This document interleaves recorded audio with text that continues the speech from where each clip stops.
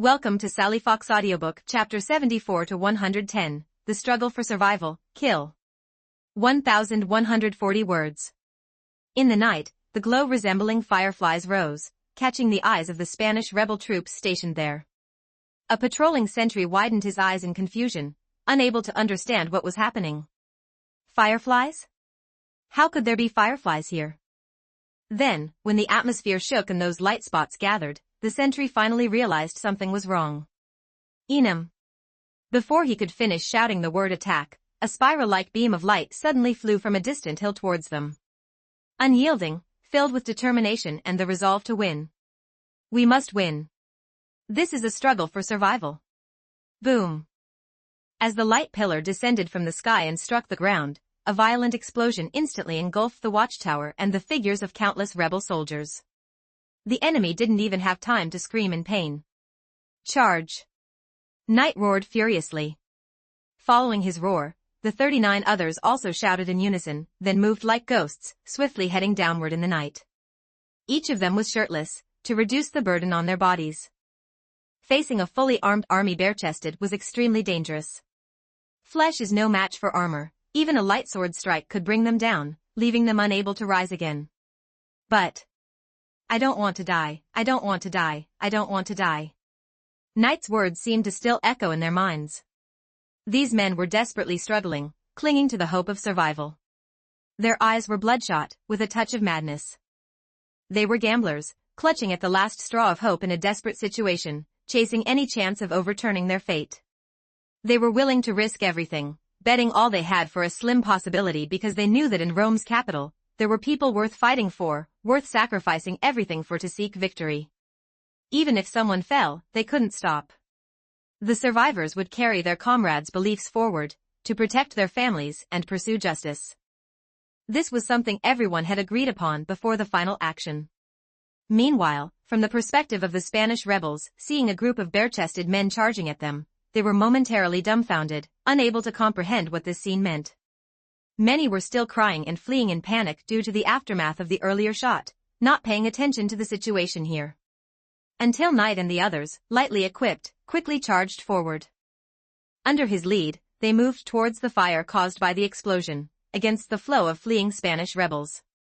Kill them. No retreating, get back here. Enemy. It's an enemy attack, get back here and kill these bastards. Among the Spanish rebels, finally, a commander realized the situation. Seeing this group of bare-chested warriors fighting their way towards the Ebro River, he roared in fury. You idiots, move! If you let a bunch of armorless savages break through here, I'll chop off your useless heads. Although they didn't understand what was happening, as long as it was clear they were enemies, they had to be killed.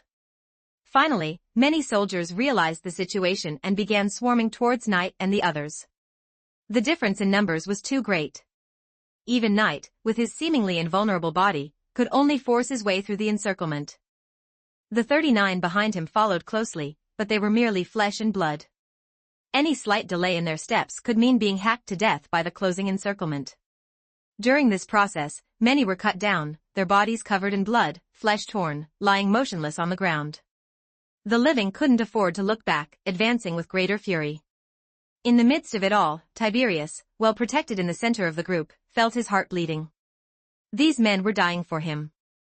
If not for protecting him, one of those who had fallen might not have been one of his protectors, but him. As Knight and the others finally neared the edge of the encirclement, the enemy had completely surrounded them. Realizing his group consisted of only a few dozen people with no reinforcements, the Spanish soldiers showed ferocious looks. Even though Knight's seemingly invincible body made them fear him, viewing him as a demon. If the demon's power was truly as formidable as imagined, why would he be fleeing with his men? The enemies pursued relentlessly. After Knight impaled another Spanish rebel through the chest, he didn't immediately withdraw his weapon but swiftly moved past the corpse, grabbing the exposed tip of the spear protruding from the enemy's back. Just like that, Knight forcefully pulled the weapon along with the flow. By the time he reached the banks of the Ebro River after an unknown period of slaughter, his entire body was drenched in blood. He turned back to look. At this point, at least half of the men who had been fighting alongside him were no longer there. His pupils contracted slightly as he saw the men who had just been roaring and risking everything with him, now seemed like mere shadows before his eyes. Knight felt a heavy heart. For the first time, he felt a sense of helplessness. Even a hero who is invulnerable to swords and spears has things he cannot do. Those who believed in him and were willing to fight alongside him might have thought they were just not strong enough to keep up and had fallen here forever. But in Knight's eyes, it was because he was still too weak, far from having the strength to bear the hopes of these people. I am still too weak. When did he become so arrogant, thinking he could lead a war like Hector or Achilles, cutting through the battlefield on his own? But there was no time to dwell on such thoughts. Knight made a very familiar decision. I'll cover the rear, you all go first. Although the Spanish rebels had no boats, they had bows and arrows. If everyone jumped into the river with no one guarding the banks, those in the river would become sitting ducks, unable to fight back. So, it was time to make a decision. Hearing Knight's words, Karl's body trembled before he spoke in a deep voice, I'll stay and cover the rear with you. The other soldiers looked over as well, but Knight shook his head and sternly commanded, go. That's an order. Do you choose to disobey my order and get your head chopped off by me, or leave? Which do you choose? His words were not only directed at Karl but also at any soldiers who might have thought of staying to cover the rear. In the end, everyone's eyes turned red. They silently walked past Knight, each giving him a different look as they did. It was a look of trust, a look that said they could entrust their backs to him, considering him their brother. Chapter 75, Kill any enemy, kill any enemy. Never look back, never sleep. 1,572 words. Karl gritted his teeth but ultimately left with Tiberius. Before leaving, he said, if you die, I'll take care of your family. My brother. Do you have any last words? Although Knight had revealed his invulnerability on the battlefield, Karl doubted how much longer he could survive in such a terrifying encirclement. After all, he didn't know the limits of Knight's powerful body. But this man was willing to fight for them, and for that alone, he deserved the respect of everyone present. Knight said, I have no family. At least not in this world. Knight's words left Karl speechless, his voice stuck in his throat, trembling and unable to come out. In that instant, he was so dazed that he didn't even remember how he left. By the time he had swum a distance down the river with Tiberius, a strong, unstoppable guilt continued to surge from within. In Karl's eyes, Knight was just like them, a Roman soldier with the same experiences. That's why he could say something that resonated with all of them. But he still had a son to worry about. What about him? He felt foolish. He had said something he shouldn't have, touching a scar on that man. He had hurt his brother with his own hands. Even though he originally intended to help him. Don't die. Karl took one last look back, staring at the fighting figure on the shore. Even though Knight was skilled, he couldn't guard the entire riverbank alone. Under the enemy commander's orders, some rebels had already started drawing their bows and shooting arrows into the river. Karl couldn't stay any longer. Swimming with another person, he was the slowest in the group. So he had to look away and continue to swim forward desperately. Faster, faster. He couldn't let his brother's sacrifice be in vain. Survival became the only thought in everyone's mind. Whether it was the enemy's blood or their own blood and tears streaming down their faces, the traces left behind by each wave painted patches of red on the Ebro River. Some were even injured but gritted their teeth, enduring the pain that pierced to the bone, continuing forward. On the shore, Knight had already started his dance. His long sword pierced through helmets, going straight through the brain, red and white matter splattering. His spear, like a storm, stirred up a crimson tempest. Kill. Kill any enemy. Kill any enemy.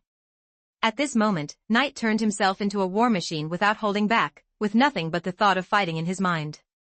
Like a beast in the wild, unleashing its bloodthirsty, frenzied instincts. He knew that at least now, there was no need to conserve strength, only thorough slaughter was needed. When the long sword broke, he used the broken blade to slit throats. When the broken blade shattered, he crushed skulls with his bare hands, trampling over the blood-soaked ground. He grabbed a Spanish rebel, lifted his body, and kneed him in the head, splattering blood everywhere. Then he stomped on another rebel's head, crushing it like a watermelon. Knight's brutal fighting style showed no defense. Countless attacks landed on him, clanging off his body like striking steel, without moving him an inch. He roared, spreading his arms wide, blocking the front of the Ebro River, turning his whole body into a killing machine, constantly changing weapons in his hands. When one weapon broke, he picked up another from a fallen enemy. No matter the weapon, once in his hands, it turned into a meat grinder, wreaking havoc on the battlefield. Finally, after an unknown period of fighting, fear took hold. Frightened by this beast-like ferocity, they surrounded Knight, but no one dared to approach. According to post-battle statistics, 969 Spanish rebels were killed or injured in this battle, with over 940 killed single-handedly by Knight. In a few short minutes of defending the riverbank, he nearly achieved the feat of killing 1,000 enemies. Knight created another legend in the Roman army. As for the 29 heads left on the ground, besides those unlucky enough to be struck by rampaging, naked Roman soldiers, many who had fallen but still breathed began to show the eyes of hungry wolves, pulling down rebels trying to reach the riverbank. Knowing they wouldn't survive, they pinned their hopes and last wishes on their surviving brothers. So, being already dead, there was nothing more to fear. They became ghostly hunters. Using both hands and feet, with hands broken, they used feet. With feet broken, they used teeth to tear out throats, even crawling from hell to achieve a common goal. A fire burned in everyone's hearts. Their actions might have been in vain, but their belief was noble and inviolable. They chose to die as humans, not leaving captives to become slaves. Captured rebels were terrified by the fighting spirit of these remnants. Their madness scared the rebels so much that they dared not leave captives, only granting them death. What kind of will drives them to such lengths, wondered the Spanish rebel commander, witnessing this from the rear, filled with confusion and deep fear. He couldn't understand how these few dozen dared to charge his army, nor how some managed to escape by jumping into the river. That terrifying will and combat power, if all Roman soldiers were like this. How did we win before? Having guessed the origins of these bare-chested warriors, the Spanish rebel commander continued his duty, directing his troops to pursue those who had jumped into the river. After another roar of command. At this moment, the Spanish rebel commander, who had probably already guessed where these shirtless warriors came from, gritted his teeth and continued fulfilling his last duty by directing his troops to chase down the people jumping into the river. But after he roared orders one more time, suddenly, a chill ran up his spine, as if he were being stared at by a venomous snake. The next moment, the commander saw only a flash of cold light descending from the heavens, like a judgment from above. A spear, hurled from an unimaginable distance, pierced straight through his skull, nailing him to his horse. It was Knight's strike, a blow unleashed once he was finally free from the constraints of battle. Knight, blame it on your soldiers for lacking the courage to stand in my way. Your life is now mine. After delivering that final strike, although it hadn't exhausted him physically and merely involved a bit of throwing technique, the high-intensity combat that had lasted for so long. Considering that he still needed to swim 25 kilometers afterward and noticing that most of the others had already escaped, Knight killed another dozen soldiers who tried to approach. And when he saw those men, trembling with fear, only daring to surround him but not brave enough to attack. Watching the Spanish rebels' formation fall into disarray after their commander's death, Knight knew it was time to leave. He turned his back and calmly walked toward the riverbank. But even with his back turned, not a single enemy dared to launch a sneak attack. His unmatched martial skills, raw strength capable of tearing through enemies, and an invincible body, undoubtedly, the traits inherited from the template of Achilles were indeed made for battle. Monster! Someone muttered under their breath, realizing they would never forget today's scene for the rest of their life. The man who stood against a fiery sky, treating an army of thousands as if they were nothing. Splash! As Knight leaped into the river and swam away at high speed. It was as if everyone let out a collective sigh of relief. The tension that had gripped each person's heart seemed to finally ease. And from this night onward, the tale of 39 men breaking through thousands and allowing nearly 20 of them to escape spread rapidly across the Spanish front lines. This story would travel even faster than Knight and the others, reaching the heart of Rome far sooner. It would become the only recorded defeat on the Spanish battlefield, a loss that the Roman Senate would later exaggerate to restore what little morale and faith remained among its citizens and soldiers. After all, they had been suffering heavy losses recently, and finally, they could use this story to salvage some of Rome's pride. Even though Knight and the others were technically retreating, they managed to kill at least several hundred enemies during their escape, a staggering kill ratio that could be seen as a victory by any measure. When the news returned to Rome, many began to regard Knight, the leader of the 39, as the last hero of Rome. The gatekeeper of Rome's final dignity and glory. And so, before even returning to the capital, Knight unknowingly gained fame. At this moment, he was wading through the river, taking turns with Carl to carry Tiberius forward. Forward, ever forward, choosing a direction and relentlessly pushing on. As if afraid that any wavering of will would cause them to lose their path, they pressed on tirelessly. In the long crossing, their greatest enemy wasn't just their limited stamina and exhaustion. It was also the challenge of maintaining their sense of direction. Every person's body and mind were immersed in the icy cold lake water, feeling as though they were about to freeze, heavy and oppressive. But they absolutely couldn't sleep. If they collapsed now, then it would be. Chapter 76, Until You Burn Out Completely. 1,642 words. Roman names consist of a given name, a family name, and a clan title. But above all that, there is a title, not self-given but granted by the collective recognition of others, a name of respect and honor. Like a title, it holds a unique prestige. Just as in the tales of benevolent and supreme demon lords. Benevolent and supreme would be the title. It's usually added as an adornment after the name. For example, the founding emperor of Shu Han, Liu Bei, known as Emperor Zhao Lai of Han, would, in Roman terms, be called Bei, Prince of the Han clan, Liu, Emperor Zhao Lai of Han. At this point, Knight was still a commoner, but after this life and death gamble across 25 kilometers, those who willingly followed him began calling him Magnus. This was the highest honor in their hearts. In Knight's memories, in history, during this era, only Pompey, the god of war among the Roman triumvirate, held this cognomen after suppressing the Sertorian movement and helping Crassus quell the Spartacus uprising. But who was Pompey? Pompey the Great. If it weren't for Caesar's unexpected rise, almost all of Rome's military and political power would have ended up in his hands. He was the one who turned Rome's decline into prosperity, earning the name of Rome's god of war. The previous Roman god of war was Scipio Africanus, the man who destroyed the former Mediterranean power, Carthage. Magnus. As the warm and passionate cheers echoed around him, Knight looked at those familiar faces in a daze. To be called by the name of greatness in my honor? Seeing the sincere smiles on their faces, he couldn't help but smile too.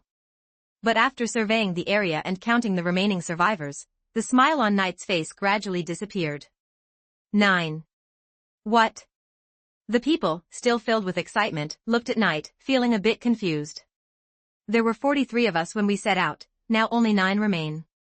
As Knight's words fell, a heavy silence enveloped everyone. Their mood grew unbearably heavy and sorrowful. Half of them had fallen forever on the land beyond the Ebro River. Another quarter of them now rested eternally in the waters of the river. They didn't even die on the battlefield, and retrieving their remains would likely be impossible. Killian, Little Roberts, Big Roberts, Lucius, Harkan, and more. Suddenly, Knight began reciting name after name. Some noticed that he was naming those who had already fallen in battle. Some of the names were of warriors who died during the initial assault, names only shared during that first night when they gathered. Many of them hadn't even fully remembered each other's names. No one expected Knight to recall every single one, and everyone's hearts were deeply moved and saddened. It felt as if molten iron had been poured into their veins, as if those names had come alive again. For a moment, they felt as if the spirits of the fallen had transformed into a powerful belief still flowing within them. Knight spoke, compared to the living, those fallen souls are the true Magnus. Finally, I want you to remember these names and one more thing. Never lose your nobility. His calm yet deeply resonant words became the most sacred commandment in their hearts. Nobility? Recalling the moments of defiance when they defended their dignity, as if feeling truly alive for the first time, everyone gained a deeper understanding, and their gazes turned determined. We understand. Your will. No, it's our shared will. After a brief rest, the remaining 9 survivors continued on, determined to walk back to Rome. However, soon this group faced new challenges. Not from human conflict, nor from natural disasters, but from the loss of strength due to hunger and the weakening of their bodies from infected wounds. Initially, 3 of them didn't make it past the first day and lost their lives in the middle of the night. As they trembled in fear, awaiting death to claim their souls, some wept uncontrollably.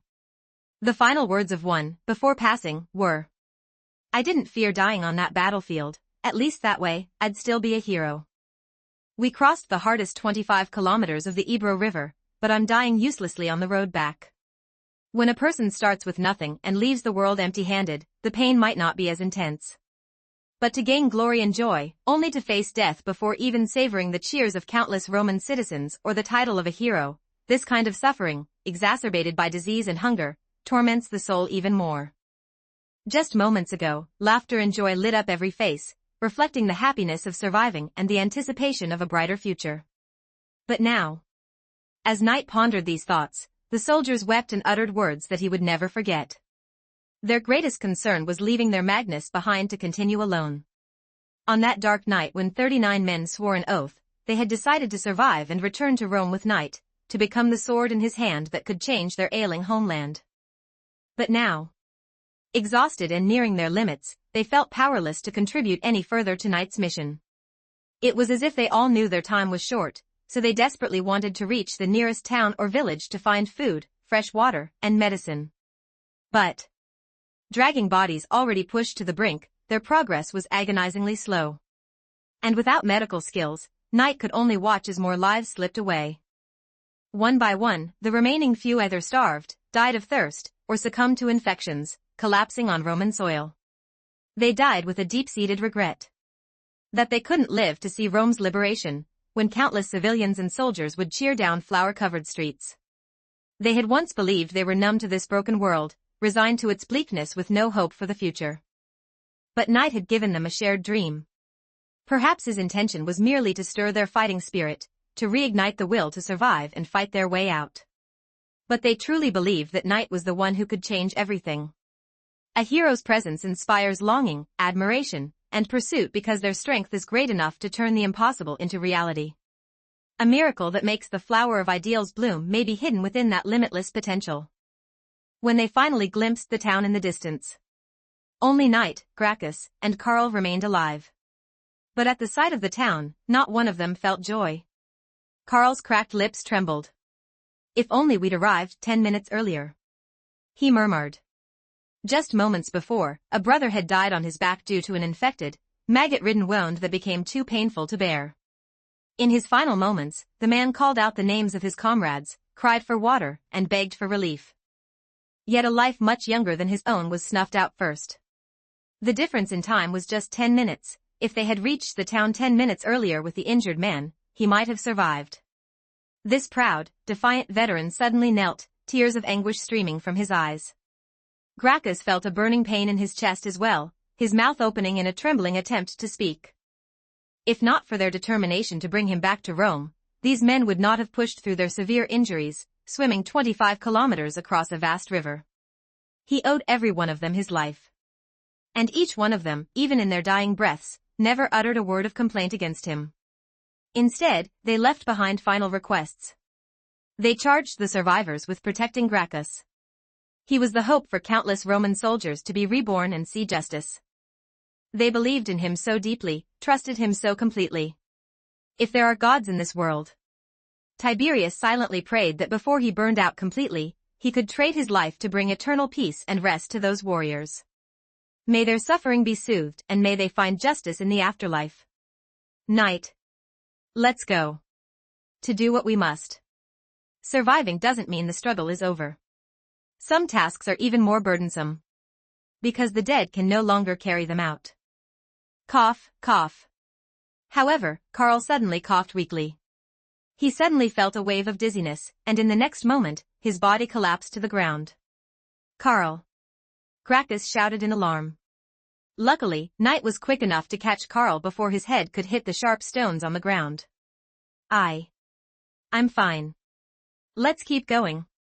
Tiberius Gracchus, filled with grief, pleaded, "Are you really okay? Please, don't die, Carl." Of all people. If there was anyone who fought the hardest to protect him on this journey besides Knight, it was undoubtedly this old man. Carl had risked his life countless times to ensure Gracchus could survive. The fear Gracchus once felt towards Carl had long been replaced with deep guilt and gratitude. During their swim across the Ebro River, Carl had been second only to Knight in carrying Gracchus forward. Given his age and the immense energy he expended, Carl was the most likely to die first. But perhaps the thought of his son and the desire to restore his family's honor kept this man alive against all odds. His body should have burned out long ago. Knight clenched his teeth, refusing to look down at Carl's face. He couldn't bear it. He knew that Carl's will to survive was as strong as his own, if not stronger. But while Knight had gained a near-superhuman endurance thanks to Apollo's blessing, Carl did not have such advantages. If it were possible, Knight would have shared that strength with everyone, even if it meant giving them the smallest chance to keep fighting. However. Chapter 77, People Shout, Magnus. In the Name of Greatness. 1015 words. Rome, in the real world. Perhaps because this simulated universe was closely tied to Knight's real world, when he caused significant changes during a critical historical moment, the events were automatically saved and began to influence the reality in Rome. While Knight and the others were fighting for their lives. In the Subura district, the Roman slum, near where young Caesar's family lived, an elderly retired soldier, who was laying in front of his home, basking in the sun, suddenly opened his cloudy eyes, and tears trickled from the corners. I think I had a dream? A distant dream, as if it took place in another world. In the dream, he was young again, fighting in that same Spanish War. But unlike the terrifying battlefield memories etched in his mind, the version of himself in the dream was fearless and brave, charging alongside 43 comrades against thousands of Spanish troops. The mouth of the Ebro River was stained with their blood.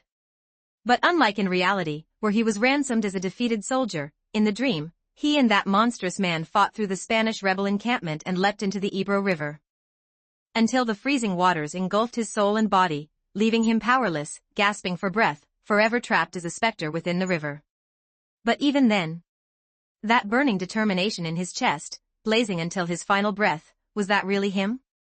Though he died on the battlefield, he yearned for that version of himself.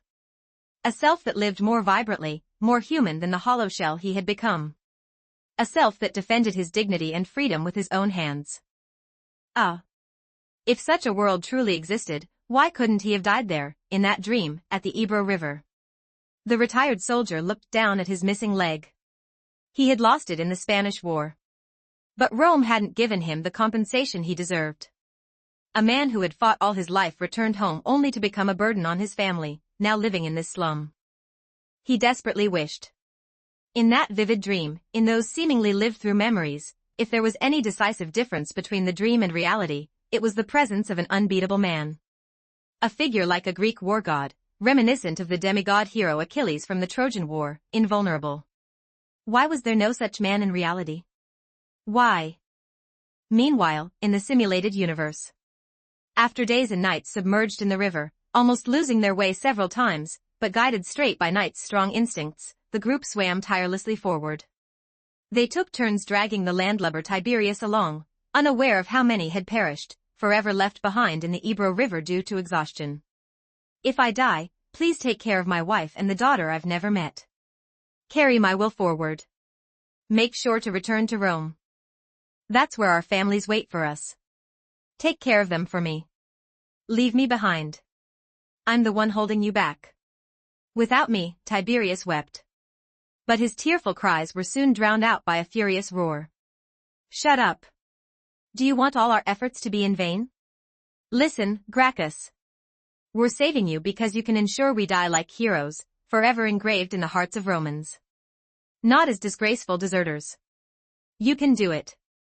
You're the only one who can redeem us, cough, cough. For all our names. Carl, struggling to support Tiberius, bellowed. His face was ashen, his eyes sunken into darkness showing clear signs of a man nearing death. Anyone could see that he was in dire condition. But even so, he hadn't given up on saving Tiberius. And neither had anyone else. But who would have guessed that these men, so frail, clinging to life by a thread, could still muster such a powerful shout? No, to be honest, his roar was faint, hoarse, and weak, but the will behind it roared like a lion, silencing Tiberius. Tiberius fell silent. At that moment, he understood that if he truly respected these men, he needed to keep quiet and let them sacrifice themselves for him without a word. For the first time, he felt the immense weight of the burden on his shoulders. Now, his life was no longer just his own, it carried the lives of countless fallen comrades. No matter how painful, no matter how much he cried and mourned inside, even if every second of being alive was torment, he had to keep living, proud and unyielding. Because this was the dignity that heroes had gambled everything and sacrificed all to reclaim. At that moment, Knight spoke. "Don't lose hope, I can see land ahead." Boom. His words immediately reignited the fighting spirit in everyone, who were on the verge of losing consciousness. Land? Finally. They could finally see land? No one doubted Knight's sight, even though they couldn't see any land themselves, but that man would never lie to them. Like a final surge of strength, everyone desperately swam towards the direction of land. It was hope. They laughed heartily, cried tears of joy. Finally, after swimming for who knows how long, someone saw the horizon. We're saved. This was the only thought left in everyone's mind. They struggled forward, heedless of anything else, towards the shore.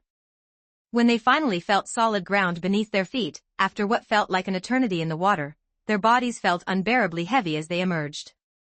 But after taking a few steps, it was as if they were reborn, feeling light and free.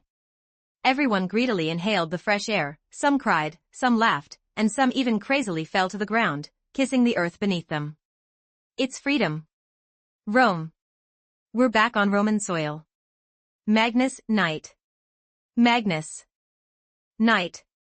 Suddenly, someone shouted fervently. The next moment, like a tidal wave, everyone echoed that heartfelt cry. Magnus, Magnus. Knight, Magnus. In Rome, the name Magnus held special significance. It symbolized greatness, courage, strength, and loyalty, the epitome of manliness. At that moment, the soldiers spontaneously bestowed this crown of honor upon Knight. Chapter 78, Because everyone else holds back their tears, I cry for them. 1184 words. Can you both promise me something? At the entrance of the town, after that brief fainting spell, Karl hadn't died immediately, but his flesh was visibly shrinking day by day, his life force was ebbing away. Even after the three of them had cleaned up and had a hearty meal in the town, it seemed that his life was beyond saving. It was as if he knew that his time had come to an end. Finally. On a road leading back home, Karl suddenly stopped his horse and spoke those words. His expression was different from usual, strange, almost. Knight and Gracchus felt a jolt in their hearts, realizing what might be coming. They stared at him for a long time before finally agreeing to his request. Karl smiled. It was the first time since his weakness set in that his face showed such clear emotion. It was a smile filled with comfort and peace. Knight and Gracchus didn't even ask what the request was. And Karl wouldn't ask them to do anything too difficult. With trembling hands, he reached into his coat, taking a long time to hand them a slip of paper. Written on it was an address, seemingly of someone's residence. You'll find my son there. His name is. On this day, Karl seemed to have transformed from a hardened veteran into a nagging old grandmother, speaking endlessly. However, neither Knight nor Tiberius showed any signs of impatience, and they listened attentively to every word he had to say. All of them had smiles on their faces. In the end, Karl passed away with that same smile, peacefully content. He had said. Rather than dying amidst cries and tears, he preferred a more spirited and carefree departure, hoping no one would grieve for him. He wished for everyone to walk away from the shadow of death with smiles and continue moving forward. This was the scene he longed to see. Knight and Tiberius carried on as if Karl's death had not affected them in the slightest, going about their daily routines. They continued their journey without sorrow, not pausing for grief. That is, if one were to overlook their trembling hands. After several more days of travel, they finally reached Rome, home at last. As soon as they arrived, Knight was met with the fervent cheers of countless people. Someone shouted excitedly, "Our heroes have returned." Knight and Tiberius, what is this? You crossed 25 kilometers of the Ebro River, fought against thousands of Spanish soldiers, and managed to save half of the people with you. Your deeds had already become famous in Rome, and even before you returned, many had already heard of your legend. They calculated your expected arrival, and countless Roman citizens and nobles voluntarily gathered at the city gates to hold a grand celebration for your triumphant return. Even though only you and Tiberius arrived back in Rome in the end. It didn't matter, people still regarded you both as heroes. Rome's last heroes, that's what they are chanting your names as. In an era where every battlefield is marked by defeat, and no one else can stand tall, people believe that if Rome still has heroes, then it must be you. But while everyone else is celebrating the return of Rome's last heroes, your thoughts dwell on the fallen warriors. The living bask in glory, adored by the masses. Those who truly sacrificed for Rome have been forgotten, they fell long ago. They are nameless because no one remembers their names. People sing songs of love and hope, glory and strength. But Knight heard the sound of Tiberius crying beside him. You asked him why he was crying. He replied, because no one else is crying, so I cry for them. If even their homeland forgets the names of those heroes, and no one remembers them, then won't their souls truly be dead after death? Forgetting is worse than dying. Indeed, forgetting is more terrifying than death. Knight suddenly recalled the 300 Spartans at the Battle of Thermopylae. Everyone remembers the name of Leonidas, the king who led them and created the miracle of that battle. But who still remembers the names of the other 300 Spartans? Just like now, when the crowd was chanting his name. But deep inside, he felt no joy, only a heavy weight in his heart. Compared to Rome's last hero, he much preferred being the Magnus in those soldiers' hearts. In the end, Knight rode his horse with an expressionless face down the path of flowers laid out for him by the Roman citizens. It's infuriating. His grip tightened on the reins. Last hero, Rome's guardian of honor, the flawless victory at the Ebro River. As he stepped onto this path, his ears were filled with endless praise and flattery. Even the nobles who came to welcome him continued to heap praise upon him, smiling warmly as if they wanted to curry favor. But little did they know, the more they said such things, the more agitated Knight felt, and the colder his expression became, turning increasingly icy. Rome's beacon of hope, they said, people are always willing to believe in some mythical, non-existent legend. The ruling powers weaved a narrative of a destined hero, turning a miraculous battle into a tale of predestination. But Knight didn't see it that way. Miracles have an expiration date. Without those 43 men watching over each other, without those 39 men fighting desperately, gambling everything with sheer willpower, there would be no legend. Lacking even one of them would have made it impossible to achieve what they call a miracle and return to Rome. But in the end, they all died. How is a miracle where everyone sacrifices themselves even considered a miracle? Knight once believed that after learning about fate, he could save everything and alter those unjust destinies. But he could only change the fates that were visible to him. When he realized he was trapped within fate itself, encountering battles that history had never mentioned, he was taught a harsh lesson by fate. One can only change what is known, not the unknown. This sense of powerlessness left him frustrated, like a fire was burning in his chest. He had prepared himself, even if no one supported him, even if no one stood by him, he was ready to fight to the world's end alone.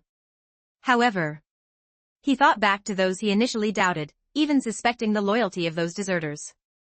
Those whom he once didn't care about. Knight remained silent for a long time. After the grand welcoming ceremony was over and the two of them left, finally finding themselves alone, Tiberius suddenly asked, "What are you thinking about now, Knight?" "Knight, I'm thinking how I can bring my soldiers back to life." As his calm words fell, Tiberius's body trembled slightly and the smile on his face, which had appeared after reuniting with his family during the ceremony, froze in an instant. After all, when faced with such heavy words, how could he possibly continue smiling at this moment? Chapter 79, Hero? When you beg on the streets, honor is worthless. 1,246 words. After returning to Rome, Tiberius and Knight temporarily parted ways, with Tiberius returning to his family and then heading to the Senate, where he became busy. As for Knight, his brilliant performance on the battlefield earned him the favor of many established noble families and factions in Rome. Numerous families sought to tie him to their ships through marriage, offering olive branches. They promised that if he became one of them, they would arrange the best career path for him. He would soon become a noble, join the Senate. With the title of Rome's last hero, they were confident that even though Knight hadn't reached the legal age of 30 under Roman law, they could make an exception to help him enter politics early.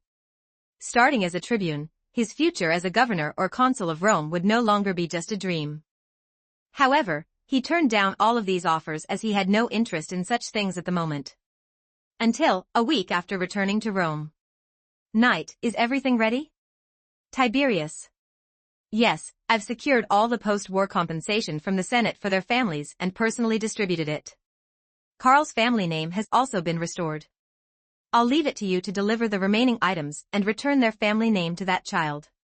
All right, leave it to me. But aren't you going? You no longer hold any hatred for Carl, do you? Tiberius, of course I don't hate him anymore. In fact, I feel immense guilt toward him. And toward everyone else too. If it weren't for bringing me along, you would have reached the shore and returned to Rome much sooner. But, Tiberius, but I have more important things to do. I need to make sure that more soldiers like Carl and the others get what they rightfully deserve. Maybe I'm just running away. I don't have the face to meet that man's child. Knight nodded and didn't push Tiberius further. Instead, he tied up Carl's 2 swords that Tiberius had sent people to retrieve from the battlefield and carried them on his back. He knew what Tiberius was planning to do next. It was also Knight's original goal, and he would assist him, but for now. He left alone, following the address that Carl had left behind. There were words he needed to deliver on Carl's behalf. When Knight arrived at the location on the address. Who are you? A boy who opened the gate looked at him with suspicion. Even though Knight wasn't widely recognized by every single person in Rome, the title Rome's last hero had already become well known. But it seemed, this boy was one of the few exceptions, someone who hadn't attended the victory parade and didn't recognize Knight. However, he wasn't bothered by this and instead studied the boy. Although dressed in a servant's attire, he appeared neat, well-dressed, and well-fed, bearing the same complexion, hair color, and almost identical appearance as Carl. Are you Carl's son? Who are you? I don't know who you're talking about. Hearing his words, the boy's eyes flashed with surprise, panic, and disgust. Seeing his resistance, Knight didn't say much, he simply placed the tied swords down and handed them to the boy. What are these? They are your father's swords. The boy knew that receiving his father's swords meant that his father was no longer alive. But even so, just as his initial reaction to hearing his father's name was not joy but disdain, he rejected everything related to his father. Even if Carl was already dead. Get lost. I don't need that stuff. I don't care what that old man told you, it has nothing to do with me. You're not planning to take them? They are your father's legacy, a symbol of honor. Knight said calmly. One sword was found on the battlefield, while the other was taken from the Roman treasury. One was rusty and worn, while the other was Carl's family heirloom. The significance behind these swords was the honor Carl had fought for with his own blood, reclaiming the glory of his ancestors. They were the possessions HR valued most during his life. Accepting these swords meant taking on his father's responsibility, carrying the emblem of a distinguished lineage, and restoring the family name, elevating the boy to nobility. Knight didn't explain this to him, simply because of the boy's earlier expression. But as Carl's child, he was willing to give him a chance. If he chose to inherit his father's legacy, all the wealth and status that came with it would be rightfully his. But if he loathed his father so much that he would reject even his final wish. I don't care about honor or anything like that. Just throw them away. Or, if you like that rusty trash, then keep it for yourself, the boy said scornfully, his eyes filled with ridicule. It seemed he found the idea of someone treasuring such weapons absurd and laughably foolish. He was a hero. Don't you want to inherit the honor of being a hero's son? Hero? A hero who couldn't even protect his family's name, who fought in wars for over a decade without sending a single penny home. Shut up. He was nothing but a failure. Because of him, do you know what kind of life I lived in Rome? I had to beg on the streets, rummaging through trash bins for food. If someone froze to death, I'd strip them of their clothes so I could survive the winter. Where's the honor in a life like that? Hero's son? Honor? Pride? None of it matters. I hate him. I even hate everything about our family. For the sake of that family name, he abandoned me and went off to war. In the end, it wasn't even him who returned, just 2 broken swords in his place. I will never follow the same path as him. As he spoke, the boy's eyes turned red, tears glimmering in them. What if I told you he succeeded? He's already reclaimed your family's name. After listening to the boy's words, Knight fell silent. After a while, he continued. But the boy's eyes showed no joy. He wasn't proud of his father's efforts because it was precisely those efforts that made his past life a living hell. Yet deep down, he knew that under Rome's conscription policies, his father wouldn't have returned regardless of how hard he tried. However, understanding was one thing, but acceptance was another. The boy was only filled with confusion. In the end, he coldly said, "It doesn't matter anymore. I'm living a good life now. I don't need to inherit some new family name." Knight, I see. It's your choice if you don't want to inherit that name. But even so, you can't truly sever ties with Carl. Soon, all the war compensation and benefits Carl earned will be sent to you. It's up to you whether to accept it. If you don't like it, you can always treat those gold coins as trash and throw them away. No matter what, the boy was still Carl's son, the last thing he cared about. Even if the boy deeply resented his father, ensuring his happiness was Carl's final wish. So, whether he liked it or not, Knight would deliver those blood-stained coins into the boy's hands. Knight suddenly regained his composure, closing his eyes slowly. He recalled Carl's final words to them. Chapter 80, The Man Who Conquered the Storm and Loneliness. 1092 words. Please convey to my son the final words of an unworthy father. My son, the name Lista is a symbol of our family, passed down only to the eldest sons through generations. My son, even though our family has fallen from the blessings of the ages, I can die as a warrior without regrets. If Gracchus hasn't deceived me, the honor and name of our family will be restored in this generation. You are my pride and my last concern. My son, take up my weapons, inherit it all, and live well. This is all I can leave you. But in the end, in reality, the boy never accepted his father's final wish. He abandoned the honor and simply wanted to return to an ordinary life. Perhaps that wasn't such a bad thing. Finally, the boy's gaze grew complicated as he said, "No one would reject Aureus, gold coins. Forget about the honor, but I'll gladly accept the money. If it hasn't been embezzled by you lot. That's all there is to it. You can leave now. There's nothing here worth your attention anymore." With that, the boy slammed the door shut. With the loud bang, Knight knew that a father had been abandoned by his child forever. But that father, in his own way, continued to shine and protect his child even in death. However, the honor that man treasured, the honor he spent his whole life trying to reclaim for his family, was now discarded like worthless trash. Will it all just be buried forever in the sands of time? Perhaps in the original timeline, Carl never managed to fulfill his final wish, and even though he did in this one, it ultimately became nothing more than a fleeting dream. Knight murmured, "Lista, huh?" He remembered that Carl mentioned one last thing. Apparently, the name originated as a title granted by a god to a hero. It symbolized someone who had conquered the storm and loneliness. Now, as someone who stood alone, there was nothing more fitting. I won't let this name disappear. For Rome in this era, my original name feels somewhat out of place. So let Knight become the family name, a name that will become the most respected in future Rome. From now on, I am Knight. Lista Knight Magnus. Translated, it means the great one who has conquered the storm and loneliness.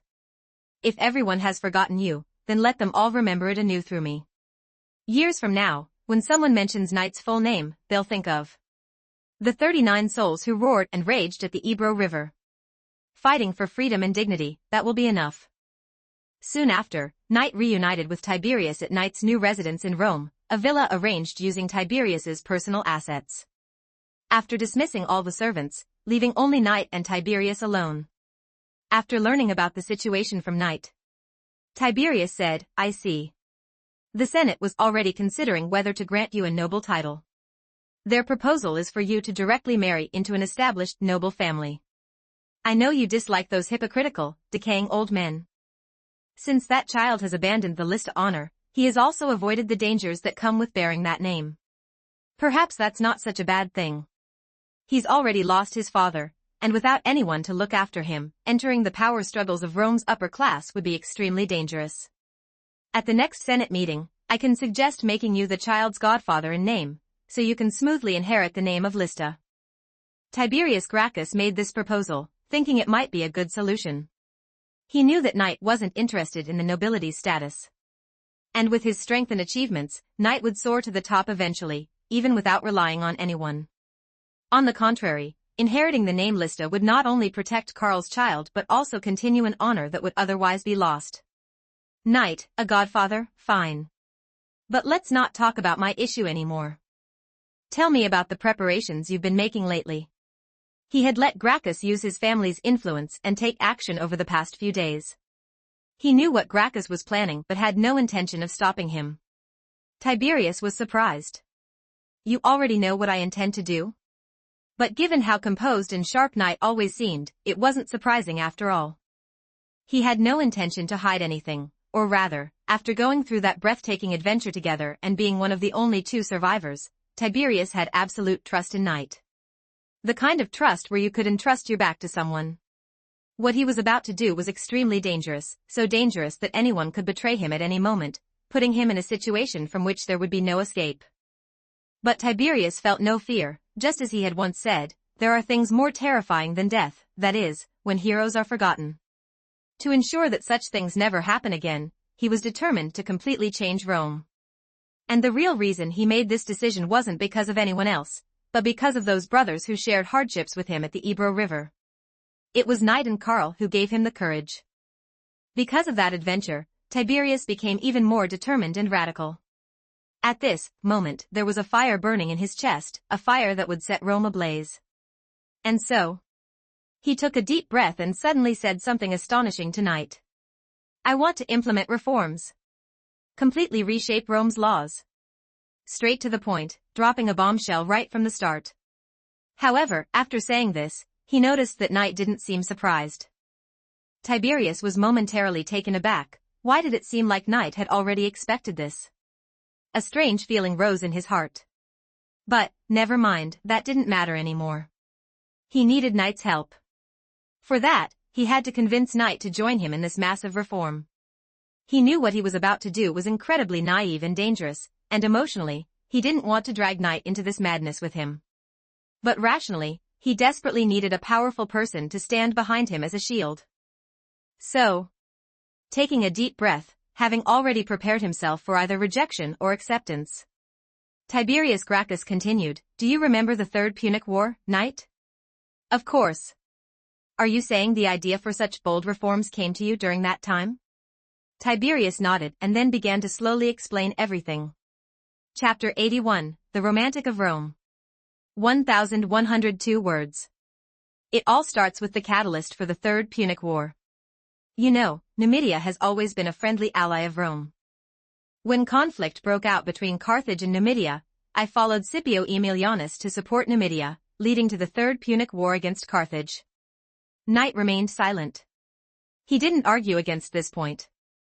To be honest, if he remembered correctly, it was actually Numidia that invaded Carthage first, and Rome merely used that as an excuse to attack a weakened enemy. But the victor writes history, and debating the justification for war was meaningless. Every unjust war could be made righteous, all it needed was a convenient pretext. Knight, and then Tiberius spoke, we followed the army and besieged Carthage for 3 years, eventually capturing the city. At that time, Scipio Aemilianus, standing before me, made that famous reflection. You've probably heard of it, the victor's dilemma. Carthage, this powerful nation, has existed for over 700 years since its founding. It used to be so invincible. But now the country has become a ruin. Today, our Rome has been established for more than 600 years. But will Rome one day follow in the footsteps of Carthage? Just like that, Rome might also one day fall into ruins, right? After making that prophetic statement in the tone of Scipio Aemilianus, Tiberius explained that his father, Gracchus the Younger, once stood up for Scipio Africanus when he was being suppressed by the Senate. This choice of alliance later earned him Scipio's favor, leading to his father marrying Scipio's daughter, Tiberius's mother, resulting in 2 sons and a daughter. The 2 sons were the Gracchus brothers, and the daughter married Scipio Aemilianus. So, he was actually the brother-in-law of the famous Scipio Aemilianus.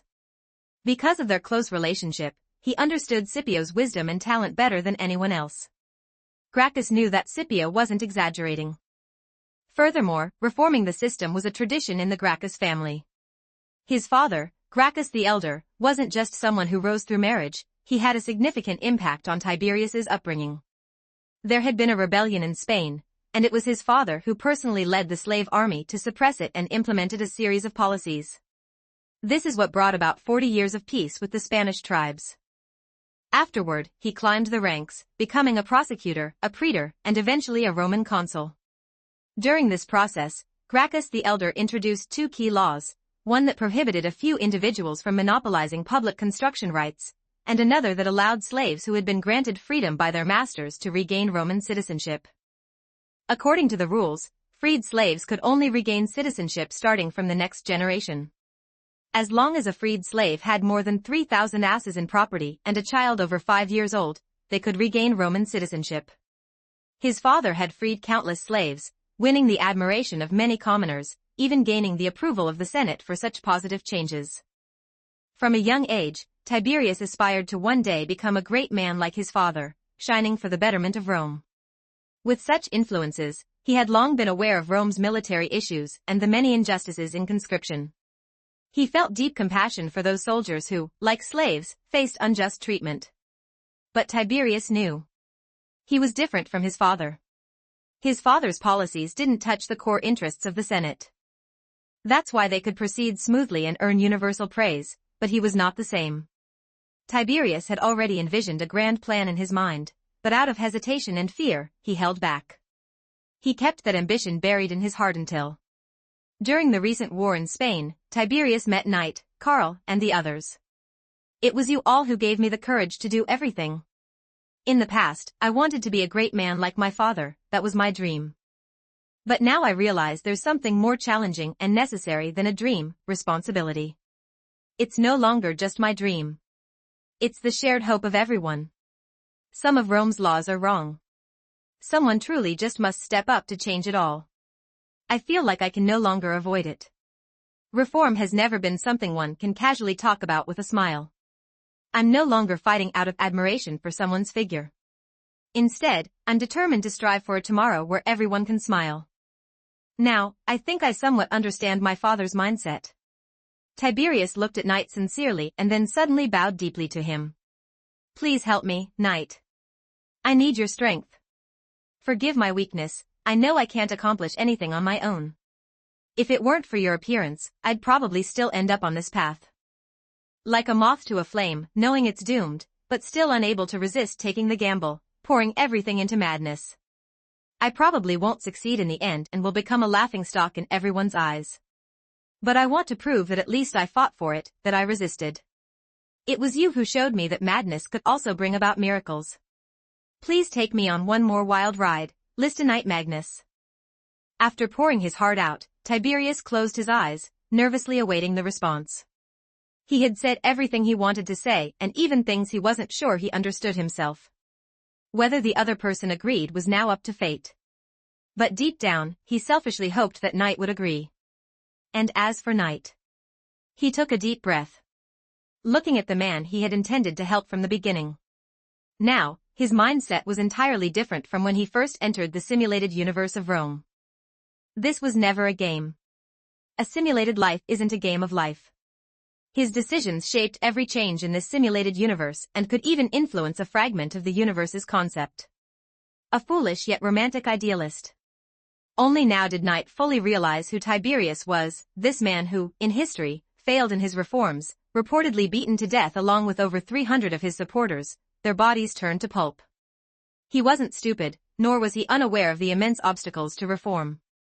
From the beginning, he acted as if he were on a path of self-destruction, driven by a relentless obsession. He had the altruistic ideals of a saint but lacked the ability and patience needed. Should he help this man? For the first time, Knight seriously and earnestly asked himself this question. But hadn't the answer already been decided long ago? Chapter 82, Tiberius teams up with Knight to trick his brother. 1,189 words. Knight agreed to help Gracchus but set 3 conditions with Tiberius Gracchus. From now on, all of Tiberius's actions must be discussed with Hom beforehand. If Knight disapproved of something, Tiberius was forbidden from doing it. If he violated this agreement, Knight could leave him at any time. Under Knight's scrutinizing gaze, as if he were watching a rash youth, Tiberius felt awkward and confused but still agreed to the conditions. although he felt Knight's gaze was somewhat impolite but couldn't pinpoint exactly what was wrong. Knight, I can't let you charge straight into the Senate without any preparation like a fool. He didn't want Tiberius's brother, another Gracchus, to come back only to find his older brother turned into a pile of mush. After reaching an agreement with Tiberius, his first request was for Tiberius to recall his brother from the Spanish War.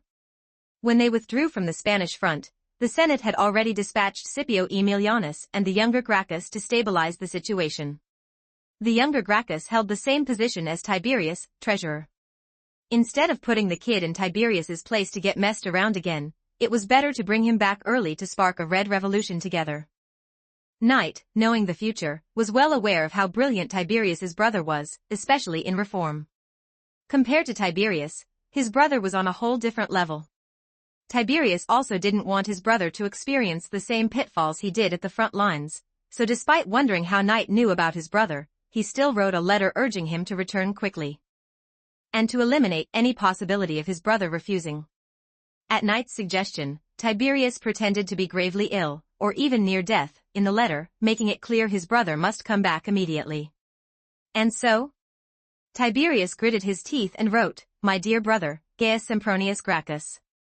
By the time you receive this letter, I hope I'll still be alive to see you return to Rome. Rome is about to undergo a great upheaval, and no one can remain untouched. Forgive me, Gaius.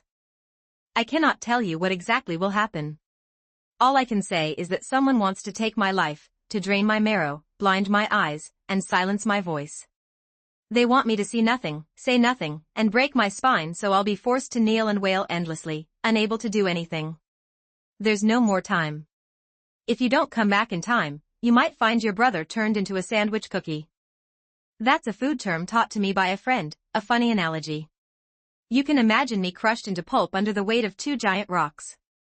If you return too late, I hope that after I die, you will carry on my cause and never surrender. I've left all the truth at the place we used to play as children, under that big tree.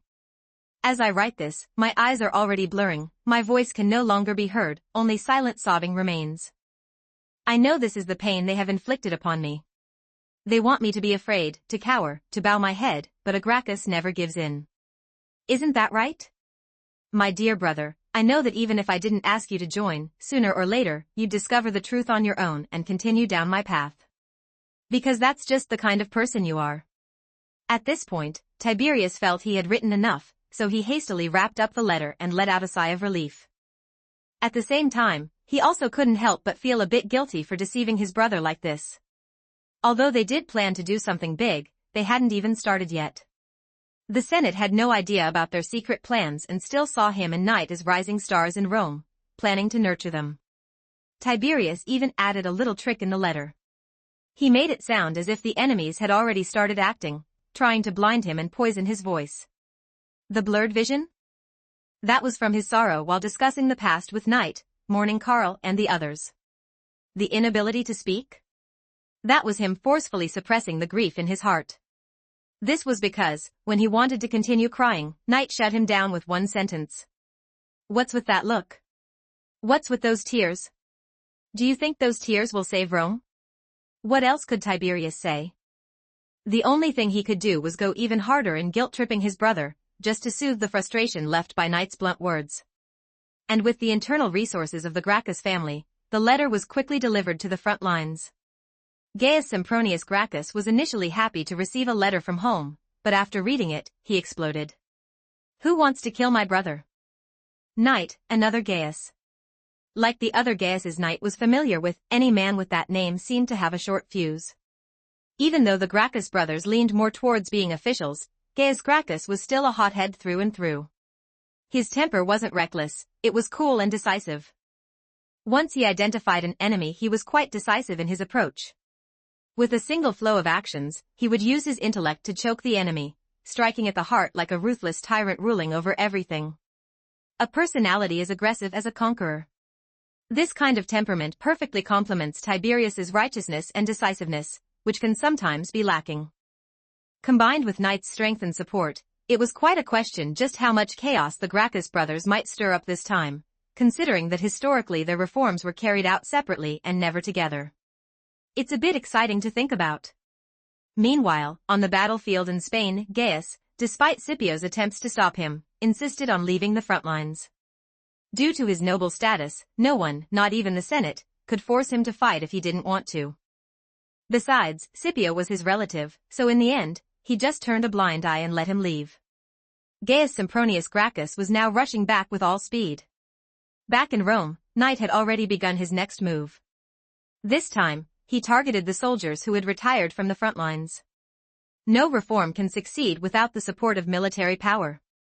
Otherwise, even if the Gracchus brothers of history had gained the overwhelming support of the common people and seemed poised for success, their lack of an armed force, once they were killed, meant that the progress of reform was immediately set back to zero. To appease the public, the Senate only made some insignificant changes to the land laws, merely to pacify the masses. In reality, the storm of reform never truly gained momentum. Like the calm before the storm, the aristocrats of Rome still indulged in their pleasures, complacent in their security, completely oblivious to the dark clouds gathering on the horizon. At that moment, Knight found himself in a slum in Rome. Chapter 83, As long as the price is right, even trampling on Rome's laws is fine. 1055 words. In the corner of the slums. Proneus, Hugh. It's you, isn't it? I heard you're the leader of this street. What do you want? Here are 25 aurei. I need you to do something for me. With those words, bag of gold coins was thrown directly in front of Proneus. The sound of coins hitting the ground, clinking against one another, made the man's heart race with excitement. But he quickly suppressed his greed, becoming wary. Tell me what it is first. As the leader of the gangsters in this area, it wasn't uncommon for some nobles to send their servants to seek his help. To do some dirty work. But aurei weren't that easy to come by. Not to mention, 25 aurei could buy a few strong slave bodyguards. Such a hefty reward usually meant significant risks. But what the employer asked for next completely left him stunned. I need you to gather all your brothers and comrades within 10 minutes. Only those who have served on the battlefield. This isn't something you can decide on your own. The 25 aurei are just for gathering the men. Whether or not you agree to the next job, you can keep this money. What? A whole 25 coins, and it's not even considered a down payment, just a fee to gather men? What does it mean to be ridiculously wealthy? Proneus finally understood today. He'd seen rich people before, but never someone this extravagant. Gulp. Proneus and his lackeys swallowed their saliva in unison, a bit of unease creeping in. What kind of job needed such a large force? Surely it wasn't to overthrow Rome itself. Proneus felt silly for even entertaining the thought, completely unaware that while it wasn't about overthrowing Rome, it was pretty close. Their enemy would be the top aristocrats who controlled Rome's vast power, the Senate. And their employer standing before them was, of course, Knight. Some matters were so crucial that Knight and Tiberius had to personally handle them, ensuring no leaks. Knight waited quietly for a response, confident that they wouldn't refuse. Or rather, he had already investigated thoroughly before coming here. The group was in dire need of money and so, they would never reject his offer. Just gathering a group of people for 25 aurei? Only a fool would pass up such easy money. As expected? Unable to resist the temptation, Proneus agreed. Though he said 10 minutes, it actually took him 15 to gather his men. He was actually worried that he might be penalized for the delay and lose the 25 aurei. But Knight, unfazed, reassured him that the money was theirs, urging them to go ahead and split it. The retired Roman soldiers, overjoyed at the prospect of free money, eagerly divided the coins. Was there really such a thing as easy money? This was amazing. Meanwhile, Proneus's lackeys could only watch enviously, drooling at the sight. The employer had specifically asked for retired soldiers, otherwise, they would have gotten a share too. Once all the money had been handed out and everyone's expressions were noted, Knight said, "Send the others away. The job I have next is just for you." Motivated by money, Proneus enthusiastically ushered the others out. After the last bystander was gone, Knight said, "Good.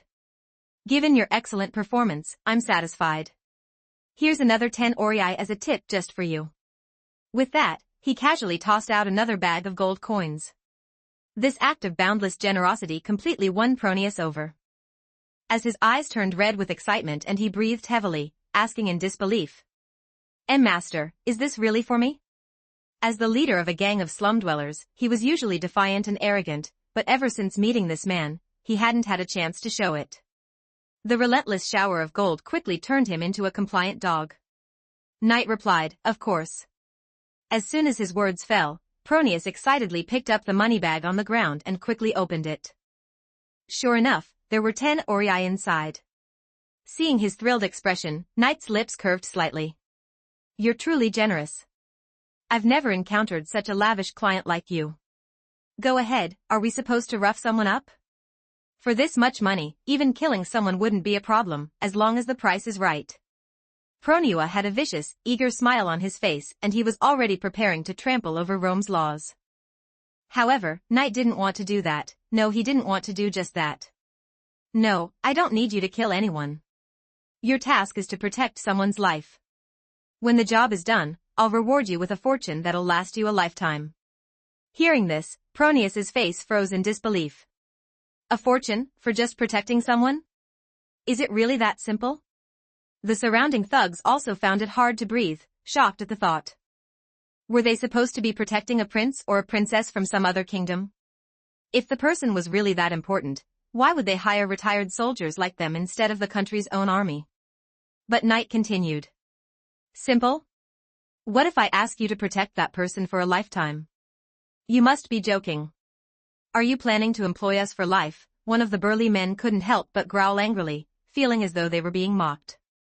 A lifetime fortune? It must be a scam. Were they being bought as slaves to serve someone for life? As the men's expressions grew more hostile, Knight said, don't rush to get angry. How about hearing me out first? The choice is yours. After I explain, whether you accept or decline, I won't force you to take the job. Hearing this, the men calmed down, but they were determined not to sell themselves out, no matter how much money Knight offered. In this world, nothing is more precious than freedom. Especially in Rome, where slavery is rampant, having seen how miserable the lives of slaves are, they would never sell their freedom. However, none of the men present could have predicted that soon they would willingly offer up that very freedom. It all came down to what Knight would say next. Words that would completely change their lives and awaken their muddled existences. Chapter 84, Friend, have you ever seen a red storm? 1165 words. Before I tell you who you need to protect, let me explain why I sought you out. Knight began slowly. His calm voice soothed the tension in the air, allowing the men to relax. A steady mood encourages conversation. And to be honest, Proteus and his fellow ex-soldiers were curious why he wanted to hire them. Knight, during the Second Punic War, Hannibal ravaged Italy, causing the small farmers who formed the backbone of Rome's army to either die in battle or lose their land due to prolonged wars, leaving them bankrupt and landless. As soon as he began speaking, Proteus and the others' expressions darkened, recalling unpleasant memories.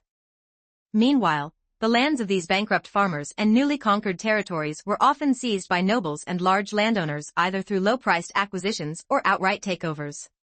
When the soldiers returned from the battlefield, they had nothing left and nowhere to go. So, these people flooded into Rome, wandering aimlessly. Proteus and the others felt increasingly uneasy. Knight was practically pointing fingers, calling them those aimless, idle veterans. One of the burly men, unable to contain his anger and hatred, spoke up, "It's not that we want to do nothing, but the nobles and those big landowners have left us with no choice. We fought in wars for years, only to return to find our homes destroyed, our wives and children gone, either taken by others or forced to sell themselves as slaves to survive. And what did we get after conquering countless regions for Rome? A piece of land? We don't even have time to wait for the next harvest season. Without money, we'd starve before then, forcing us to sell the only land we have.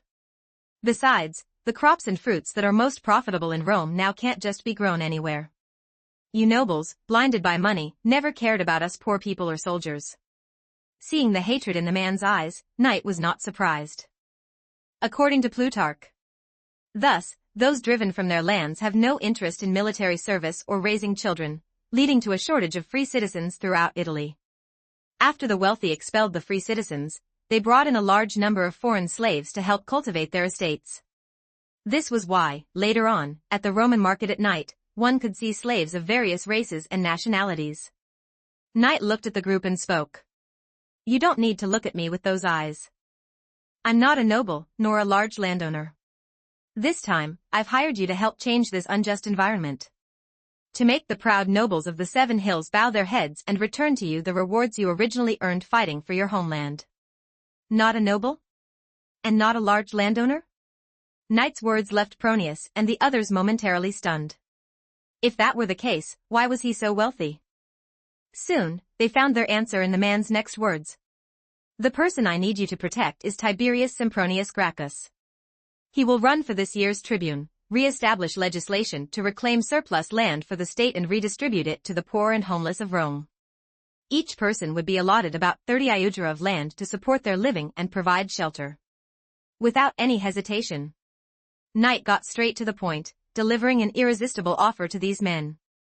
And his words immediately shook them to their core and left their hearts in turmoil. A new land law? And 30 iudera of land. This number, to say the least, enticed the now homeless and idle retired Roman soldiers. If possible, who would want to be a drifter? Especially those who had once served in the military, shedding blood for Rome on the battlefield. As veterans, they still harbored their own sense of pride. And now, they finally realized the magnitude of the disturbance Knight and his companions were planning. Was the Gracchus family boy insane? Daring to touch the land law, that huge piece of cake? Over the years, Proneus and the others had long seen through the ugly faces of the Roman nobility, knowing that they would never allow Tiberius to challenge their massive interests in land. He was going against the entire upper class of Rome, against the all-powerful Senate. What gave that man the courage to challenge the Senate? Even Tiberius' father, the elder Gracchus, couldn't. Tiberius? Is it that Tiberius, the one who just returned from the front lines of the Spanish battlefield?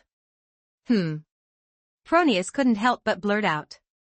He recalled the recent legendary tales circulating around Rome about the eldest son of the Gracchus family, one of only 2 survivors of that famous battle. And, it must be said, because the elder Gracchus came from commoner origins, as his son. Tiberius wasn't as hated or despised by these retired soldiers as other long-established nobles were. But a commoner noble was still a noble. Could they really trust this Gracchus? Proneus and the other retired soldiers hesitated. Knight, yes.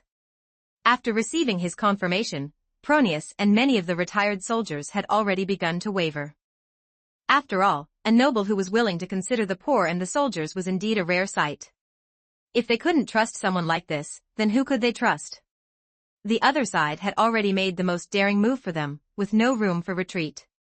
Yet, Proneus still opened his mouth. You're so certain that we will help Tiberius and not report this to the Senate? He was a bit annoyed at how Knight seemed to assume their loyalty.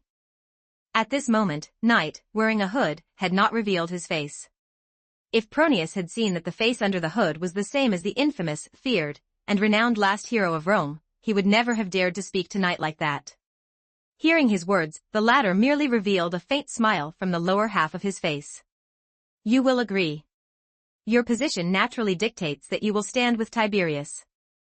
Even if you inform the Senate and temporarily gain some wealth from the nobles, how long do you think that wealth would stay in your hands?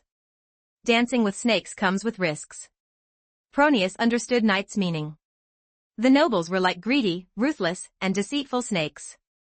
Even if there was money to be had, it wouldn't last long. Dealing with wolves always carried the risk of being devoured afterward. And even if someone among you chooses to report to the Senate, we wouldn't mind. At most, it would merely mean stepping onto the stage of history a little earlier. Have you ever witnessed a crimson storm? P.S.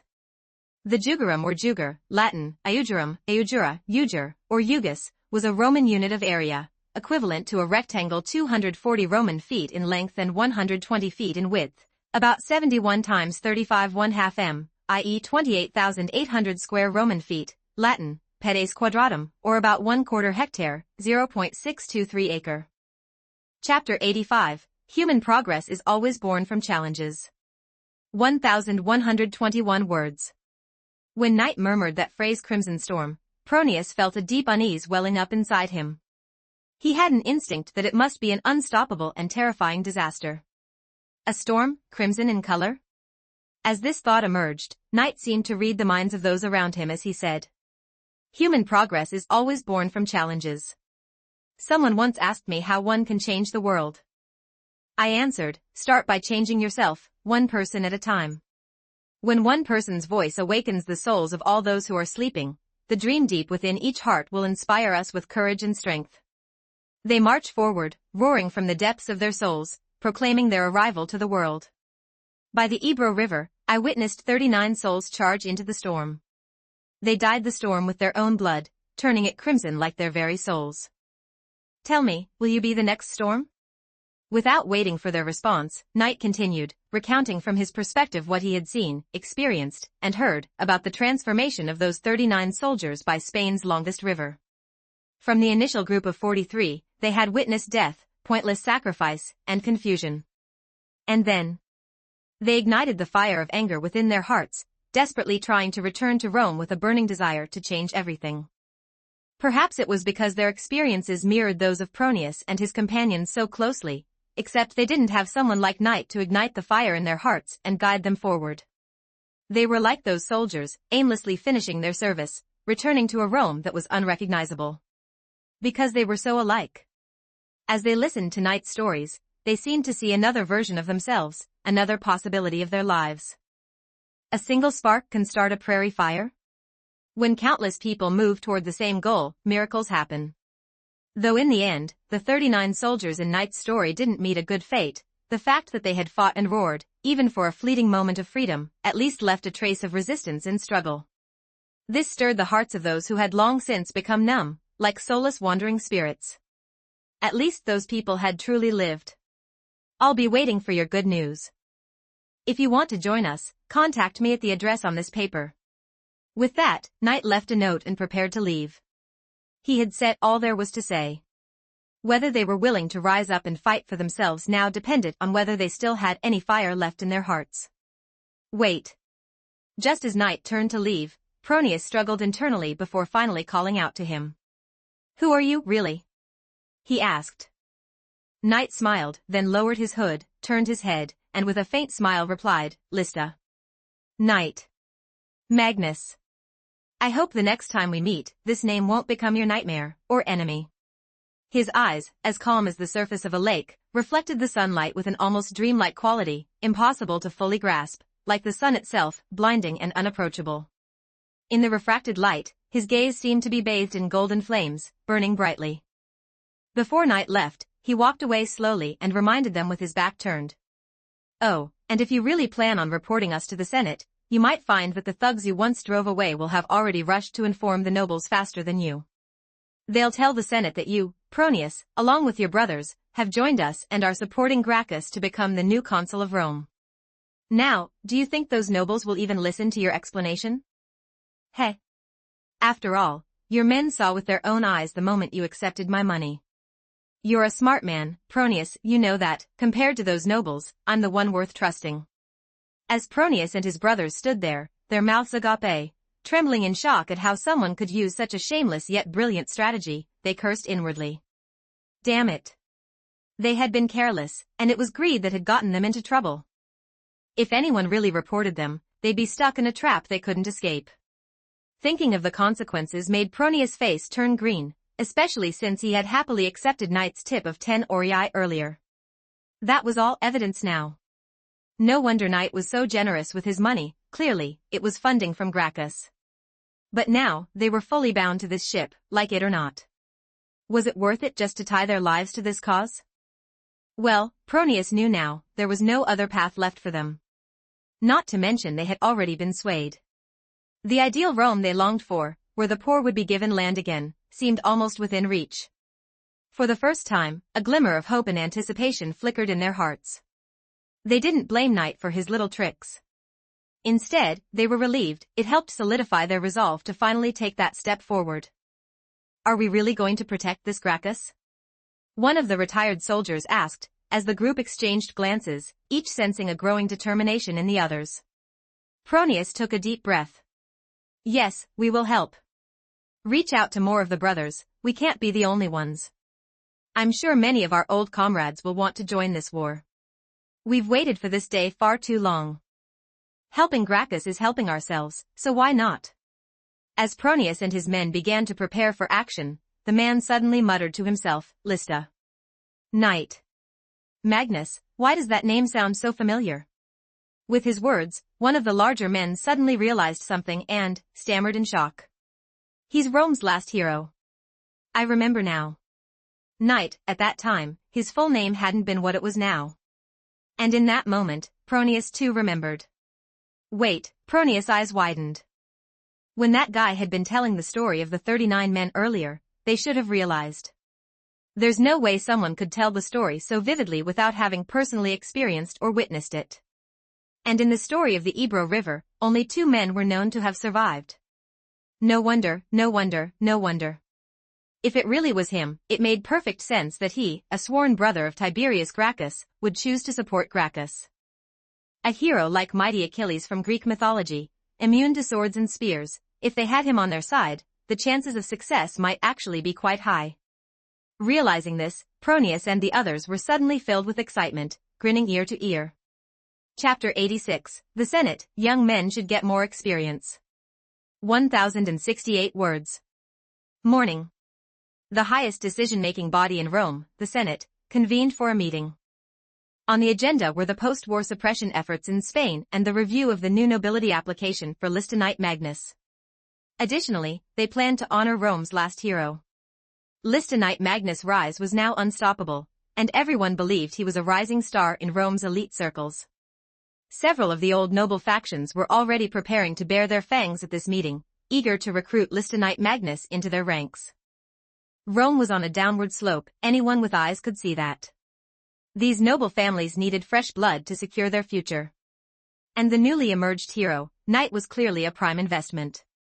The only thing that irritated them was his complete disregard for both subtle and overt offers from them. But geniuses had the right to be proud, and they believed that Knight would eventually choose a side among their noble houses. It wasn't up to the man alone, after all. In Rome, no one could rise without powerful support. Even Gracchus, the plebeian-born consul, had relied on the influence of the Scipio family. Unless Knight wanted to stagnate his entire life without advancement, the Senate would eventually teach this brash youth the meaning of its power. If the nobles wanted, Knight could at best serve as tribune until he was 30, and then be sidelined for the rest of his life. As for the name Lysta that he had inherited, the old nobles saw it as nothing more than a joke. A noble family with only one member, what could that possibly represent? Without resources, manpower, or allies in the Senate, a newcomer like Knight had no chance of succeeding on his own. And so? With confidence, ambition, and in some cases, a ruthless determination to destroy what they couldn't possess, the old nobles sat in anticipation. This could become a major reshuffle of Rome's power structure. When the senators had all taken their seats in the grand chamber, like steps rising one after the other, the meeting began. Today is a joyous occasion. I think everyone is eager to meet our hero. Shall we get straight to the point? One senator with a powerful backing spoke first. Seconded, the other senators agreed. First, we'll handle the matter regarding Tiberius Sempronius Gracchus' submission to our Senate on behalf of our great hero, applying for his recognition as a new noble. The last male of the Gracchus family has voluntarily relinquished his title, and Gracchus has mentioned in his application that the two have a godfather relationship. I believe there's no issue with Lysta Knight inheriting the new noble title.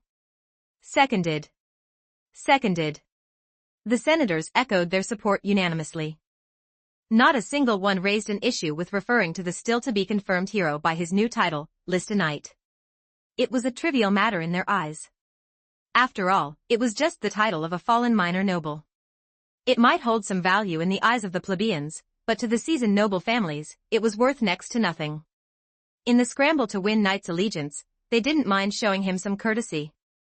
As the major noble factions voiced their approval, the smaller nobles followed suit. The Senate meeting seemed harmonious, though the atmosphere was thick with hidden tension. Then, Lysta Knight Magnus' noble title is unanimously approved. Next, we will discuss the proposal submitted by Sempronius Gracchus, the elder Gracchus, requesting that Tiberius be allowed to run for tribune ahead of schedule. At this moment, the Senate chamber was abuzz with activity, like ants on a hot pan. The senators were far less agreeable now. As soon as the proposal regarding Tiberius Gracchus was introduced, dissent erupted. I disagree. According to Roman law, a candidate for the position of tribune must be at least 30 years old. This doesn't follow the rules. A senator protested, which was expected. Though the Gracchus family was at the height of its power, bolstered by the support of Scipio's faction, and with Tiberius' father having recently served as consul, the Gracchi still had enemies within the Senate.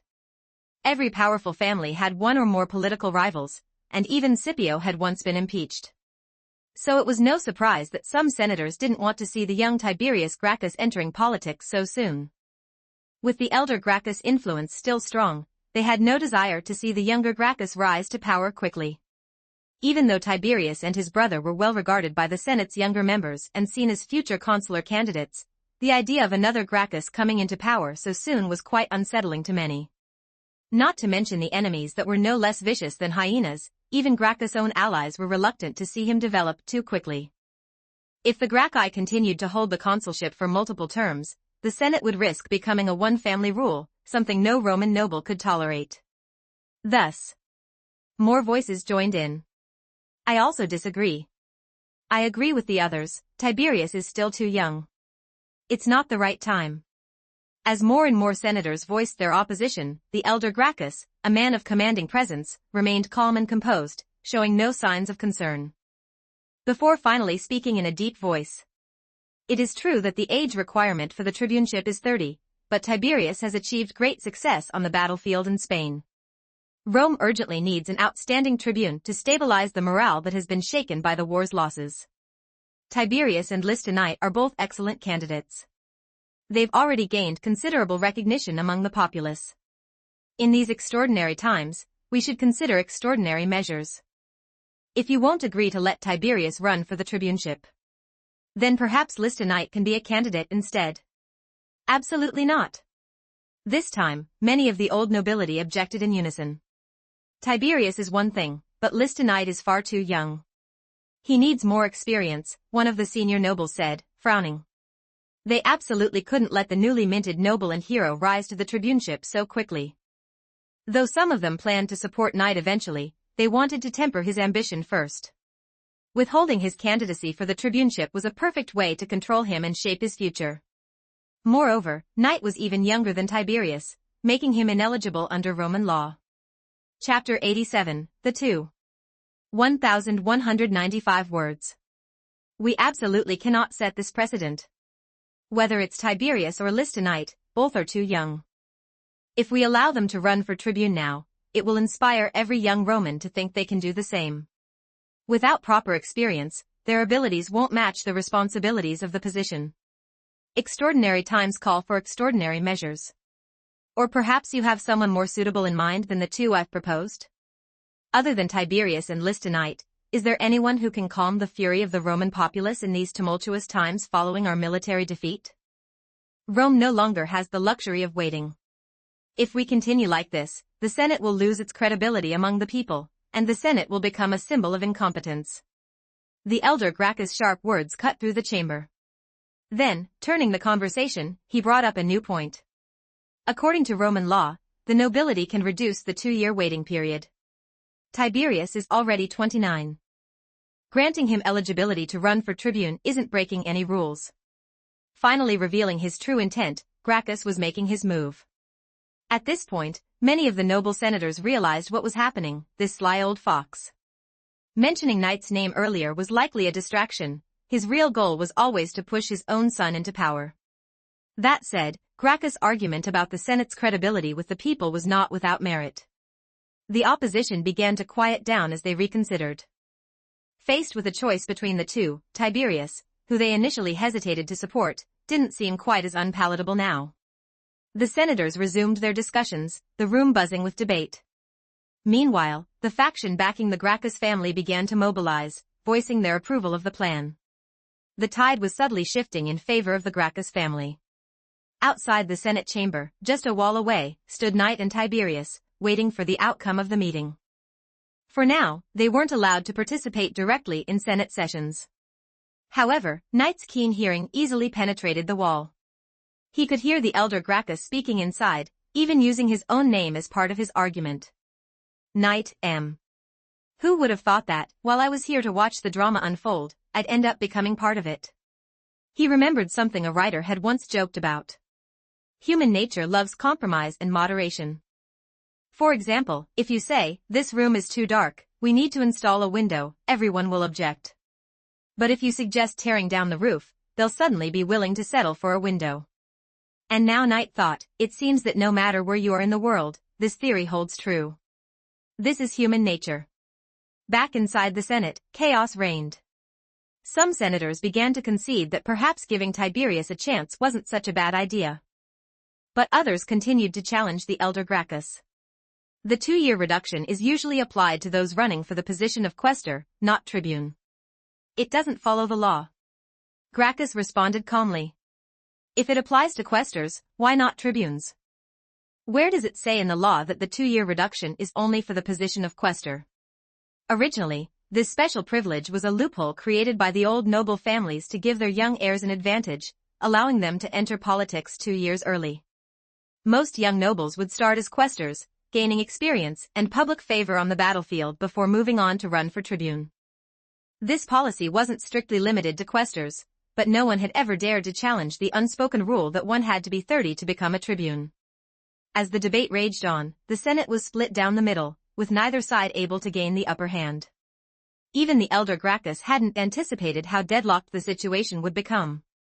When the final vote came, the number of supporters and opponents turned out to be evenly split. Gracchus frowned but quickly devised a new strategy to break the impasse. He raised his voice and said, "Ladies and gentlemen, hear me out. Since the number of supporters and opponents is the same, why don't we invite the 2 young men in question to join us? Perhaps, after hearing their own views, some of you may reconsider your positions." Gracchus wasn't ready to give up on this opportunity for his son to step into Rome's upper political circles. He was confident in Tiberius' ability to sway the Senate. As a father, he knew his son's strengths well and trusted that Tiberius could seize this chance. Of course, had he known the wild plans Tiberius and Knight were actually plotting, he might have regretted pushing his son into Rome's political arena so soon. In the end, the Senate agreed to Gracchus' proposal and Knight and Tiberius were quickly summoned. As the two entered the chamber, they were met with a variety of gazes from the senators, some friendly, some scrutinizing, and others carefully concealed. After the elder Gracchus explained the situation to his son and Knight, Tiberius looked slightly anxious. He quietly leaned over and asked Knight, "What do you think?" The latter replied calmly, "Just watch and learn. You're the next leader of the Gracchus family, so show some backbone. This is your chance. If you can win over the Senate and secure your candidacy, you can become tribune and start executing the reforms you've dreamed of. Think of Carl and the others." The mention of their comrades in arms brought a fierce determination to Tiberius' eyes. Think of the many more soldiers awaiting justice from Rome, and the slaves toiling under the Italian landowners. They don't have the luxury of waiting for a year while you grow slowly, Knight reminded Tiberius. Consider what the Senate most needs right now. You should know how to reach their hearts. Knight's words steeled Tiberius' resolve, solidifying his determination to reform Rome's small farm economy. After all, he had pleaded for the man's help before, how could he back down at this critical moment? Taking a deep breath, Tiberius stepped forward, his voice calm but commanding as he addressed the Senate. "Senators, please, hear me out."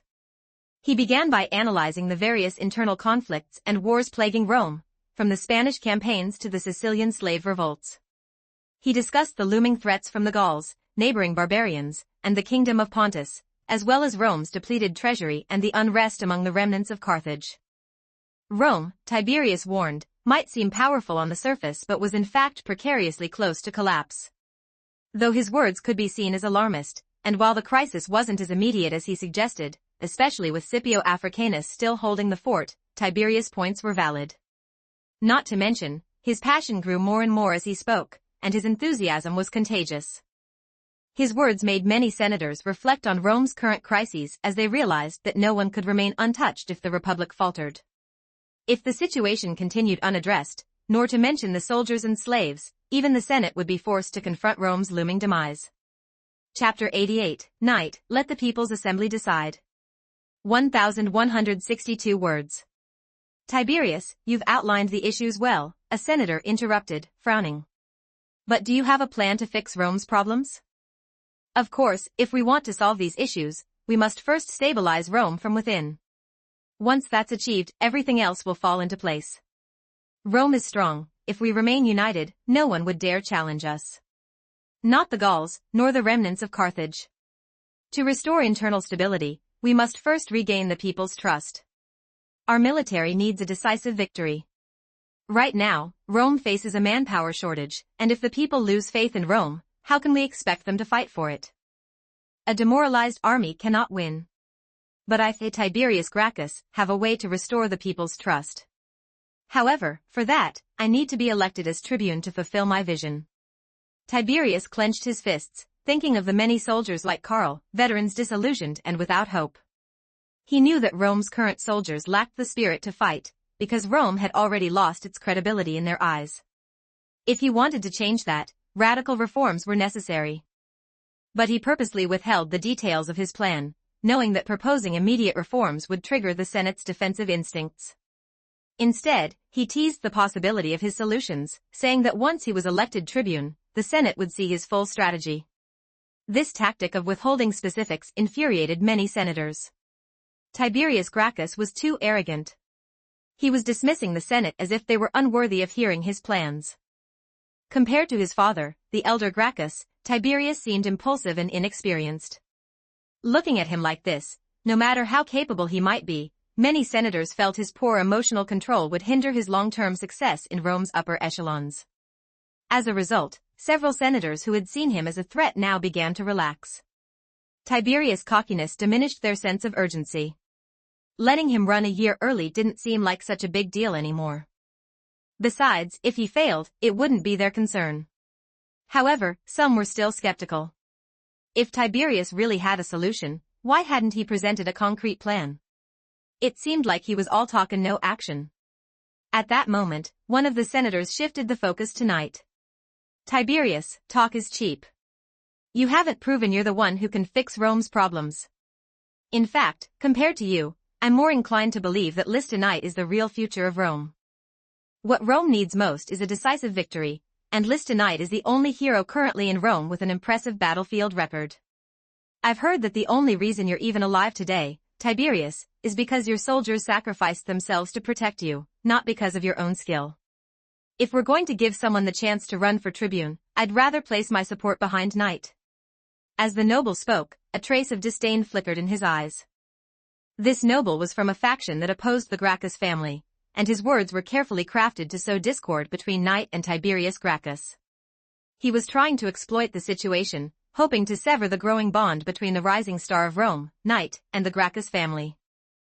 Given that the two had returned from the battlefield together and seemed to be close allies, he doubted that Knight, a young man in his 20s, could resist the temptation of power, especially the allure of becoming a tribune. After all, Knight was much younger than Tiberius, and without powerful backing, his path to Roman politics would be long and arduous. The noble believed that if Knight harbored any desire for power, this opportunity could drive a wedge between him and the Gracchus family. Even if Knight didn't act on it, the seed of doubt might be planted in the Gracchus family's mind. Either way, whether Tiberius or Knight won the candidacy for tribune, the noble's goal would be achieved, destabilizing the Gracchus faction and possibly recruiting Knight for his own purposes. It was a devious plan, typical of the cunning that permeated the Senate. This was a well-crafted scheme, open and bold, yet impossible to avoid. Both Knight and Tiberius immediately saw through the manipulation. Knight couldn't help but sigh inwardly, the Senate is beyond saving. Even in the face of a national crisis, these corrupt nobles couldn't resist using the moment to strike at their rivals. How could Rome hope to thrive when its leaders were more concerned with undermining each other than addressing the nation's true threats? Did they really believe that Rome's internal and external troubles weren't serious enough to threaten their rule? The once great rulers of the Mediterranean, like the Gauls and Carthaginians, had also thought their walls were impenetrable. Did they think they would never face a moment of reckoning? Of course not. And now? Knight, who had been treated as a mere spectator, finally spoke, but without any hint of gratitude. In fact, he directly and sharply rebuked the noble, showing no regard for decorum. I may not know whether Tiberius is capable or not, but I do know that you certainly aren't. The chamber fell silent as he continued, the role of tribune, just one tribune, is something I'm certain he can handle. Yet here you stand, someone who has never even stepped foot on a battlefield, belittling a man who had the courage to face the fierce Spanish rebels alongside me. I can't help but wonder, what has become of Rome? Knight let out a mocking laugh. You see, the election for tribune is merely a qualification process. It's not up to Tiberius alone to determine if he is fit for the role. Is there anyone more qualified than the people themselves to decide what kind of tribune they need? If Tiberius lacks the necessary skill or virtue, then it is neither your place nor mine to judge him.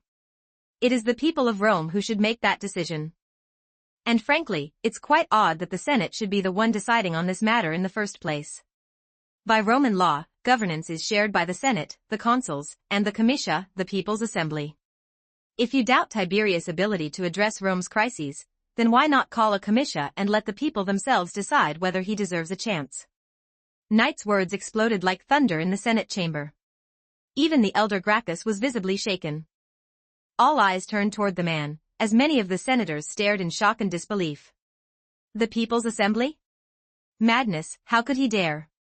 To propose that the comitia exercise its decision-making power was a direct challenge to the Senate's authority. In Rome, especially among the upper class, it was common knowledge that the comitia was little more than a relic, a symbolic body with no real influence. For Knight to suggest reviving its power was to directly antagonize the entire Senate and, by extension, all of Rome's nobility. Chapter 89, Strabo Pompey, I will be tribune. 1,118 words. Speaking of Rome's comitia. During the Second Punic War, when Hannibal was on Rome's doorstep, decisions of national importance could no longer be left to the whims of mass voting. The comitia had lost its real power long ago. During times of war, many decisions that should have been made by the People's Assembly were instead transferred to the Senate. However, after the war ended, the Senate never returned those powers. This led to the Senate becoming increasingly powerful, while the authority of the People's Assembly dwindled until it became entirely ceremonial. The balance of power that once involved three forces, Senate, consuls, and the People's Assembly, shifted, with the Senate dominating. Even the Roman consuls, at times, had to bow to the Senate's influence. At this moment, even Tiberius was stunned. He never expected Knight to bring up the People's Assembly. But soon, a light flickered in his mind.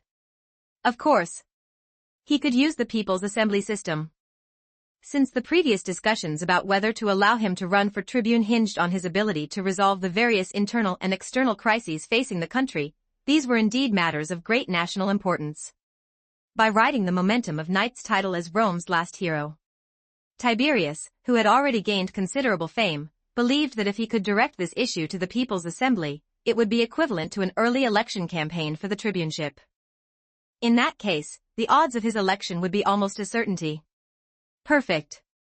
As for whether upsetting the Senate and many nobles would result in political isolation, he was already preparing to reform the land laws, essentially challenging the entire Roman aristocracy and large landowners.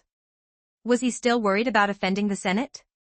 Once they proposed the land reform bill, Tiberius was certain that most of the Senate would react fiercely, staunchly opposing it. Since making enemies was inevitable, why worry about a few more right now? This was a brilliant move. While Tiberius marveled at the strategy, the nobles in the Senate were already fuming, their faces flushed with anger. How dare he? How could he dare?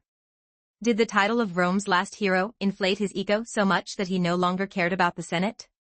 Many nobles quietly abandoned their efforts to win Knight over, thinking that his political career was over. Young and impulsive, he clearly didn't understand the rules. He had touched on the one subject that should never be mentioned, thus, the Senate would have no place for him in the future. Some of the more honest and upright nobles looked at Knight with a hint of pity. Rome wasn't what it used to be. The Senate now had absolute authority. The People's Assembly once served the people faithfully, but if it still held any real power, Rome wouldn't have fallen into its current state of corruption. There's no need for all this. We in the Senate can handle such a small matter. Let's give Tiberius a chance, one powerful old noble finally declared. The others quickly followed suit. The meeting ended hastily, and no one mentioned Knight's candidacy for tribune again. The noble who had originally suggested it was now resentful toward Knight, having lost face because of him. Even though the Senate had to follow the law on the surface, they would never allow power to return to the People's Assembly. Knight's dangerous proposition had earned him enemies among the Senate. Anyone who tried to revive the People's Assembly's power was the Senate's enemy, and not even Rome's rising star was exempt from that rule. While they couldn't openly act against Knight, the nobles had many ways to deal with such troublesome individuals behind the scenes. However, Knight was far from an ordinary rebel. He was one of the toughest challengers the Senate had ever encountered. Especially given the legends from the battlefield, rumors that his body was impervious to weapons. Could there really be someone whose flesh was so strong it could withstand swords and spears? The senators were deeply skeptical. At this moment, the senators had no idea that by giving in and allowing Tiberius Gracchus to run for tribune a year early, they were setting the stage for a disaster that would leave them humiliated and scrambling like rats in the streets. They thought allowing Gracchus an early candidacy was a trivial matter, nothing of real consequence. However, Tiberius' brother had quietly returned to Rome. The Gracchus brothers, with Knight and countless retired Roman soldiers, were building their strength in the shadows, unnoticed by the Senate. History was shifting, an ominous crimson storm was brewing in Rome, waiting to be unleashed. A few days later, in the Roman Forum, on an early morning at the start of the year, crowds gathered to hear the speeches of the candidates running for the office of tribune. Though the Senate had agreed to give Tiberius Gracchus a chance, he wasn't the only candidate in the race. Another prominent figure was Strabo Pompey, a young man by Senate standards. His significance lay in his lineage. He was the father of Pompey the Great, one of Rome's future triumvirs, and a man who, like Knight, bore the title Magnus. Pompey Strabo was an old aristocrat who had served in the Roman army, winning several victories in battle. Unlike the more politically inclined Tiberius, Strabo had proven himself in military matters and was known for his strategic prowess. If not for the sudden rise of Tiberius and Knight, Strabo's election to tribune would have been almost guaranteed this year. In fact, Strabo would eventually rise to become consul of Rome in 89 BCE, leading successful campaigns in the Italian Social War, conquering regions like Sabinum and Picenum, where he would control large estates and have many protected clients.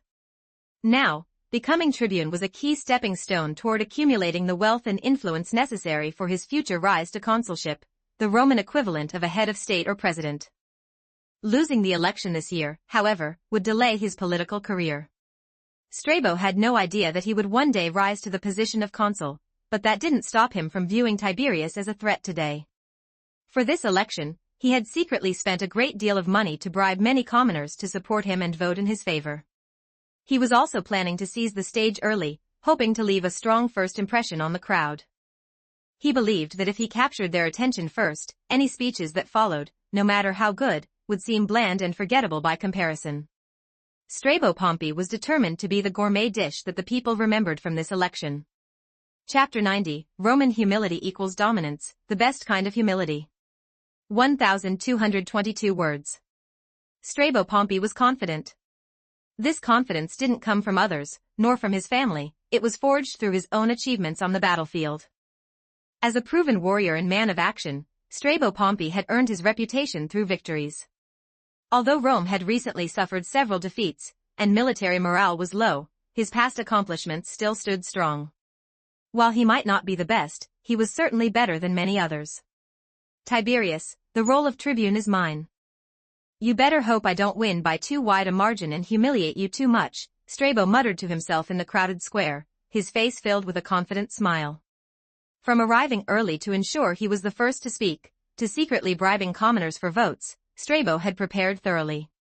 He had investigated the Gracchus family and found that they hadn't even spent money to secure votes for Tiberius, a foolish oversight, in his view.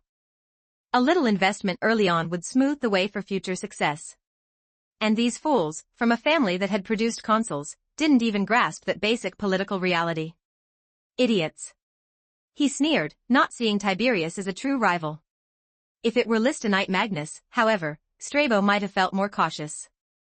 After all, Knight was the main figure behind the recent heroics in Rome, his reputation bolstered by the legendary tale of 39 men crossing the Ebro River, a story that had already taken on the status of a myth. Given Knight's current popularity in Rome, it was entirely possible that the people might support him as tribune if he were running. Fortunately, the Senate had quashed any such movement early on. Just then, a commotion arose outside the square. It was Lysta Knight and Tiberius Gracchus, escorted by a group of guards. The crowd erupted in excitement, frantically chanting Rome's last hero as their eyes lit up in admiration for Knight. It seemed as if the true protagonist of the day wasn't Strabo or Tiberius, but Knight himself. Had it not been for the guards holding the crowd back, they might have rushed forward to get closer to their idol. The women, especially, seemed ready to throw themselves at Knight, their unabashedly admiring glances showing just how much they adored him. The man's physical strength and striking good looks only added to his legendary status.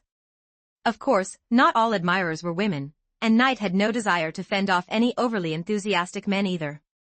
Thanks to the guards, the crowd was kept at bay, avoiding any awkward or uncomfortable encounters. Meanwhile, Strabo Pompey's expression darkened as he observed the crowd's enthusiasm for Knight, his brows furrowing. Lysta Knight, it seems I've underestimated this man. Considering Knight's current popularity in Rome, if he ever chose to run for office, he could become a formidable opponent. But then again, perhaps he was overthinking it. He suddenly recalled hearing about Knight's controversial suggestion at the recent Senate meeting, the proposal to let the People's Assembly elect the tribunes, a political taboo. What a foolish move. That idiot has already destroyed his own political future. Even if he somehow wins a tribune election, he'll never receive support from the Senate. In Strabo's eyes, no Roman could succeed in politics without the backing of the Senate.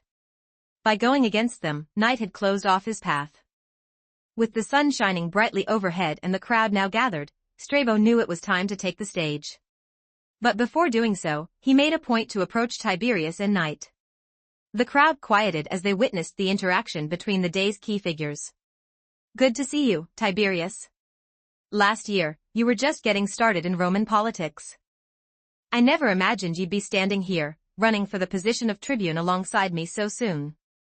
Strabo spoke with an air of calm and elegance, his smile beaming with what seemed like warmth. But behind his words was the unmistakable tone of a victor already preparing to claim the prize. His posture, his smile, it all suggested that he had already won. Though his words were courteous, his arrogant gaze revealed his true feelings. Tiberius, of course, could sense Strabo's displeasure at having him as a rival. But his fight wasn't just with Strabo or one noble family, his struggle was much bigger. He didn't take Strabo's provocation seriously. Tiberius knew that once he began speaking and laid out his vision for the future of Rome, the crowd would be enthralled. No matter what speech Strabo had prepared, it would ultimately fall flat. Like Strabo, Tiberius also carried confidence, but his was born from the power of the policies he and his brother, along with their trusted friend Knight, had developed. Together, the three of them had fine-tuned their plans late into the night. With their combined strength, no one could stand in their way. Tiberius responded calmly, I didn't expect to be competing with you so soon either. After all, I'm still quite young. I lack experience and training compared to you. However, I have an unshakable reason to become tribune. I hope that victory will smile on me, just a little. After speaking, he flashed a faint smile, a composed and collected look that immediately irked Strabo. Strabo had expected Tiberius to crumble under the pressure he was applying, but instead, there was no sign of the fear or hesitation he had anticipated. You think you've already won, don't you, Tiberius? What was that? A victory speech before the results are even in? Such arrogance. Strabo, full of pride, was still young at heart. He hadn't yet gained the 40 years of experience that would eventually make him a seasoned veteran of Roman politics, and now he found it hard to keep his composure. Especially now, standing before the masses of citizens, including Rome's young women, he couldn't afford to lose face in front of his opponent. Tiberius replied calmly to his words. That wasn't my intention. However, Strabo cut him off. But it seems to me that's exactly what you meant. You'll regret this, Tiberius. I won't allow you to underestimate me. After today, I will become the nightmare that haunts you forever. Victory will not smile on you, because there can only be one victor, and that is me, Strabo. The inherent boldness and flair for performance in Romans meant that humility was a foreign concept to many of them. At this moment, Strabo's confident words, spoken loudly, perhaps intentionally for the crowd to hear, had the desired effect. Immediately, the onlookers were drawn to this man's audacity, and many were impressed by his boldness. In Rome, where the strong and dominant were admired, his assertiveness and arrogance resonated with the crowd. Additionally, the commoners that Strabo had secretly paid off began to chant his name, their voices rising above the noise of the square. Suddenly, Strabo Pompey! Strabo Pompey! The crowd, swept up by the moment, joined in, shouting and cheering for him. For a moment, Strabo basked in the glory, his face glowing with pride as he enjoyed the adoration of the masses. But then, he noticed something that immediately pierced through his confident exterior. It was Night, standing beside Tiberius, looking at him with a gaze that carried a hint of pity. That look stung Strabo's proud heart deeply. Chapter 91, according to the 12 tables, that's a death sentence, sir. 1082 words. Strabo Pompey, the pride of the Pompey family and considered one of the most outstanding young talents of this Roman generation, had lived a life that could be described as smooth sailing. His background, abilities, and accomplishments gave him an overwhelming sense of self-respect and pride. But that look in Knight's eyes, the pity, as if he were looking at a clown, cut deep. Strabo could feel it wasn't fake. Not only Tiberius, but even Rome's last hero seemed to believe he would lose. Why? Damn it, do they really hold me in such contempt? Or do they think I'm not even worthy of being considered Tiberius' rival? What Strabo could never imagine was that from the very beginning, this so-called rivalry existed only in his own mind. Neither Tiberius nor Knight had ever truly regarded him as a serious opponent. For them, the tribune election was merely a stepping stone. Their true objective was far greater, shaking the foundations of Roman law and initiating sweeping reforms. Compared to that grand goal, the election was small and insignificant.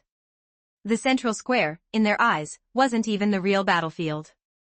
At that moment, overcome by emotion, Strabo blurted out in a questioning tone.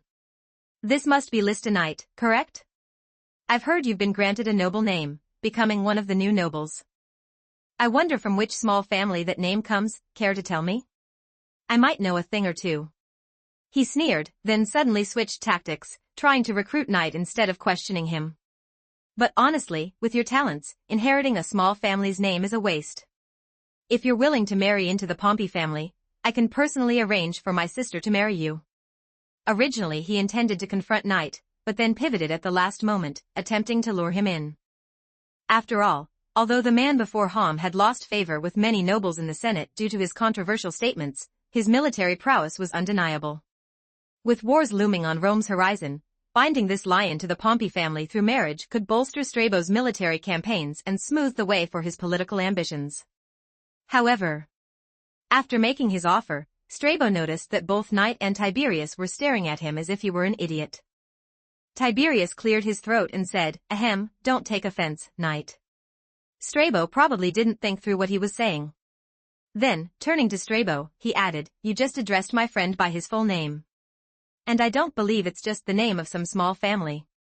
The names of heroes who have shed their blood for Rome should be remembered and respected." His words made Strabo's face flush with embarrassment. Knight, however, was less polite. "You already called out my name, Strabo. It's Lysta Knight." Then, without a second thought, he made it clear he had no interest in the marriage proposal. This enraged Strabo. Though he realized it was foolish to have made such an offer in public, being rejected so flatly and humiliated in front of everyone felt worse than death. Strabo didn't believe he was at fault. So, his anger rose and HR lashed out, so you think Tiberius has already won, don't you? You look down on the Pompey family, I see. Are you planning to marry into the Gracchus family instead? Well, let me tell you. Tiberius has only one sister, and she's already married to Scipio Africanus. Or perhaps you've... Shut up. Before Strabo could finish his sentence, Knight's cold, emotionless voice cut through the air, accompanied by a piercing gaze that silenced him. Strabo Pompey, you are bringing disgrace and shame to the name of the Pompey family, Knight said, his voice filled with icy authority that made Strabo stunned. The look in Knight's eyes was like that of a predator, a lion surveying its prey. For the first time, Strabo felt he had provoked a true beast. Out of pride as an old Roman noble, Strabo had always looked down on Knight, a newly minted noble with plebeian roots.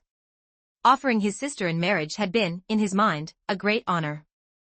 But to be rejected without hesitation, and in front of everyone, wounded his pride deeply. Trembling with anger, Strabo clenched his sweaty fists, trying to compose himself.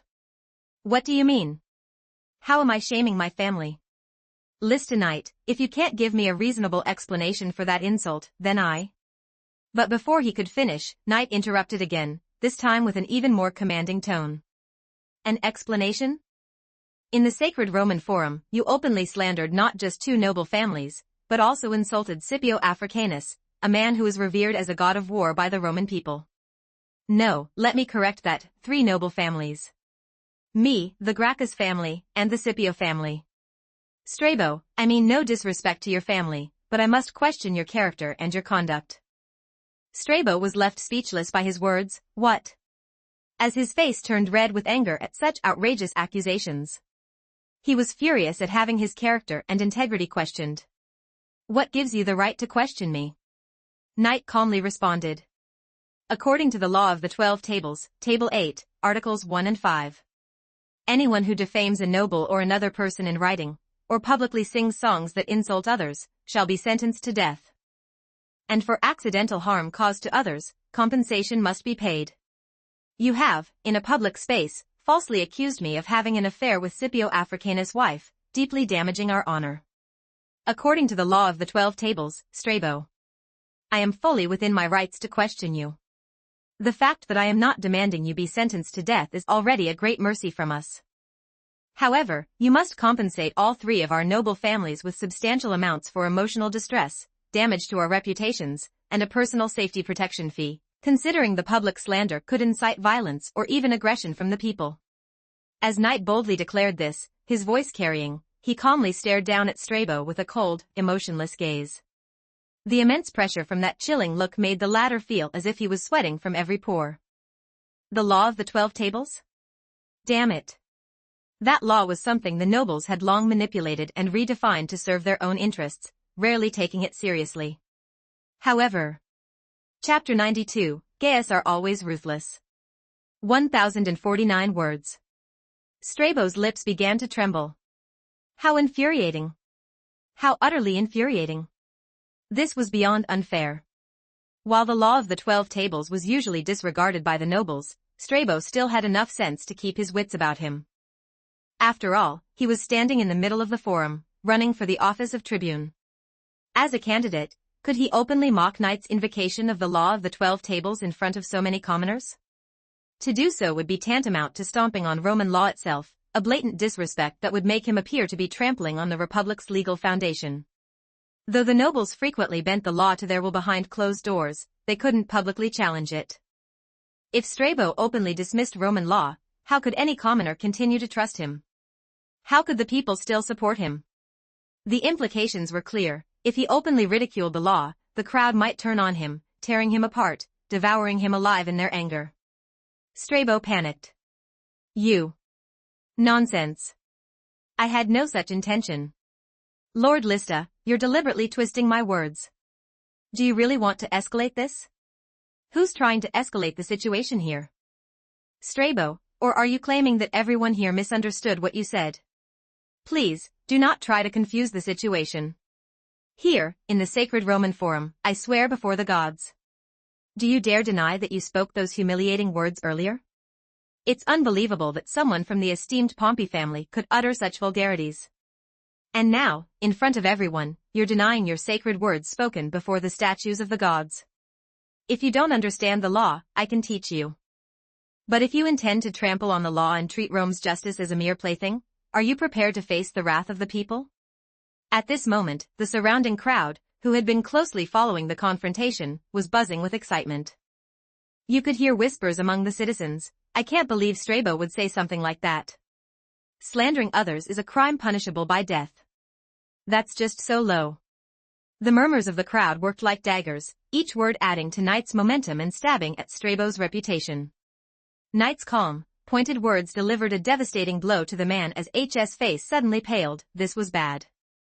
If rumors spread that he disregarded Roman law, even though he wouldn't literally face execution as a noble, his political career would take a severe hit.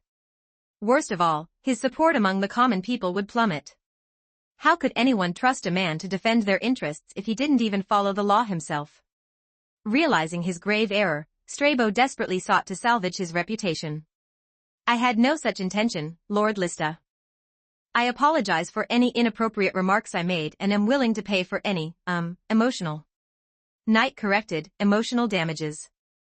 Yes, I am willing to pay for these damages as a sign of my apology. Please forgive my thoughtless mistake. And let me be clear, my personal error does not reflect on the entire Pompey family.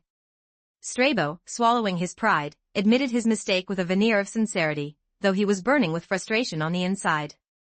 Knight, however, wasn't done. There's also the compensation for damage to my reputation and the personal safety protection fee. Strabo gritted his teeth, struggling to keep his composure. Just tell me how much you want. These made-up fees were ridiculous to him, and if not for the need to maintain his image in front of the people, he wouldn't pay a single coin. Knight answered, 10 talents. Strabo exploded, are you insane? That much?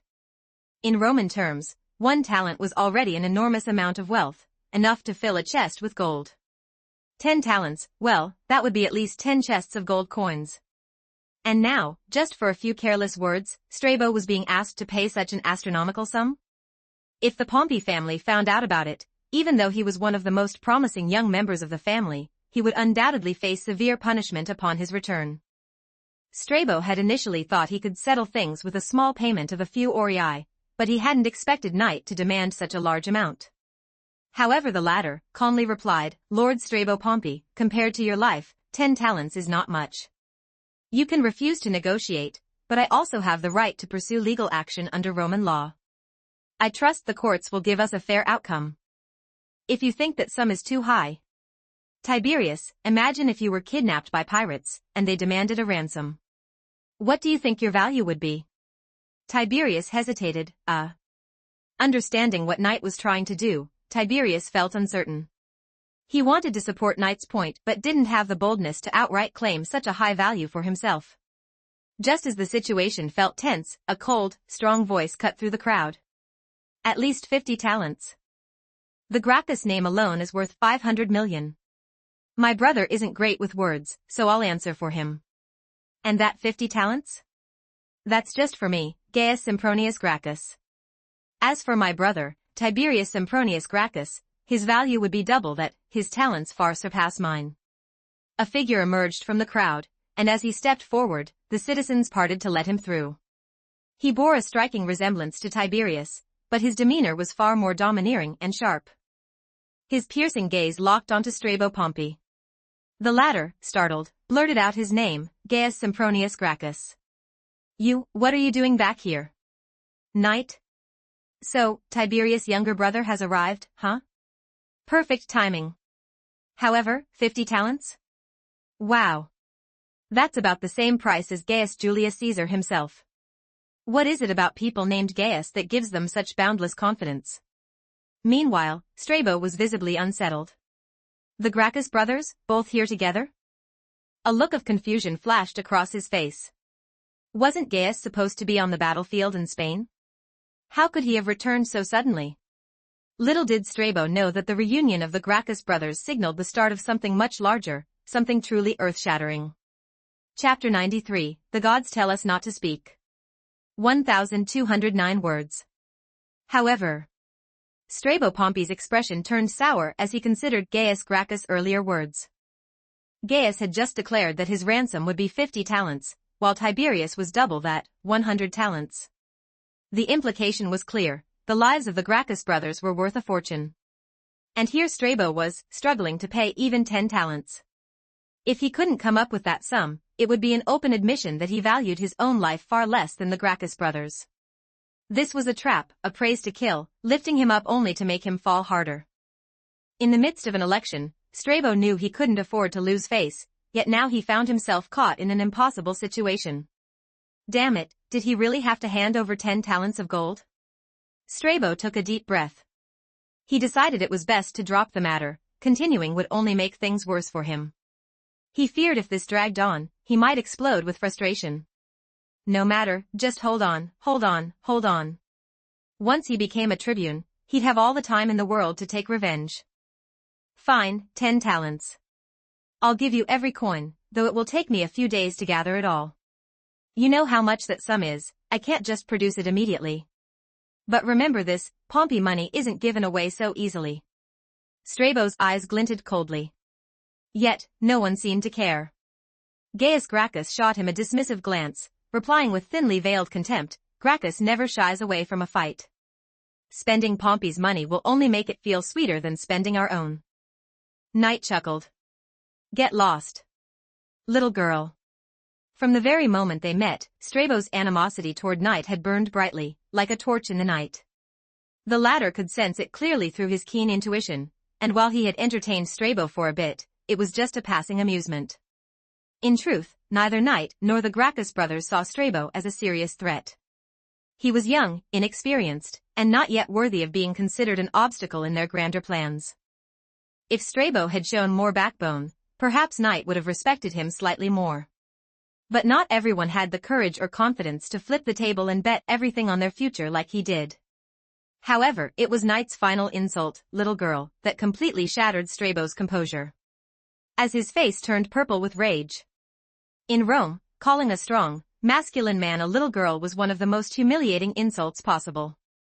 Driven by a powerful sense of shame and humiliation, Strabo, veins bulging on his forehead, suddenly snapped. Wait, listen, Knight. According to the law of the 12 tables, you've just verbally insulted me. I have the right to demand compensation from you now. So, the 10 talents we discussed earlier, let's just call it even.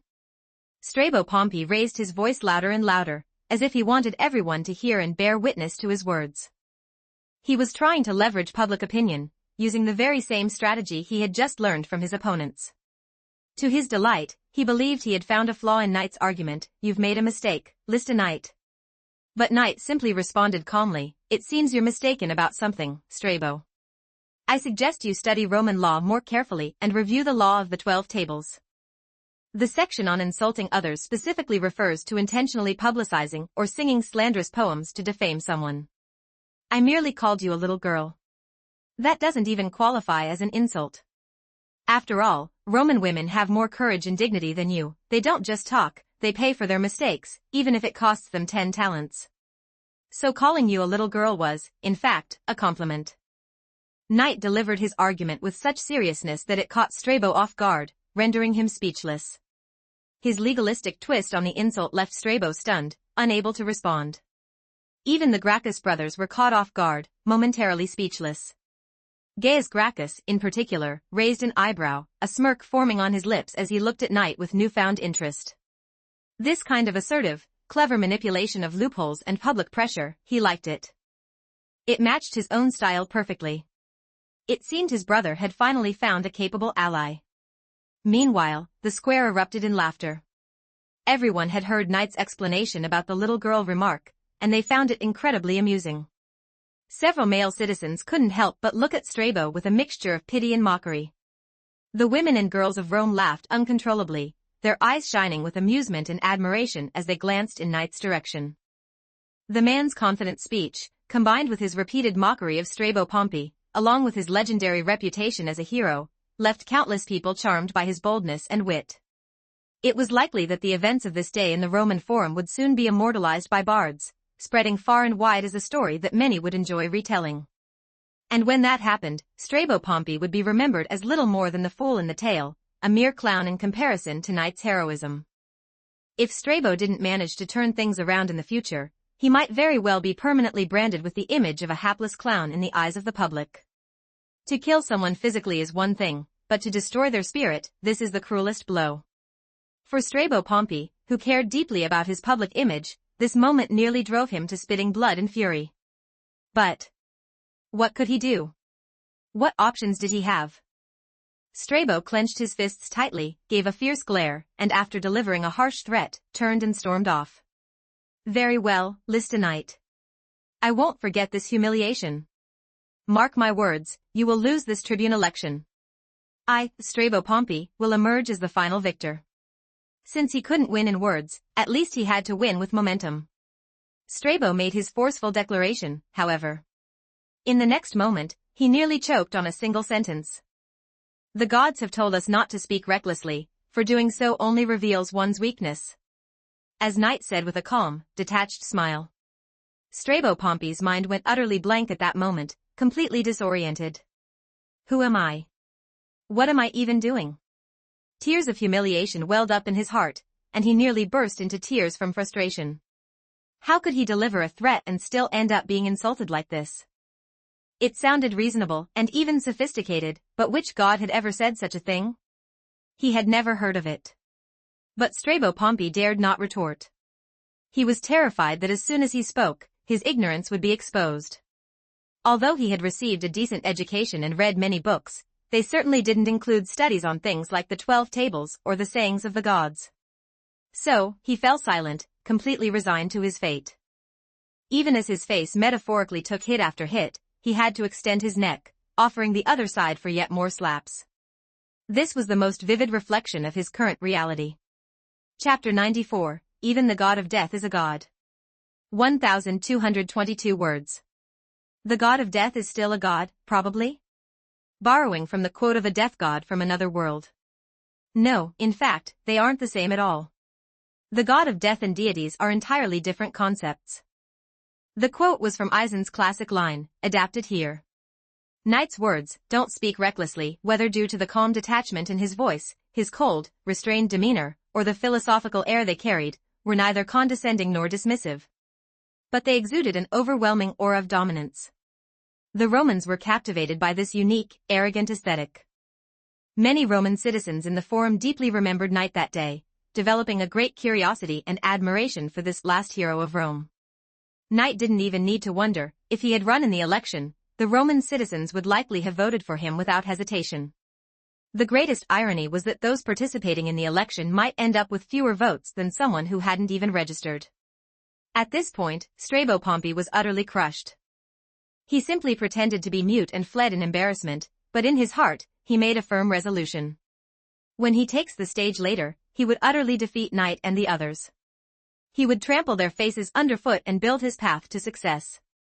Tiberius must be trying to gain support by promising the people victory in war.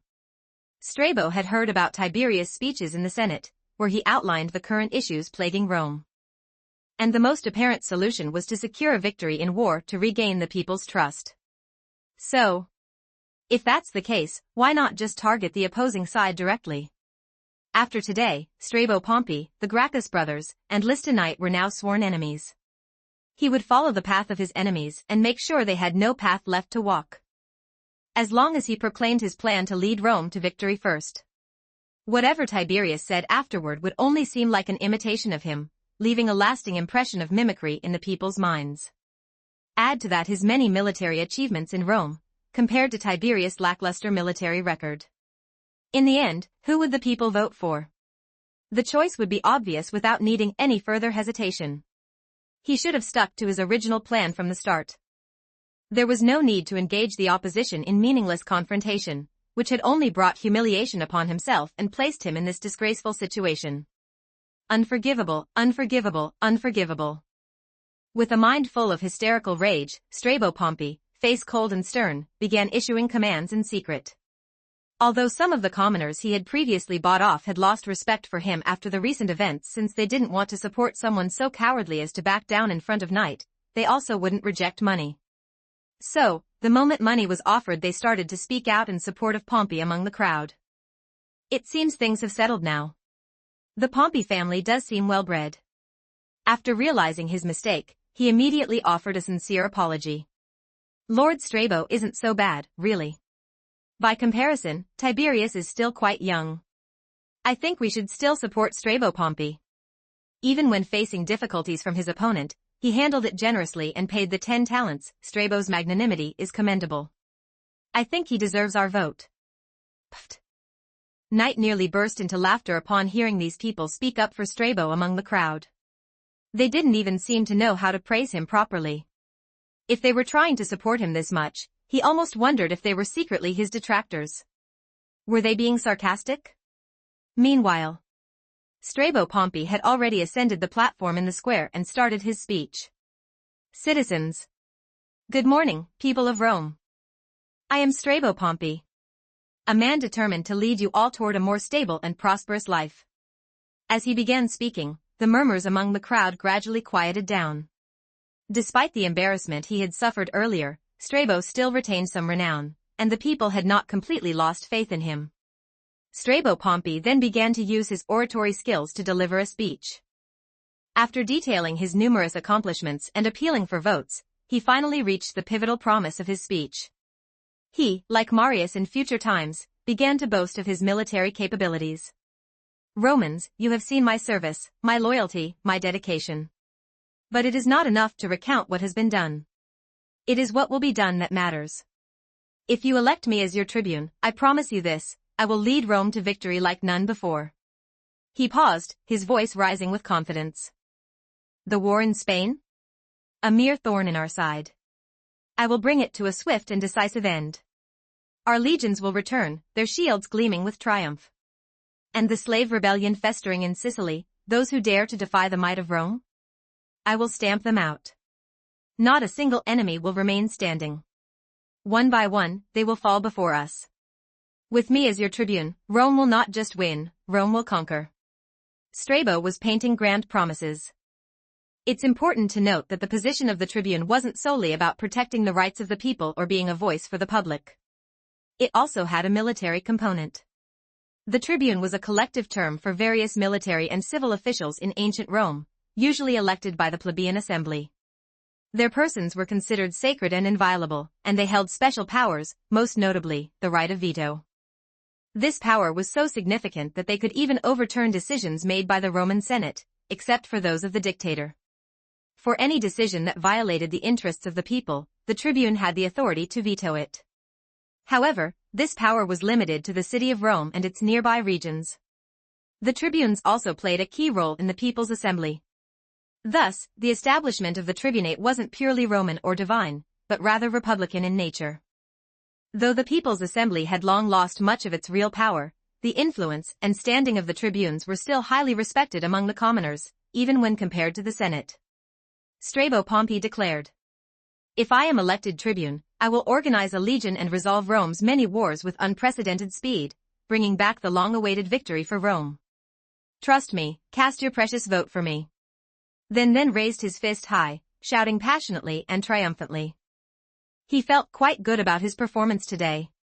After delivering an outstanding speech, he even recovered much of the confidence he had lost earlier due to Knight's humiliating remarks.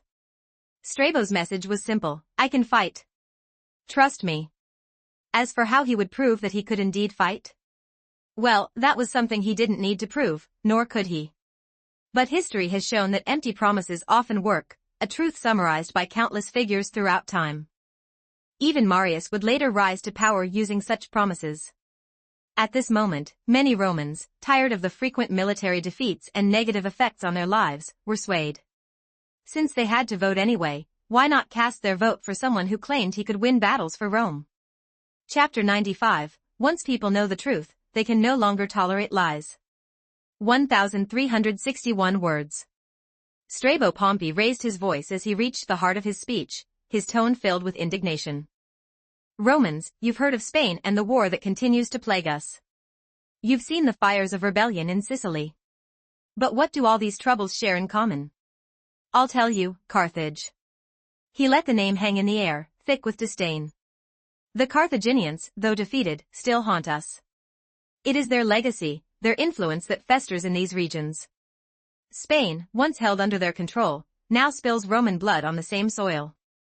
Sicily, a land they ruled, now rots with rebellion. It is not just our enemies of today that we must fight.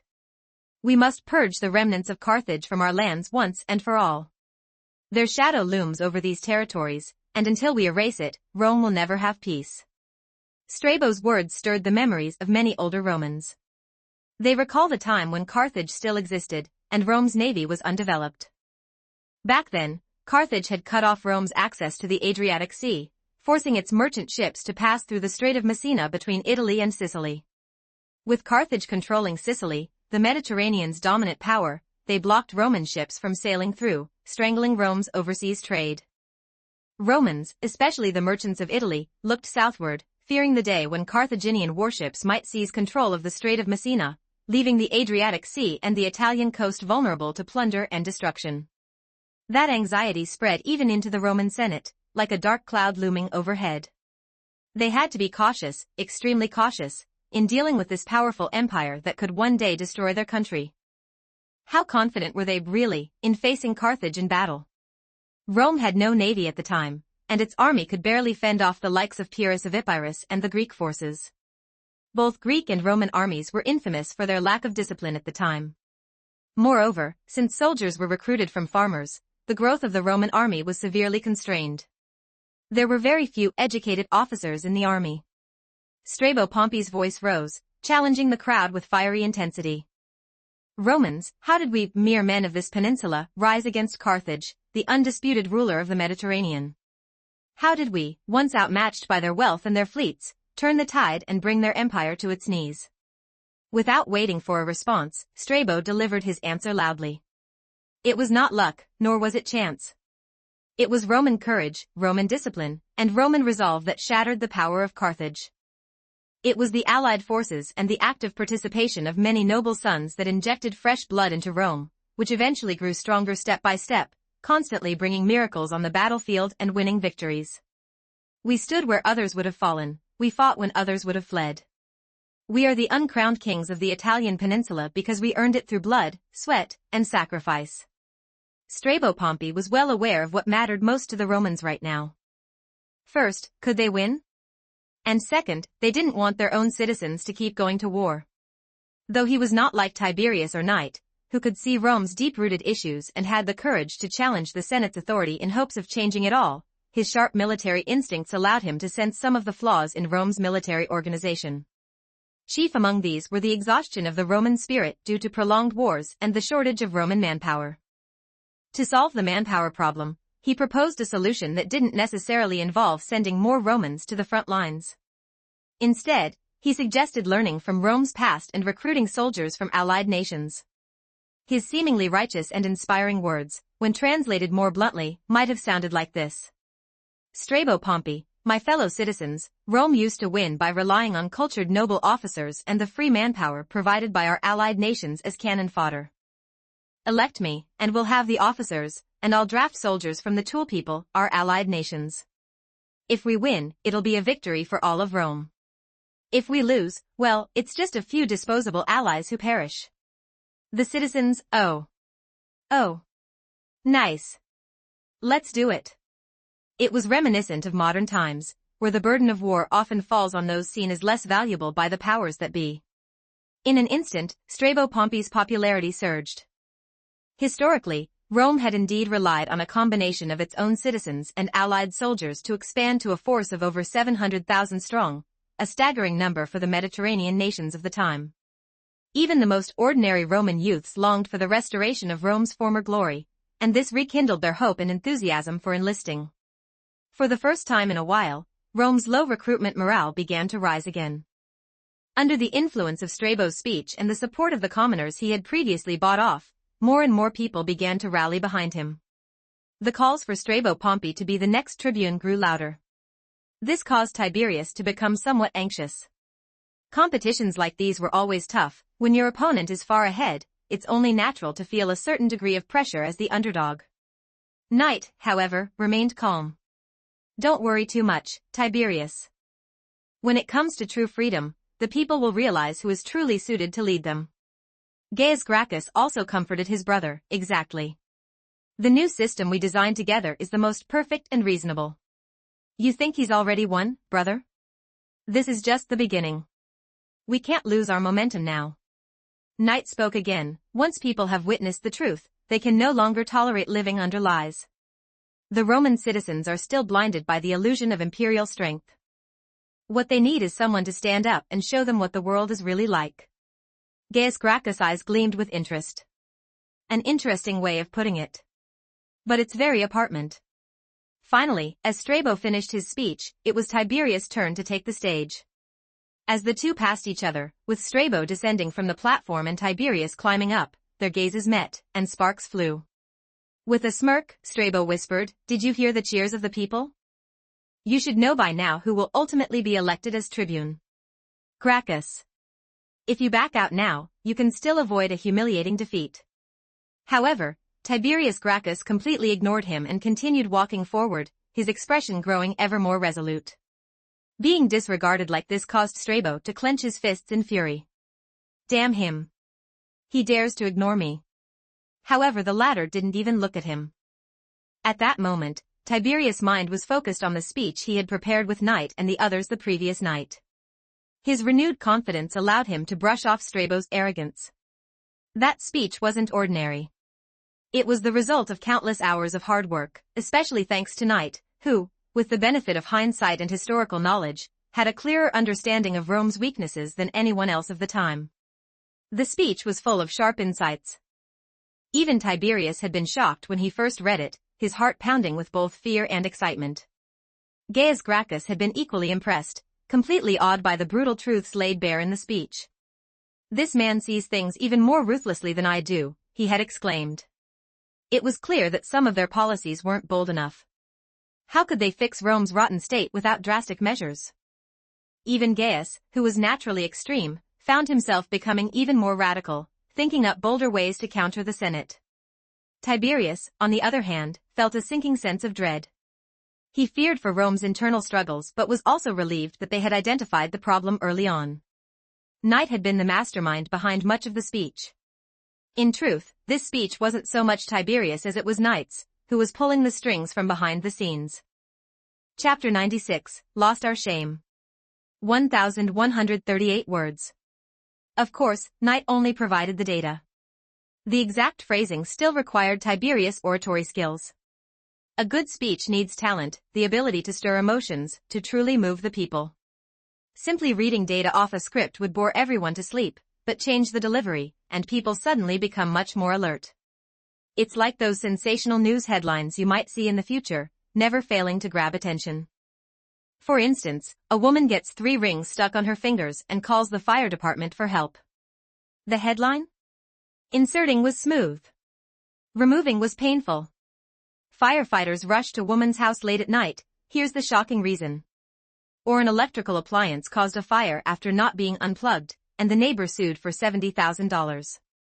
The headline? Shocking. He left it in all night and nearly caused a fatal disaster. Just an example, of course. Giving a speech isn't the same as writing stories, some things can't be made up. Tiberius would certainly never use such sensational tactics in front of so many people. Otherwise, when he returned, Gaius Gracchus would be so embarrassed and angry that he'd likely strangle him. As Tiberius walked up to the platform, seeing the crowd fall silent after the previous uproar, he took a deep breath, feeling a bit dazed. His mind flashed back to the night before, when Knight handed him the final draft of the speech, telling him to memorize it in full. He had also shared this piece of advice. The script is dead, the speaker is alive. Don't stick rigidly to the text. Speak from your heart. If you want to inspire the people, unite their strength, and bind them together. You must first push them out of their comfort zone. They've been comfortable for far too long, just as this sick, decaying Rome has fallen into corruption. Without strong medicine, they won't realize how serious the problem is. It was recalling these words, and thinking about Strabo Pompey's huge lead, that Tiberius made a decision. He would abandon the mild and gradual approach he had originally prepared, and instead, provoke greater emotions, stirring up conflict from the start. Destruction before creation. Strabo had tried to satisfy the people's appetite with heavy promises. In response, Tiberius would counter with something even more fierce, a storm as swift as wind, as shocking as thunder, as overwhelming as a tidal wave. Neither the people, who had no idea what awaited them, nor Strabo, who was anticipating an easy victory, knew what was coming. As Tiberius finally spoke, in a calm and steady voice. Citizens, before starting my speech today, I thought about how I could win your support. I won't lie to you, at first, I considered, like Strabo Pompey, making promises to bring victory to Rome. Hearing this, Strabo thought to himself. As expected. He's going to take the military route. But it's too late for you now, Tiberius. As he smiled to himself, he had no idea of the disaster awaiting him. Was Tiberius really going to use war to win votes? Inevitably, this would make people subconsciously think of imitation. It would seem as though Tiberius was copying Strabo Pompey. However, Tiberius then said, "You all know my relationship with Listenite. We are friends and comrades in arms. I was confident that I could persuade him to join me in the wars in Spain and Sicily. This was one of the strategies I had considered to win your votes." Listenite. As soon as his name was mentioned, the mood among the crowd shifted drastically. You're talking about our Rome's last hero? Now we're interested.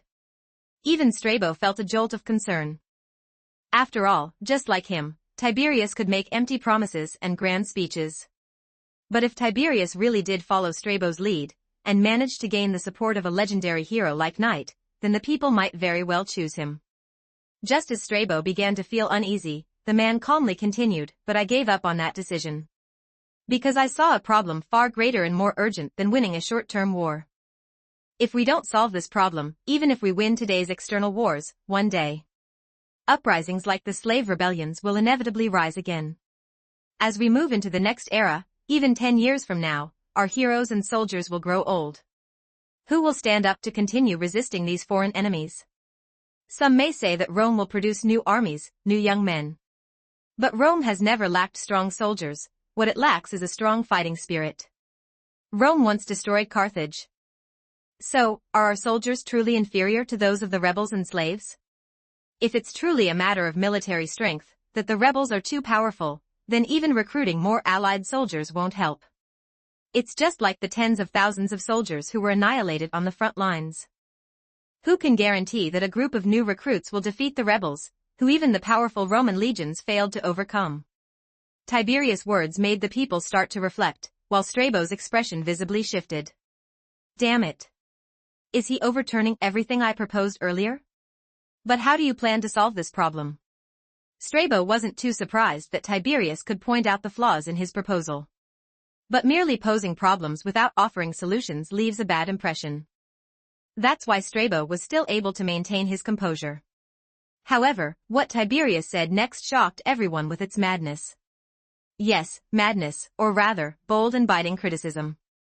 I thought long and hard about how Rome emerged victorious in the wars against Etruria, Carthage, Greece, and the battle for dominance in the Mediterranean.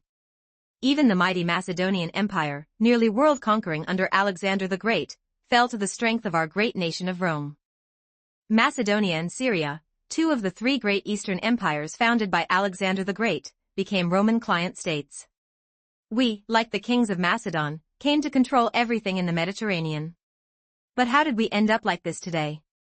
I pondered this question for a long time with no answer, until I heard a story from my brother, Scipio the Younger. Our Rome has adopted much of Greek culture. But along with the brilliance of Greek philosophy and heroism, some negative influences have also seeped into Rome. My brother, Scipio the Younger, who is passionate about Greek literature and art, once visited a dance school in Rome to observe how the teachers instructed the children in dance. But what he saw was the school teaching the children vulgar, base dances. This shocked him greatly. Since when were free citizens, Roman children, taught from such a young age to engage in adult behavior, learning how to please others, especially the nobility? Where has the shame of Roman citizens gone? Chapter 97, Tiberius set me up. 1,127 words. Any righteous person witnessing this scene would be overcome with shame and grief, questioning what has become of our homeland, our great Rome. And this is just one of the many changes that have occurred in Rome. In the end, I realized our Roman people have fallen into decline. With those words, a sudden uproar erupted from the crowd. No one expected Tiberius to suddenly launch into a broadside attack, bluntly declaring that all Romans had degenerated. This immediately stirred dissatisfaction among many listeners. What does he mean by that? No one likes to think of themselves as corrupt or fallen. Even when Tiberius pointed out problems, people merely thought, "Oh, maybe there is a bit of an issue." Some began reflecting, but no one appreciated being labeled in such a sweeping way. Maybe a few people had fallen, but surely not everyone? Then, just as people started buzzing, with tempers flaring, they heard Tiberius continue. Lord Cato, the representative of our Roman conservatives, heavily criticized the culture of luxury and decadence, like the excessive love and obsession women have for jewelry. He even passed laws to curb such behavior. Yet these laws did nothing to stop the spread of luxury and corruption. Instead, they caused the simple, harmonious Roman family to disappear forever. The divorce rate in Rome is increasing every day. The golden age of Roman traditional morality dominating our society is long gone. This is especially evident among our lower-class citizens. The majority failed to truly understand Greek culture. They mistakenly believe that the allure of Greek civilization comes from its luxurious, comfortable material life. After the destruction of Corinth, I even witnessed an absurd scene. I watched in disbelief as several of my fellow Roman soldiers stood among the ruins, playing dice on a priceless ancient Greek painting, tearing it down from the wall and using it as if it were just a rag. A passing musician tried to offer some solace by performing a Greek concert for the soldiers, but they all immediately rejected it. They shouted at the musician, telling him to put down his instruments and suggested a boxing match instead. Pfft. Some in the crowd couldn't help but laugh. Many thought they would likely have done the same thing. Who would want to listen to Greece's soft, dull music? A bloody brawl would be far more thrilling and entertaining. Hearing the laughter from below, Tiberius raised his voice. You think this is perfectly normal, don't you? That, I'm afraid, is truly sad and terrifying. There was a genuine sorrow in Tiberius' eyes as he raised his hand and dramatically declared, I am ashamed for you. This is in stark contrast to the Athens of Pericles' time. Here, we throw away art like trash, while savagery and bloodthirsty indulgence are treated as treasures. No one sees anything wrong with it, and everyone believes that this is the right way to live. So, don't rush to anger or refute me. If, after hearing what I'm about to say, you still think it's right, I, Tiberius, will apologize to everyone. What? This was the second time Tiberius had angered the crowd. They were furious. For a moment, curses echoed from the crowd below. Who could tolerate such humiliation? Moreover, for the Romans, who revered personal strength in combat, fighting wasn't something they despised, it was an honor. Now, someone was telling them that this was worthless and instead urging them to cultivate themselves. They would twist off that person's head, kick it around like a football, and then see if they could still talk about self-cultivation. Get down from there. Get down, Tiberius Gracchus. You have no right to run for tribune. You should be ashamed of your words and actions, you damned, arrogant aristocrat. In the midst of the public's fury, someone even tried to rush up and drag Tiberius down. Strabo was stunned. What kind of maneuver was this? Even Strabo Pompey, Tiberius' rival, was sweating nervously for him. Yet Tiberius remained calm. Just as the situation was about to spiral completely out of control, he loudly redirected their attention. Are you so enraged because I struck a nerve? Do you lack the patience to even let me finish speaking? Or are you just frogs in a well, living in your own little world, unwilling to open your eyes to the truth and reality of the world? Let him speak. I want to hear what else he has to say. Fine, let's wait and see. Many, who were provoked by his words, couldn't help but suppress their emotions, forcing themselves and their companions to calm down, curious about what Tiberius had to say next. And what Tiberius said next completely shattered their worldview. Once the crowd had quieted down again, he said coldly, let's continue. Let's talk about where this error and decline began. The decline of the lower classes has affected many aspects of Rome. One such aspect is how, in order to gain votes and public support, Rome's leaders have had to cater to the whims of the citizens, even the aristocrats have pandered to the masses. Under the guise of honoring great Romans who had passed, we had the first gladiatorial combats between condemned criminals and slaves. And in the pursuit of excitement and votes, even officials presiding over funerals disregarded the schedule, prolonging the games to win over the spectators. You think this is a good thing, don't you? Because by hosting such events, you get to share in the wealth that Rome has plundered through conquest. You get to live without working, surviving off the food freely provided by the rich. But it is precisely this excessive dependency that has led to corruption in Rome's elections. This is the first sin. In order to win votes, officials resort to all means necessary. Positions that should have been filled by tribunes who genuinely seek to benefit the people and act with selflessness have become increasingly inaccessible to Rome's young talents, even for the most humble roles. It's getting harder for them to fulfill their ambitions and win elections. They must spend huge sums of money to fund lengthy gladiatorial games, not to mention bribing the voters. Let me guess, will there be a free gladiatorial show in a few days? as Tiberius spoke with biting sarcasm. Many in the crowd were visibly startled, unable to hide their reactions, and Strabo's face changed dramatically. He's talking about me, isn't he? In order to bribe voters, he had indeed planned to host a gladiator match soon. But hasn't this already become an unspoken rule? Damn it, Tiberius must know he can't win, so he's deliberately stirring up conflict to drag me down with him. What a malicious scheme, to harm me like this. Chapter 98, If foolishness is a crime, it is now unforgivable. 1,182 words. Strabo, who thought he had figured everything out, was infuriated by Tiberius' treacherous intentions. However, from beginning to end, Tiberius had never even considered him. He simply continued, perhaps in the short term, you all think this is a good thing.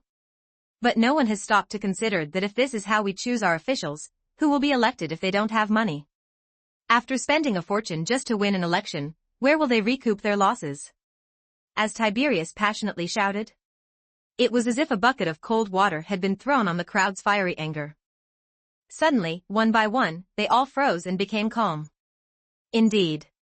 To become an official, one must learn to bribe and spend money, but would a truly ambitious person stoop to buying votes? Would they engage in such dirty dealings and collusion? They had only focused on the joy of receiving money and the excitement of free celebrations, but had never considered what would happen to Rome if all its officials were replaced by such people. The crowd shivered. Such a simple truth, even the most ordinary citizens could easily understand it. No one would be foolish enough to spend vast sums of money just to buy a hollow title. They weren't children anymore. They knew full well that people only strive and fight for what is profitable. Just as Rome coveted the lands and wealth of other nations, leading to wars of conquest. These truths weren't beyond people's understanding, but they had simply never cared, falling into a blind spot. Some might have realized it, but knowing that change would be difficult, they chose to pretend ignorance. But now there was one person, or rather, there were a few people, who were no longer asleep. They had awoken from their slumber and were trying to wake more people up. Tiberius, let me tell you. Of course, being elected is profitable. Who would engage in a business without gains? Why do Rome's politicians exhaust their efforts, racking their brains for even minor positions, constantly expanding their influence?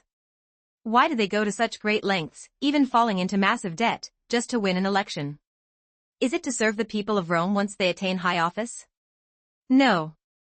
Some may think spending money to win votes is a thankless task, but in Rome, as long as they seize the opportunity to become the governor of a wealthy province, they can pay off any election debt within a single year of their term. Meanwhile, in these provinces, they enjoy supreme power, unrestricted by Rome's laws. And in the end, who suffers the most from this system? It's the people. Abusing their positions. The aristocrats and high officials are able to amass vast estates, and who loses out on the land they should have received? It's the soldiers.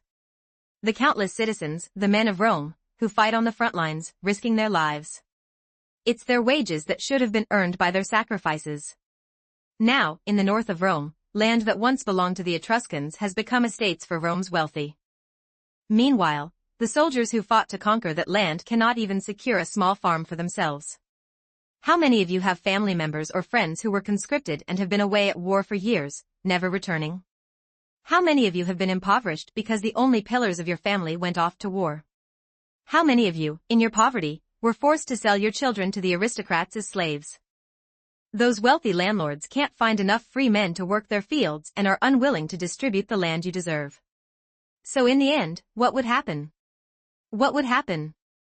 As Tiberius roared, let me tell you, in the end, they will find ways to turn free citizens into slaves, so that they can harvest endless wealth. Some might say, as long as we never bow our heads, nothing will happen. But how long can a person hold out when faced with hunger? Relying on your husbands, brothers, and fathers, the only pillars of your family, fighting on the front lines, conquering lands, and capturing a large number of captives for Rome. Among them might be Carthaginians, Spaniards, Gauls, Macedonians, Greeks, or people from outside, with thousands of prisoners sold into slavery. Even if you can hold out for a while, the aristocrats will never lack cheap labor. Eventually, your persistence will be crushed and reduced to absurd, meaningless farce. It will dissolve into hysterical despair and tears. You have personally abandoned your loved ones, given up on the happiness that was within reach. This foolishness, that is the second sin. Let me tell you. During the slave revolt in Sicily, it wasn't just slaves. Many small landowners, free citizens, were also burning down the villas of the great estate owners. Why do you think the free men helped the slaves in rebellion? Was it unnecessary pity? At this time, the entire central square below the stage was completely silent. Strabo was even more trembling when he heard this, and his eyes turned to Tiberius with horror. How dare he say these things? Some issues in Rome aren't unknown to the upper class, it's just that they're untouchable. Because once you address them, you threaten the interests of the aristocracy as a whole. It means offending every noble family. Yet Tiberius had now spoken aloud the stark truth about Rome. The Rome that Tiberius described was no longer a shining beacon, no longer adorned with flowers and thriving prosperity. Instead, it was filled with filth and corruption, darkness and barbarity, oppression and coercion. Countless Roman citizens were abruptly awakened. Immersed in the bleak vision Tiberius painted, they realized, as they came back to their senses, that their backs were already drenched in cold sweat. It was as if they had truly seen the day when they, as free citizens, would be forced into slavery. Is this the truth? What, then, have they been doing all these years? Panic, anger, and horror consumed the crowd. It was terrifying. Some of these things were happening right in front of them. Like families whose men had been away fighting for so long that the burden at home became unbearable, leading to financial ruin. Mothers who had worked themselves to death doing multiple jobs. Or those who, unable to bear it, had sold off their extra children or siblings. But how can there be any extra family members? Looking back now, the brutal realities that had once filled them with despair, had they truly caused this themselves? They were on the verge of collapse. If foolishness is a crime, then at this moment, they were unforgivable. If that were true, as Tiberius had said, they should be ashamed to the point of sinking into the ground. What a cruel joke. Our family members bled and sacrificed for the country, yet we were forced into slavery, unable to survive, with families torn apart. How can such a thing be justified? Chapter 99. Even wild beasts have a home in Italy, but what about you? 1,240 words. Madness. A suffocating madness was spreading through the hearts of the crowd. And now, no one was angry at Tiberius anymore. Instead, they were furious at the raw truth he had laid bare. Once people learn the truth, they can no longer live in complacency. And now, as the bloody truth was exposed before them, what choice would they make? In the central square, knights stood among the crowd, observing every expression on their faces. The precise intelligence and brutally honest depiction that Tiberius presented were, of course, not purely his own observations. Much of it was Knight's doing. When he first laid this truth before Tiberius, weren't the Gracchi brothers themselves just as shocked, disbelieving, and furious as everyone else is now? After encountering the deeper darkness, the two brothers chose to bear the heavy burden and move forward. Even as they further understood how many enemies and how much resistance they would face to change Rome, they did not give up. Now Knight wondered how many among these thousands of commoners would have the courage to rise up. It's coming, the Red Storm. It will soon rise from the plains. His gaze grew deep as he looked toward the Senate Hall in the distance. Roman aristocrats, I've made my move. Are you ready to face the storm? A new Rome, born from this storm, will be completely transformed. All the decay and corruption will be swept away. When countless voices shout in unison, will even the gods above tremble in fear? Whether true gods will fear, Knight did not know. But he knew that some people were certainly growing uneasy. Tiberius had become the one to expose the truth, revealing the true faces of the aristocracy to the world. When everyone is only focused on climbing higher, desperately striving to become governors, it's solely to seize more land from the commoners. By the time they return to Rome after their terms end, they can never again be the simple, unadorned Roman citizens they once were. They enjoy the land irrigated with blood, but forget that once, in Greece and on the land of Italy, the same pattern existed. Large estates grew larger, and small farms were driven to extinction. Mighty Greece disappeared from the stage of history because of this. Yet our people did not learn from history's lessons. Instead, we repeat the same mistakes. I am heartbroken for Rome today. It is sick, so sick that it could fall at any moment. Luckily, we've caught it in time, and there's still a chance to change everything. On the Adriatic coast, the price of a common laborer is 10 aurei, approximately $300. Skilled workers or educated individuals cost slightly more, and a young girl who can play the lyre can be sold for at least 30 aurei. The freedom of a person can be reduced to something so cheap. More and more people, unable to survive, fall from citizens and freemen to selling themselves into slavery. But the slave masters won't be merciful enough to support these people.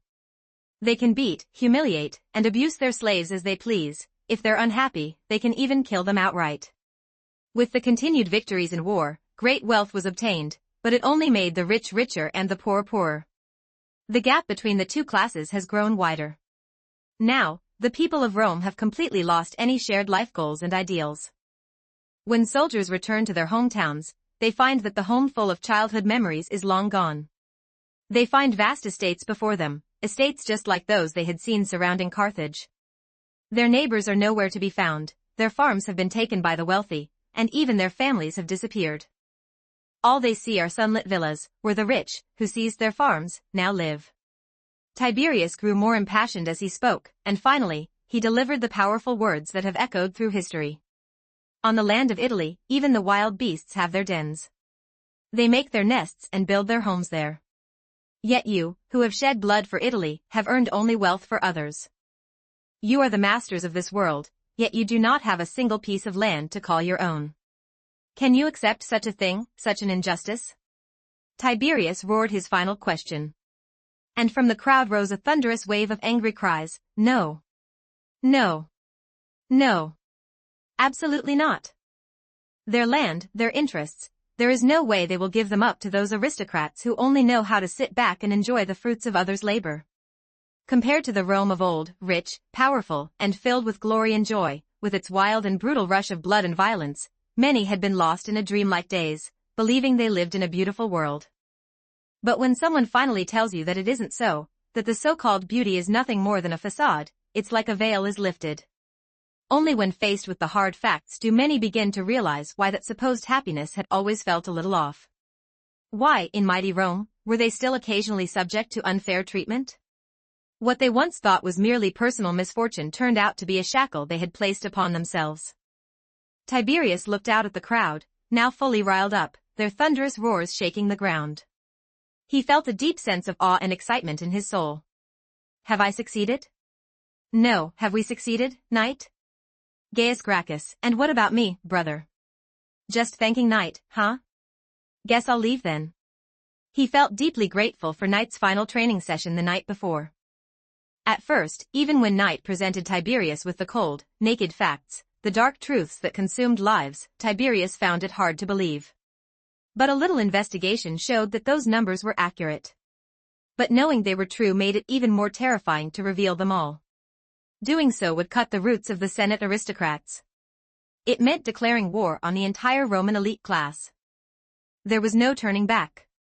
Tiberius had once anxiously asked Knight if he wasn't afraid of being hated, of being remembered with scorn after it was all over.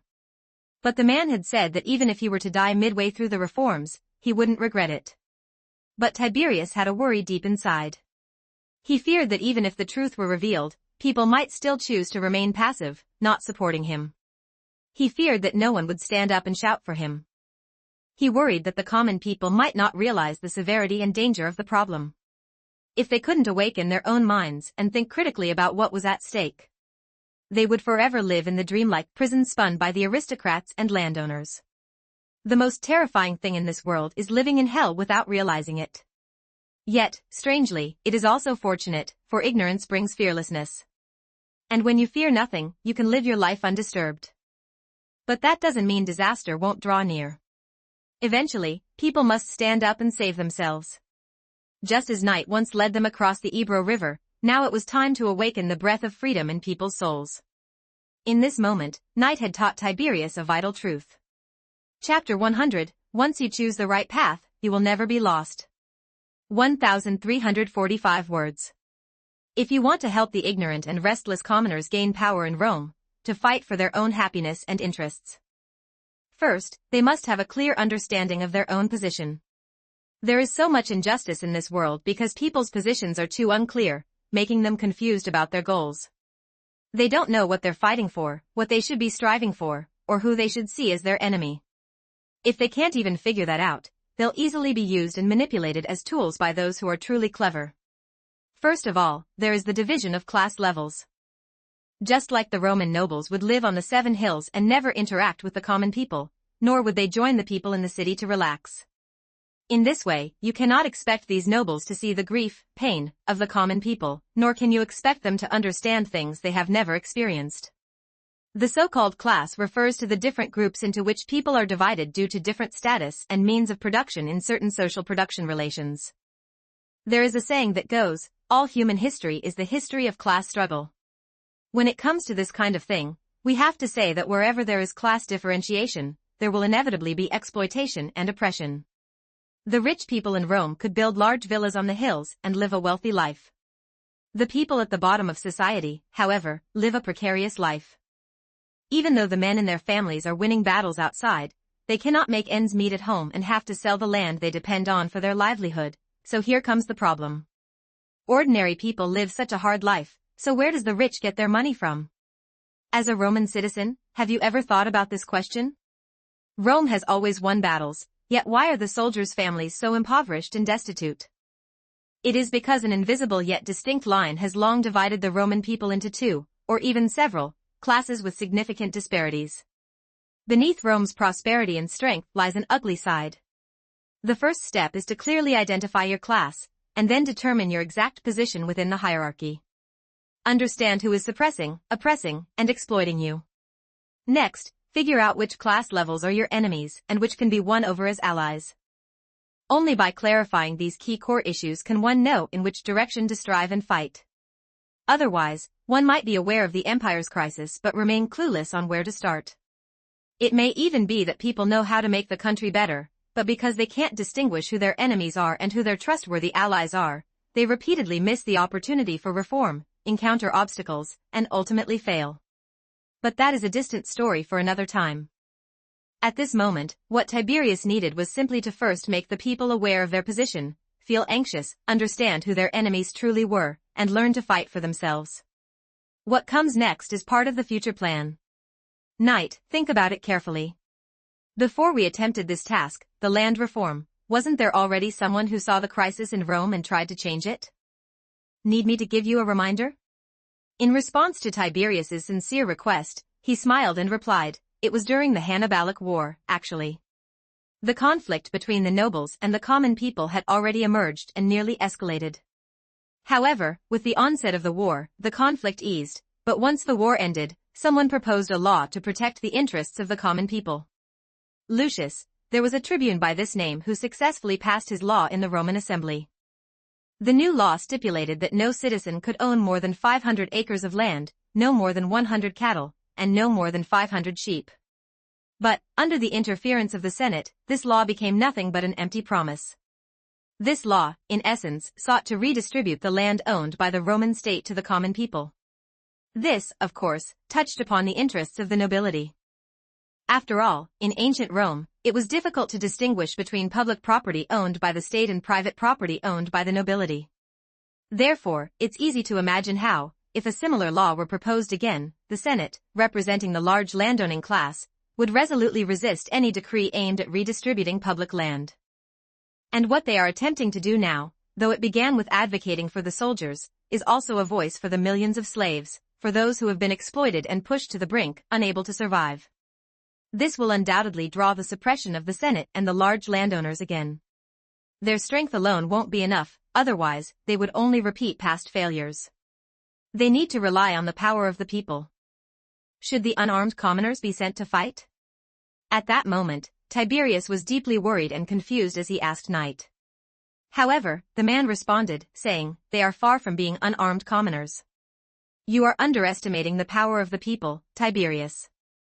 Once a person realizes what their survival depends on, and when someone tries to take away the last thing they have and cut off their livelihood completely, even the most timid person will have a fire of determination ignited in their heart. They will go mad, fight with everything they have, and do whatever it takes, even biting a piece off their enemy to survive. Never underestimate anyone's will to live. Everyone has the potential to become a hero. When a small spark grows into a raging fire, all the citizens of Rome, the freedmen, and even the slaves will rise to speak for themselves. The Senate will tremble in fear, don't believe me? Just wait and see. We cannot rely solely on the power of the commoners, of course, we also need our own army. Bring the retired soldiers to our side, they are the main force in this battle. And as for how much the awakening of the peoples can surprise us, let's slowly enjoy it. That crimson storm will come eventually. At this moment, the flashback ended, and they returned to the present. Looking at the crowd below, full of roars and shouts, Tiberius could tangibly feel a force. It wasn't the physical force of a battlefield clash, but a kind of spiritual power. A will of awakening, burning like a flame within their souls, with the unified voices all calling for the same goal, creating a sense of awe. Tiberius began to believe that they might actually succeed.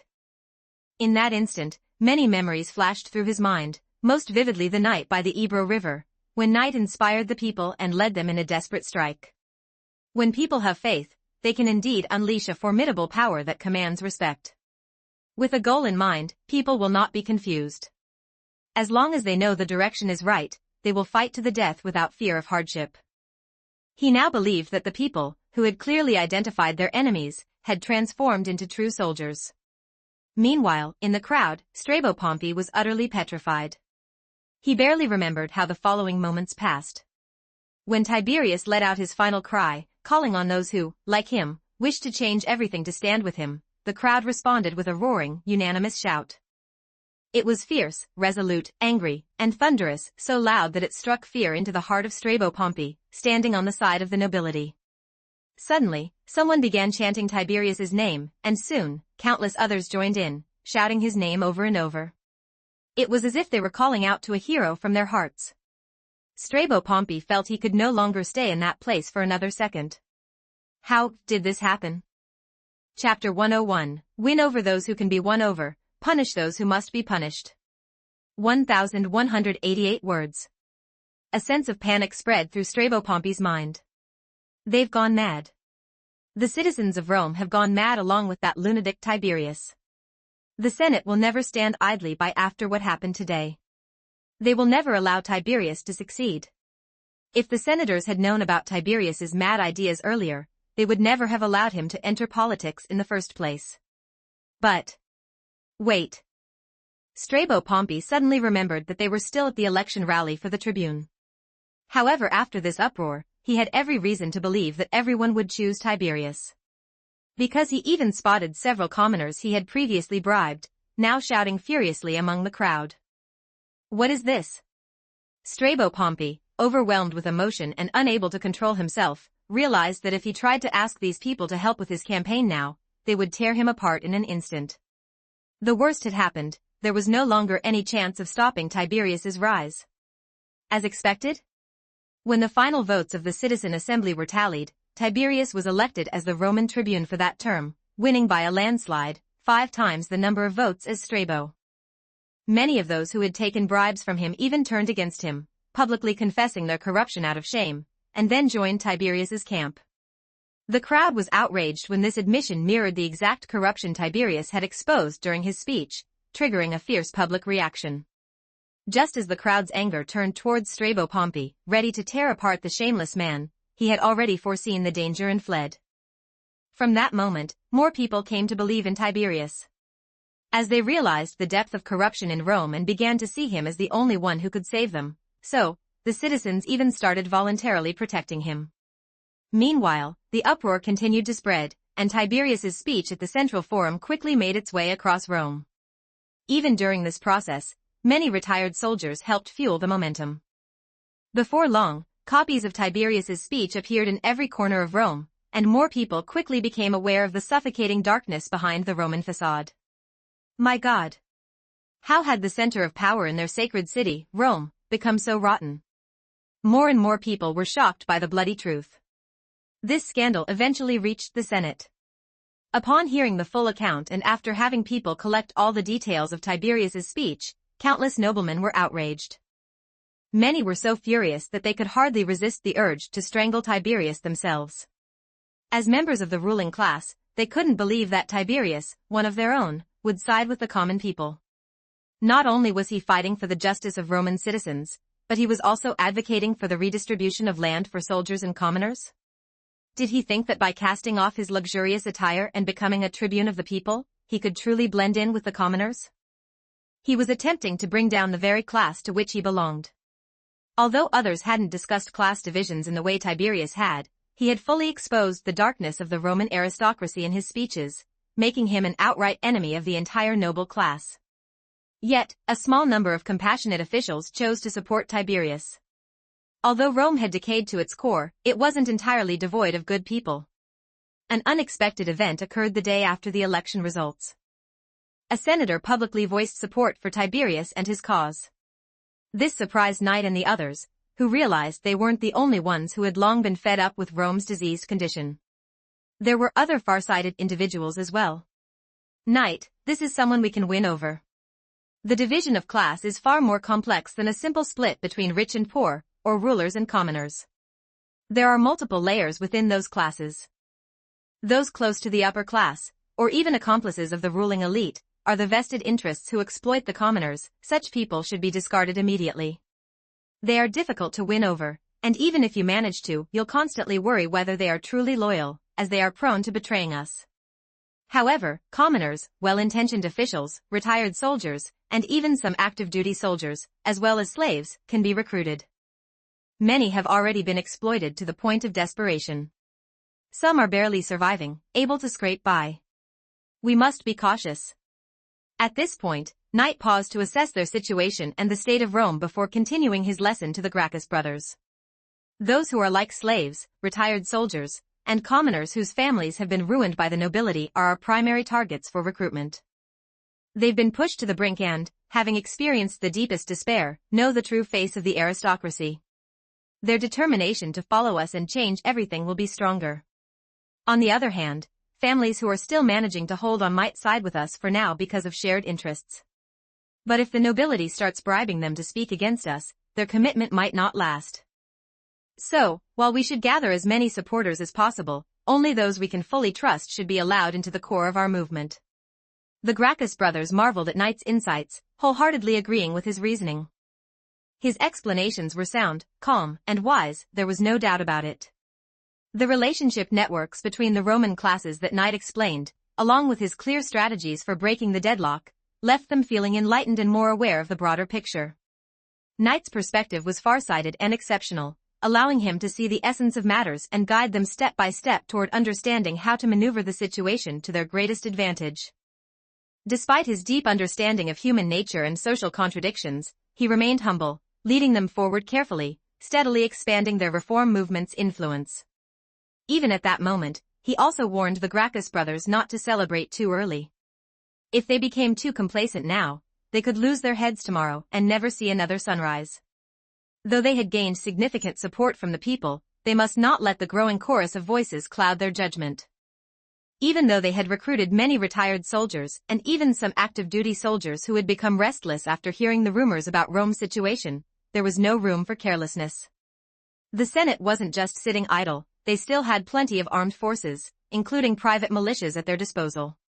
When push came to shove, there might very well be bloodshed and violent conflict. Knight, fully aware of Roman history, didn't say much, but he knew all too well what the Roman aristocrats were capable of. They wouldn't hesitate to resort to assassination or even outright murder if they felt threatened. But the time was near. He had already begun laying traps with the Gracchi brothers, preparing to lure the Senate's old guard into the open. It was time for these decrepit elites to finally pay the price. Chapter 102, The Senate, Are You Not Done with the Assembly Yet? 1,224 words. Returning to the main point, it's worth noting that, thanks to the open voting system, Tiberius eventually succeeded in becoming the new tribune. Even though the Senate was vehemently opposed, the reality of the election results couldn't be altered. There was no opportunity for them to manipulate the outcome. If they wanted to stop Tiberius through legal channels, the Roman Senate could only hope that he would fail in the next tribune election. Knight and the Gracchi brothers had taken a risky gamble, but it paid off. By making bold statements early in the election, Tiberius had significantly shortened the time needed to implement his reforms. The moment he won, he could begin immediately. It all happened so fast that the Senate barely had time to react before he completed the initial groundwork, gaining significant support and votes through his speeches. While the Roman assembly seemed like a hollow institution, on the surface, it remained sacred and inviolable. Even the Senate couldn't openly break such a fundamental rule. During this period, the Senate repeatedly warned and threatened Tiberius to stop submitting reform proposals and legal petitions. But the latter completely ignored them, treating their warnings as mere noise. Soon, he launched his second and third speeches in the public square. Under Knight's protection, he even began delivering speeches in the surrounding cities of Rome. The effect was immediate, more and more people chose to support Tiberius and his cause. Everyone understood that this was a silent war, without smoke, without bloodshed, but no less dangerous. If Tiberius, who had gone to such lengths for them, were to fail, they knew they might never have the courage to rise up again. Thus, they couldn't lose. They absolutely must not lose. Failure was not an option. The people's resolve was unshakable. They were prepared to fight alongside Knight and Tiberius, even to the death. Meanwhile, the Senate had shifted from their initial anger and disbelief to outright panic. Soon, they called a private emergency meeting. At the meeting, the room erupted in chaos as everyone began frantically voicing their concerns. "We can't wait any longer. If we delay further, Tiberius' following will only grow. Damn it, we should have taken action as soon as that boy became tribune. We never should have given him more time or opportunities to speak. Kill this traitor, this heretic, kill him. I only regret not holding firm back then, not preventing Tiberius from running for tribune. It's too late to talk about that now. Let's focus on how to deal with Tiberius. Killing him won't be so easy anymore.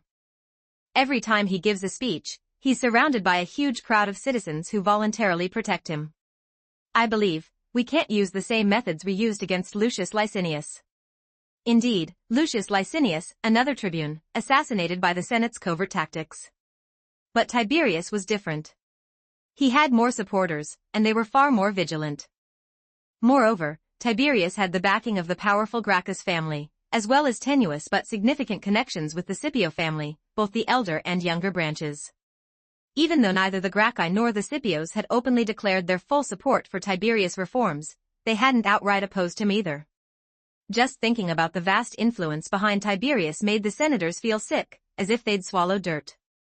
This was the advantage of having a strong background. Even though history would eventually show the Gracchi brothers dying tragically, it was only because they were caught off guard. Despite the overwhelming public support, the Senate still shamelessly branded them rebels, claiming they had armed the populace with clubs, used by their supporters to protect the Gracchi, to incite a rebellion, and used this excuse to massacre them and their movement. But now, with Knight's guidance, the Gracchi brothers had already identified and rallied numerous factions to their cause, preparing themselves thoroughly. They had developed a deep mistrust of the Senate. In such a situation, the Senate struggled to find an opportunity to carry out an assassination. Meanwhile, with each speech, Tiberius, his brother Gaius, and Knight were becoming more and more renowned. They publicly declared their support for a much-needed transformation in Rome. Rome needed to be reborn, and several new laws, rumored to be the collaborative work of the three of them, were frequently mentioned in speeches. Gradually, word of these reforms spread far and wide. Now, with momentum building, Knight made his move. A proposal for reviewing the new laws was quickly submitted to the Senate. Rejected. Absolutely rejected. The reaction in the Senate was immediate when the proposal reached the Sacred Hall. This was the second time Knight had appeared in front of the Senate's gathering. The proposal wasn't even fully reviewed before being dismissed. Knight wasn't surprised at all. It would have been shocking if this pack of old vultures actually agreed. But he hadn't come to seek their approval this time, he was here to deliver a message. Tiberius himself wasn't even present. Knight had instructed him to continue his speeches elsewhere. He would handle the Senate. As he watched the faces of the enraged, red-faced senators, who were now purple with fury, Knight's lips curled into a faint smile. He spoke calmly, "You disagree? Then let's call for a People's Assembly." When a major proposal concerning state affairs arises, even without the Senate's support, we have the right to petition for a vote at the Citizens' Assembly. Let the people of Rome decide for themselves whether to implement this new law. Surely the esteemed senators wouldn't refuse, would they? After all, Rome prides itself on being a republic, a state of the people. I assume no one here would dare act as a dictator, correct? As Knight's veiled insinuation landed, many of the aristocrats unconsciously found themselves cast in the role of dictators, growing angrier to the point of nearly bursting a blood vessel. The People's Assembly, again with the People's Assembly, enough already. That day, the senators were reminded of the terrifying power of the people. What was even more terrifying, though, was the man standing before them. While the Gracchi brothers had some talent and strategic vision, their past image led the Senate to believe that, despite their intelligence, they lacked the grand strategy and intricate planning to pull off something so precise and devastating. However now, one step after another, every move struck at the Senate's weak points. Many senators had already begun to suspect that Knight was the true mastermind behind all of this, which deepened their fear of him. From initial attempts to woo and dismiss him, they had now grown to feel true terror. Ambitious men vying for the consulship or aiming for the heart of Roman power were certainly dangerous, but they paled in comparison to someone like this. Knight's goals were crystal clear. He had no interest in the riches or status offered by the aristocrats. He wasn't swayed by their attempts to integrate him into the wealthy class. Instead, he stood firmly by the Gracchi brothers, committed to reform. A man with no personal greed, but immense ability, a terrifyingly calm and sharp mind, and a singular goal, to change Rome and destroy them in the process. A person without personal desires has no weaknesses, and that kind of enemy is the most terrifying of all. Chapter 103, List Knight, are you trying to become Emperor of Rome? 1,165 words. List Knight's intentions were laid bare, he was here to defeat them, no negotiations, no compromises. The Senate's attempts to pull him to their side were futile, he had no interest in anything but reform. How could such a man be so impervious to influence? Finally, the Senate realized who the true fools were. As Knight delivered his final notice and left the chamber, they all wore expressions of anguish. Circulate this document and make sure every senator sees it, the consul growled through clenched teeth as he handed out the papers Knight had delivered. The new bill under review was the Sempronian Agrarian Law, named similarly to Tiberius' historical reforms, but with updated provisions. The first lines that met the eyes of the senators hit them like a hammer. 1. From now on, each Roman citizen can lease no more than 500 iudera of public land, and no family may lease more than 1,000 iudera. 2. The right to lease land may no longer be sold. 3. Any land exceeding 1,000 iudera will be forcibly bought back by the state and redistributed. The essence of these laws was focused on land redistribution, ensuring that landless Romans could once again have access to farmland. Sharp-eyed senators immediately recognized the implications. The first provision, limiting family landholdings to 1,000 iudera, was clearly a blow against the aristocratic habit of registering land under the names of slaves to avoid taxes and dodge the limits. The second provision, prohibiting the sale of land leases, prevented nobles from coercing poor citizens into selling their lands at unfair prices. Even if the wealthy managed to drive free citizens into desperation, they could no longer buy their lands for cheap. This directly tied into the third provision, state-enforced buyback and redistribution of land. In theory, those who received redistributed land now had only the right to use it, not to sell it. This meant the poor could return to farming without the threat of starvation, as the land wouldn't be lost to the rich again. If the first three laws were considered modest reforms, something the Senate could still find ways to counter, the next part of the bill turned their faces completely dark. If viewed in isolation, Tiberius' proposals weren't entirely unreasonable. Some more progressive senators might have been willing to accept the reforms, acknowledging the problems facing Rome and knowing they needed to be addressed eventually. Openly rejecting these proposals would make them look bad, and even the aristocrats had reputations to uphold. But there was a glaring flaw with these reforms. Rome's agriculture mainly relied on cash crops like grapes for wine and olives for oil. These crops required substantial capital to cultivate. Just because the state gave poor citizens land didn't mean they had the resources to farm it. Even if the reforms were implemented, if the poor couldn't afford to work the land, over time, they might be tempted to sell it back to the wealthy. While the first law technically restricted the sale of land, the senators knew all too well that the rich would find loopholes. Expecting the aristocrats to oversee themselves? It was laughable. But then the document revealed the proposed solution: the state would fund the poor to farm the land. If the Senate didn't agree to the reforms, then it would be taken to a People's Assembly. And if the People's Assembly rejected it, it would be taken to the Plebeian Assembly, invoking the ancient Hortensian Law. Tiberius' unwavering determination to pass these laws was palpable in the text. It was almost as if Tiberius himself were standing in the chamber, pointing a finger at the senators and daring them to oppose it. The Plebeian Assembly and the Hortensian Law were nearly forgotten relics of Roman law, tucked away in the shadows of the upper class's dominance. According to the Hortensian Law, if a plebeian assembly was convened and the majority of plebeians agreed to a law, it could become official immediately. The key difference between the plebeian assembly and the citizen assembly was the composition. The citizen assembly included both patricians and plebeians, often with patrician tribunes or officials influencing the decisions. However, the plebeian assembly, as the name suggests, was made up entirely of plebeians, common citizens with no influence from the aristocracy. The existence of this law was, in itself, somewhat absurd and full of loopholes. If plebeians could simply gather and enact new Roman laws, what purpose did the citizen assembly serve? Yet, despite this absurdity, the law remained in effect, much like the outdated and aristocratically defined 12 tables of Roman law. The discovery of the Hortensian Law was undoubtedly the result of Knight's advice to Tiberius. In history, Tiberius Gracchus would eventually think of this method to push through his reforms, but Knight had simply accelerated the timeline. Through impassioned speeches and legal loopholes constantly being exploited by him, this entire sequence of events, what should have played out over a decade or more, was condensed into a flurry of rapid-fire legal maneuvers. Even the experienced senators, with decades in politics, were left reeling, struggling to keep up. They were dizzy with confusion. As the senators continued reading the legal proposal, they felt increasingly as though they were being mocked. The document wasn't even complete. Despite the importance of such a significant legal submission, the proposal's ending was shockingly casual.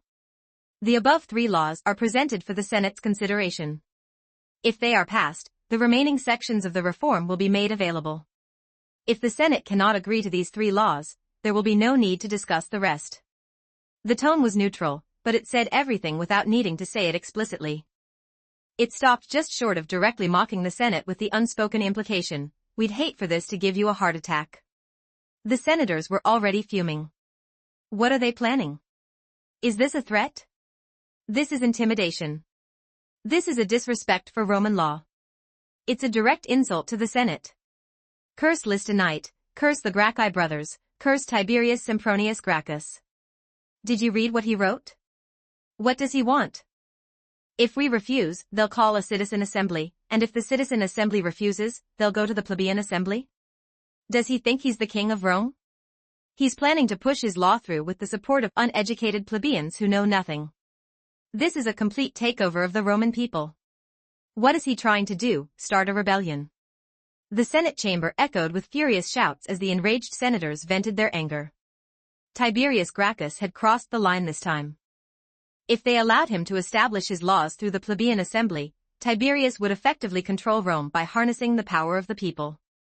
From then on, all laws in Rome could be altered at his will. At that point, even if he wasn't officially an emperor, wouldn't he hold more power than one? Chapter 104, Luring the Snake Out.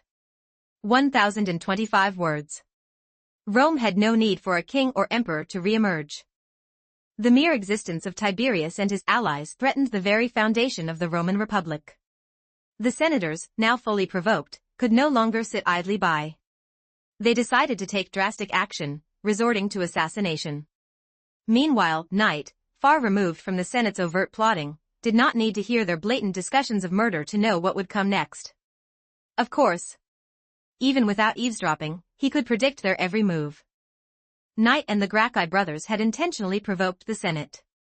Rather than pushing a fully developed reform package, he had used the archaic Hortensian Law, a half-baked and outdated legal strategy, to irritate the senators. This approach was meant to mimic Tiberius' historical downfall, a desperate, forced attempt at reform, but this time, things were different. Historically, Tiberius had been cornered, with no other options, and used this method to achieve his goals, but it had always been a doomed plan, one that everyone could see was bound to fail. However, while it was a flawed path, it was undeniably effective at provoking the Senate. Knight was doing this deliberately, purposefully baiting the Senate into action. No significant reform has ever been achieved without bloodshed, without a deadly battle either in the shadows or in the open. Knight had no intention of playing this game of back-and-forth political maneuvers for a decade, outwitting the Senate at every step. It would be far too slow. By the time land reforms were finally implemented and took effect, generations would have passed, and their momentum would have been lost. If they wanted to accelerate the process, there had to be bloodshed. That blood could come from the Senate, the aristocracy, or even the commoners, it didn't matter. What mattered was igniting the fuse of conflict, forcing a confrontation. Only then would the people understand who their true enemies were, and only with that clarity could they unite and wield their power. Once that happened, even the mighty Senate could be overturned with ease. Knight, after leaving the Senate, returned to his temporary residence in Rome. The house was already filled with Roman veterans lying low. As soon as he entered, he found a seat and calmly asked, "How are the contacts progressing, Proenius Eugera?" Proenius Eugera, named after the Roman measurement of land, Eugera, was the leader of the retired soldiers Knight had recruited to protect Tiberius. The retired soldiers from the nearby cities have all joined us. As for the current soldiers, thanks to Tiberius' connections, we've already been introduced to Scipio Aemilianus. Proenius continued, "Scipio said he's only focused on fighting wars and doesn't take any stance on Roman domestic issues." Proenius Eugera, deeply respectful and full of admiration, looked at Knight with fiery eyes. Having followed the man and witnessed all his plans, Proenius had come to believe that this man was truly Rome's savior, the last hero of Rome. Even the mighty Senate was being toyed with by Knight. The Gracchi brothers themselves regarded him with the utmost respect, referring to him as their teacher, a mentor who had shown them the darkness in Rome they had never fully seen before. This darkness had moved the Gracchi brothers to tears countless times. Proenius, having seen Knight accomplish so much, no longer hesitated or doubted. He believed that this man would truly help them reclaim their land and restore their dignity. For so long, they had been reduced to aimless wanderers, thugs, and vagrants, forced to live in squalor alongside criminals. But now, there was hope. Finally, there was a chance to be human again. Proenius Eugera, and the countless brothers behind him, were ready to fight for their chance to live as men once more. Knight nodded, satisfied. Good. As long as Scipio Aemilianus' army stays out of this, that's all the support we need. It seems even the soldiers are fed up with Rome. Rome has done this to itself, pushing its soldiers to the other side. Once the reforms are successful, every soldier will benefit from them. They have no reason to stand in our way. Not only will they not stop us, they'll want to join us. Proenius, inform our people. Have more soldiers disguise themselves as civilians and join Tiberius' protection detail. It's time to move to the next phase of the plan. Luring the snake out. Once the Senate turns its weapons on the common people, the legitimacy of their power will be lost. The enraged citizens will be completely pushed to the opposite side. Excellent. Even though his enemies might include the entire Roman landowning and upper classes, his allies were the Roman plebeians and soldiers. This time, the advantage is mine.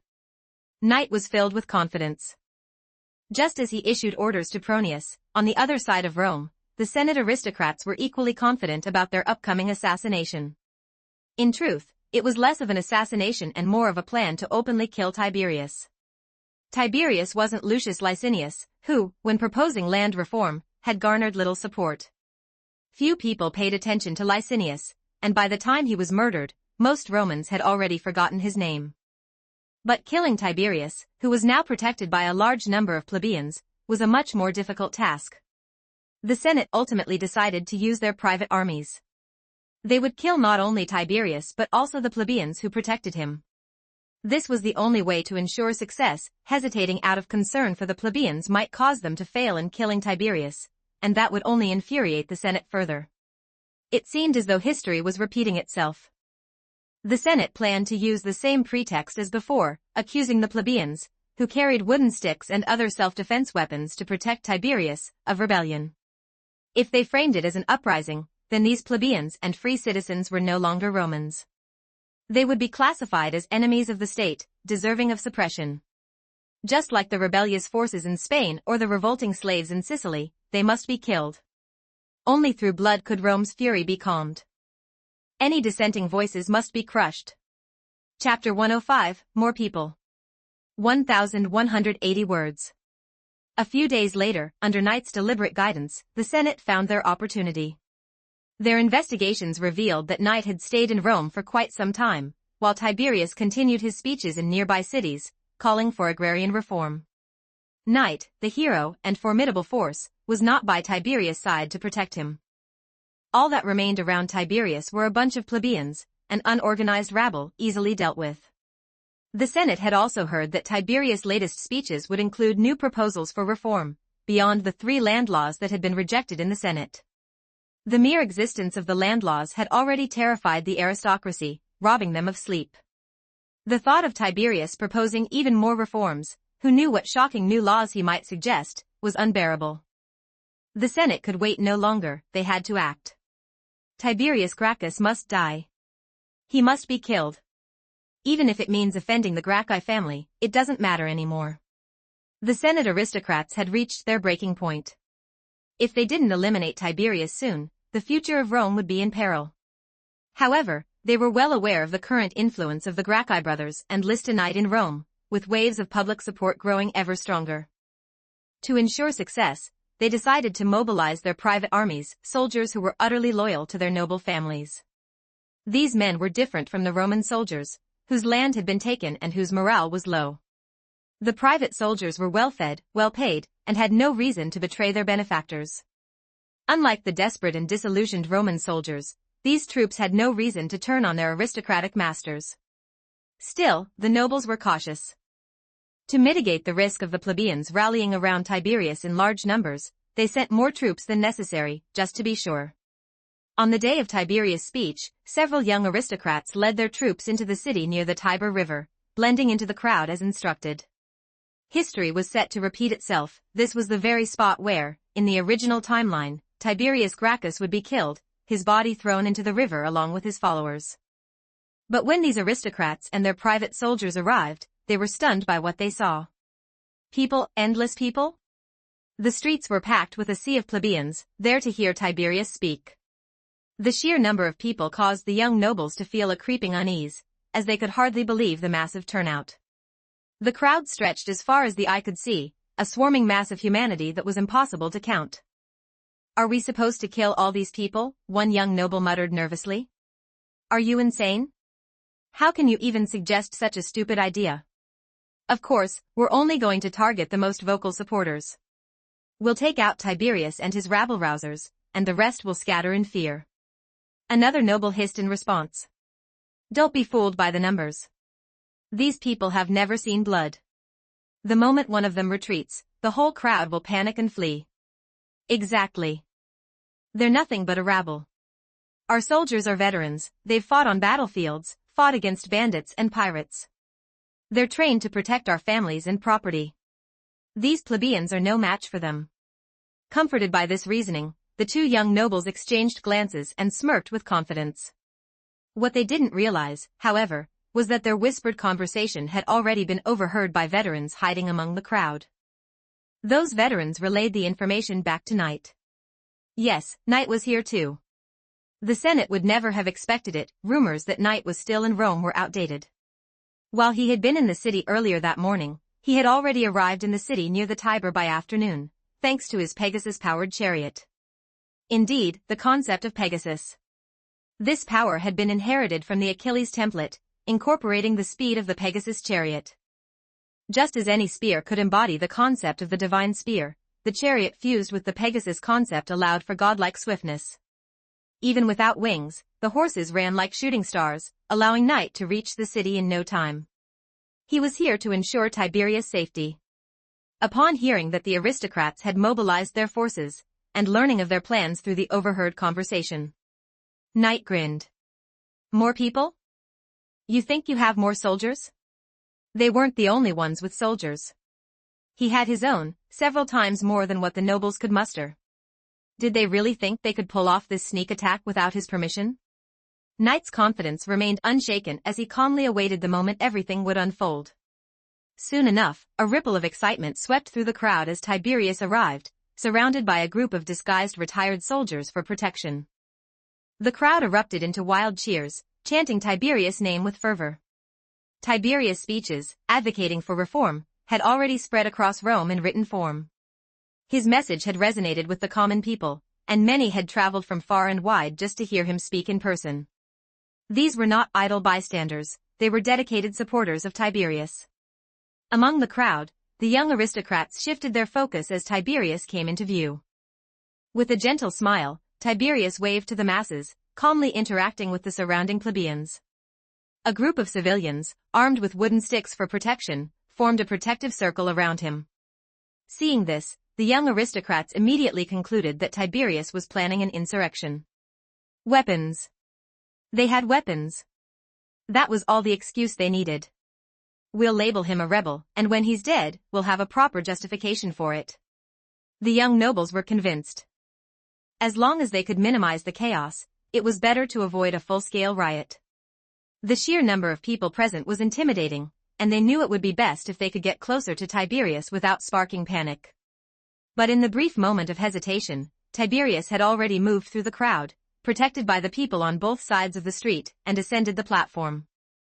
From there, he began his speech, as passionate and stirring as ever, rousing the crowd with his fiery words of justice. He spoke first about the existing problems in Rome and, as usual, introduced his proposed laws to resolve them. When he revisited the topic of the agrarian law, the crowd grew increasingly excited.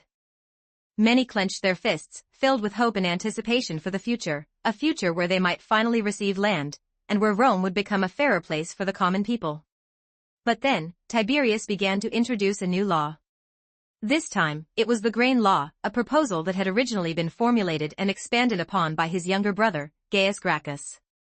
The agrarian law remained unchanged, but what was this grain law? Many plebeians in the crowd exchanged puzzled glances. The grain law, they murmured. What could it be? Wasn't it just another crop-related law tied to the land reforms? How was this different from the agrarian law? Chapter 106, Guaranteed Jobs. 1,050 words. The crowd didn't have to remain confused for long, as Tiberius explained the proposal clearly. The grain law was a plan for the state to purchase grain annually and sell it to the poor at prices lower than the market rate. In essence, it was a system of state-subsidized food relief for the poorest citizens. This would ensure that even in times of scarcity, the poor would have access to affordable food.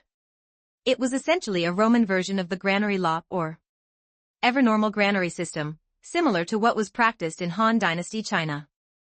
There, under emperors like Han Wudi and Han Xiandi, the state would store grain in granaries during times of abundance and release it when prices were high, stabilizing the market and helping to prevent famine. The grain law was a crucial supplement to the agrarian law.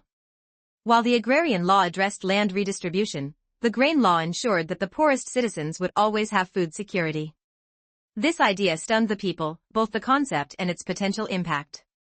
Even Tiberius' brother Gaius had initially been taken aback by the idea when it was first proposed. It was an entirely new level of reform that added a more practical, everyday benefit to the broader land reforms. For many in the crowd, the details were difficult to grasp, but they could see the excitement around them. Those who understood the law quickly explained it to others, and soon the crowd erupted in applause and cheers. Isn't this amazing?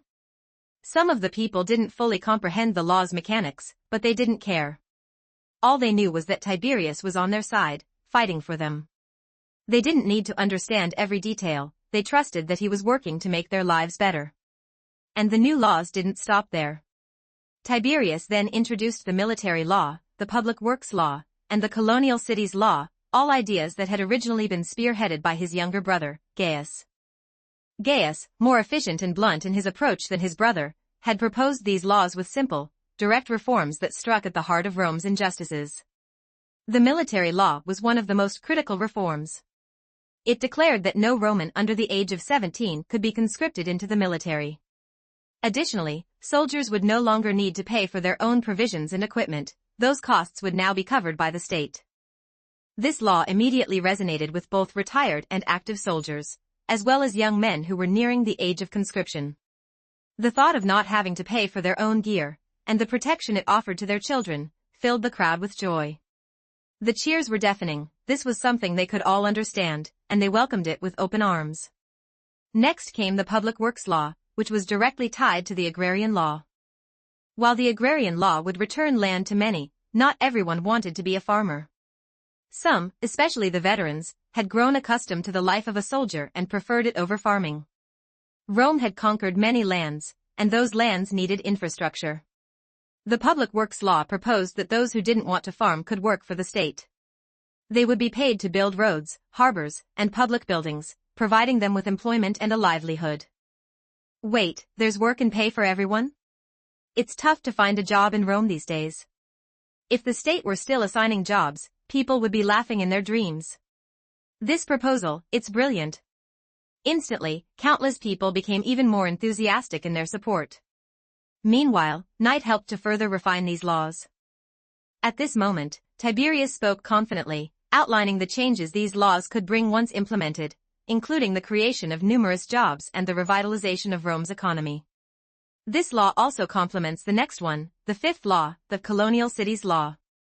The proposal was to turn former fortresses established by Rome, the state, in various regions, especially those in advantageous geographic locations, into new cities. If successful, it wouldn't just involve road and city construction. Once new cities are established, there will be an immense demand for new jobs. Wouldn't all of this contribute to the GDP? It would also help solve the wealth gap in Rome. Of course, such large-scale construction would inevitably require astronomical sums of money. It's much like how ancient Chine, through its waterworks projects, built its fortune. The completion of the Dujianjian irrigation system not only doubled Chine's foundational strength and resources but also provided the grain reserves necessary for its unification of the 7 states. Its benefits continued for over 2,000 years. However, the financial costs of these construction projects were not insignificant. Like the agrarian law, this too would be a radical reform law that would likely face significant opposition from the nobility once implemented. Historically, many of Gaius Gracchus' laws were not repealed after his death, marking a successful reform, but only the agrarian law and colonial cities law faced so much opposition that they disappeared into the annals of history. After discussing the fifth law, the focus remained on economic reforms. Next came the sixth law, the jury reform law. This law proposed allowing the equestrian class to join the jury. What is equestrian class? In Rome, it referred to particularly wealthy commoners, people with money but without status, often former cavalrymen. Participating in politics was something they desperately desired. It's like how merchants have money but can't enter politics. Historically, Tiberius made a similar proposal to win over the equestrian class. However, he only suggested that half of the jury should come from the equestrian class. But after discussing with Knight and his brother Gaius, Tiberius became bolder and proposed that the entire jury be composed of equestrians. They didn't really care whether the equestrians would be won over or not. The main goal was to disgust the Senate. They were determined not to let the Senate hold on to power for even a second longer. Am I giving you this much power, and you still want to cling to your seat? Of course, if the Senate completely ignored this, it wouldn't matter if the entire jury was made up of equestrians. After all, they had nothing to lose. Chapter 107, are you okay with that? 1,148 words. Next came the seventh law, the revision of the provincial law.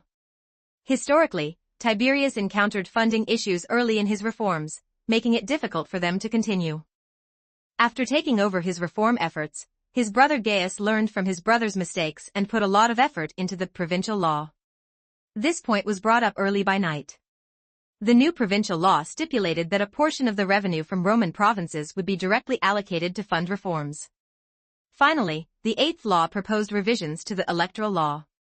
In past Roman elections, the nobility would vote first, and only then would the common people get their turn. The new electoral law proposes that nobles and commoners vote together, changing the system from the surface and reflecting the equality between nobles and commoners. Gradually, it would subtly transform Rome's exploitative social structure. Any change is never achieved overnight, but we can start with the most superficial aspects. If we can't even make these surface changes, there's no hope of tackling the core issues. Thus, all 8 of the newly proposed laws have been submitted for review. Most of the details were refined by the Gracchus brothers, with Knight suggesting and establishing the general direction of the revised versions. Some strategies are ahead of their time, while others have been trimmed. One of the laws that was removed had sparked a massive storm in history, Gaius Gracchus's most radical reform, the Citizenship Reform Law. Knight indicated that they had exercised considerable restraint. If they had introduced the Citizenship Reform Law, with its sweeping and provocative elements, the current Senate wouldn't just be urgently planning to assassinate Tiberius, they'd be mobilizing armies to wage war against the Gracchus family. The original Citizenship Reform Law was designed entirely to support the agrarian law. In present-day Rome, besides Roman citizens, the inner circle, there were also many Latins, free people who were part of the Roman state but did not have voting rights. Finally, there were the allied states, like the Italians, who were Rome's partners. The reason there were so many different classes within Rome, even though they lived on the same land and allied states were treated similarly to larger Roman provinces, was rooted in early Rome's weakness. To expand its territory and influence, it handed out citizenship freely. But as Rome grew stronger, citizenship became more difficult to obtain, as they were reluctant to give it away. After all, citizens enjoyed certain privileges. Although these privileges mainly boiled down to the right to vote, which free people did not have and allied states did not envy. On the Italian peninsula, people from allied states, like the Italians, could even avoid being bound by Roman law due to their status.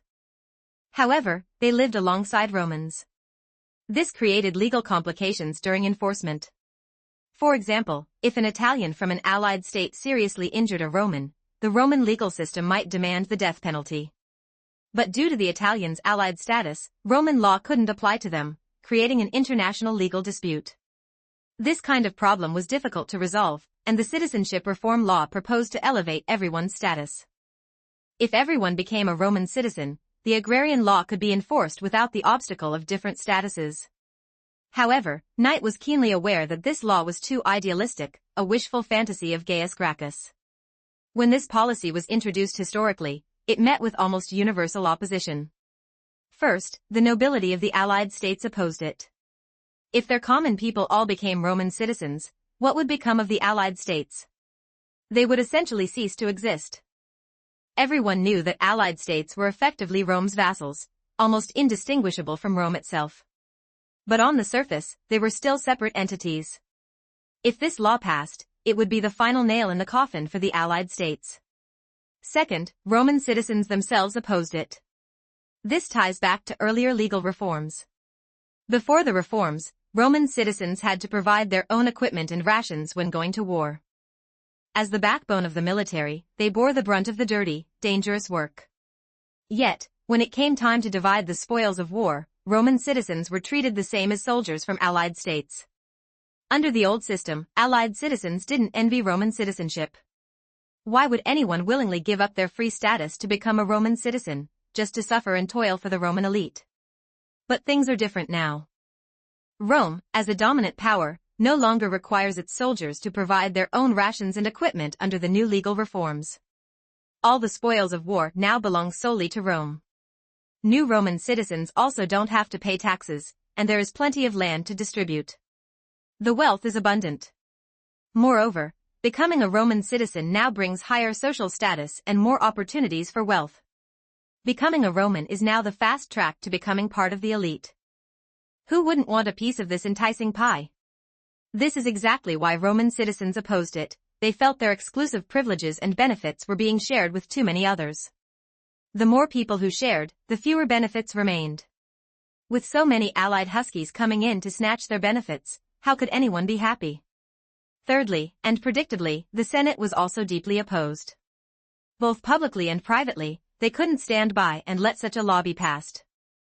If it actually succeeded, the issue of land reform aside, there would undoubtedly be national security problems. The tensions with the allied states could erupt into crisis at any moment because of this decree. So, from commoners to nobles and from domestic to foreign interests, no one supported this final proposal. Even though it might have significantly advanced the agrarian law, its drawbacks were too obvious. When Gaius Gracchus first floated this idea, Knight immediately shut it down, forbidding him from mentioning it again. Thanks to his warning, Gaius Gracchus soon realized just how much resistance this law would provoke. If it were implemented, even the people, their greatest shield, would turn against them. This realization caused the Gracchus brothers to breathe a sigh of relief, knowing they had been too reckless. They quickly curbed the arrogance that had developed from the smooth progress of their reforms. Returning to the podium, Tiberius presented the 8 final laws. By abandoning the 9th law, which was fraught with too many drawbacks, the remaining laws were already powerful enough to shake the very foundations of Rome. All that was needed now was some military support.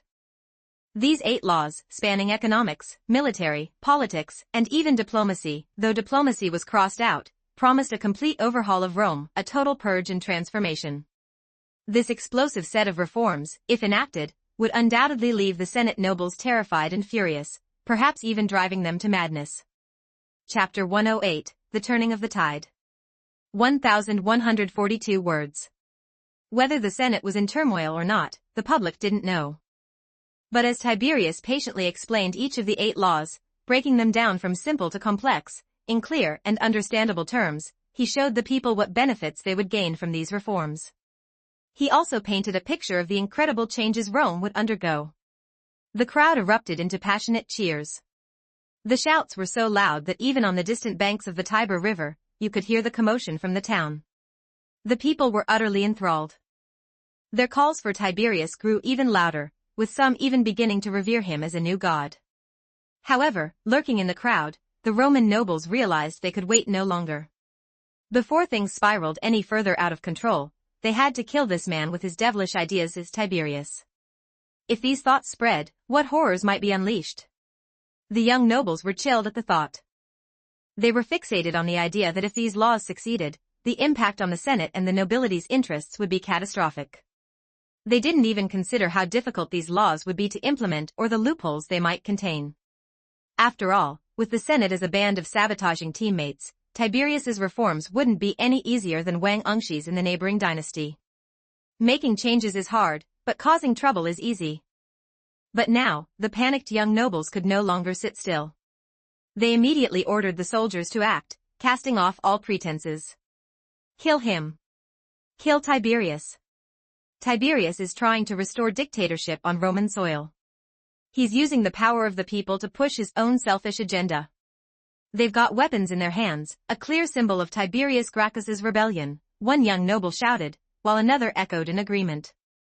They, along with a large group of soldiers, all filled with murderous intent, turned their eyes toward Tiberius on the podium. Not completely foolish, they at least knew to invent some justification before taking action. After labeling Tiberius and his followers as a rebellious faction, they didn't even bother with the still confused crowd, just moments earlier cheering, before unleashing their soldiers. The soldiers threw off their disguises, drew their weapons, and charged toward the podium.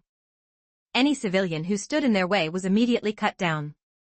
Blood spilt across the scene, and terrified screams echoed through the crowd. Seeing this assassination plot unfold from the platform, Tiberius's face darkened in despair. After all, just as Knight had predicted, it was no longer a covert attack but an open slaughter. Especially after seeing innocent civilians getting injured or killed. How dare they? The Senate was serious. No reform could avoid bloodshed and sacrifice. Even though Tiberius had prepared for this mentally, seeing the Senate's blades turned against innocent people filled him with fury. He shouted, "Damn it! Fight back! Don't worry about my safety, focus on those armed assassins." As soon as he spoke, the retired soldiers disguised as civilians around him dropped their cover. With angry roars, they charged at the noble private soldiers. Though their weapons were nothing more than wooden clubs due to the circumstances, not a single one of them hesitated. After all, these were battle-hardened warriors, true soldiers who had survived the battlefield. And true warriors never shrink from a fight because of inferior weapons. Moreover, they had the advantage in numbers. As soon as the retired soldiers surged forward, their numbers quickly overwhelmed the noble private soldiers, outnumbering them nearly 10 to 1. Seeing a mass of towering, grim-faced men charging toward them with such overwhelming numbers was too much for the noble soldiers to handle.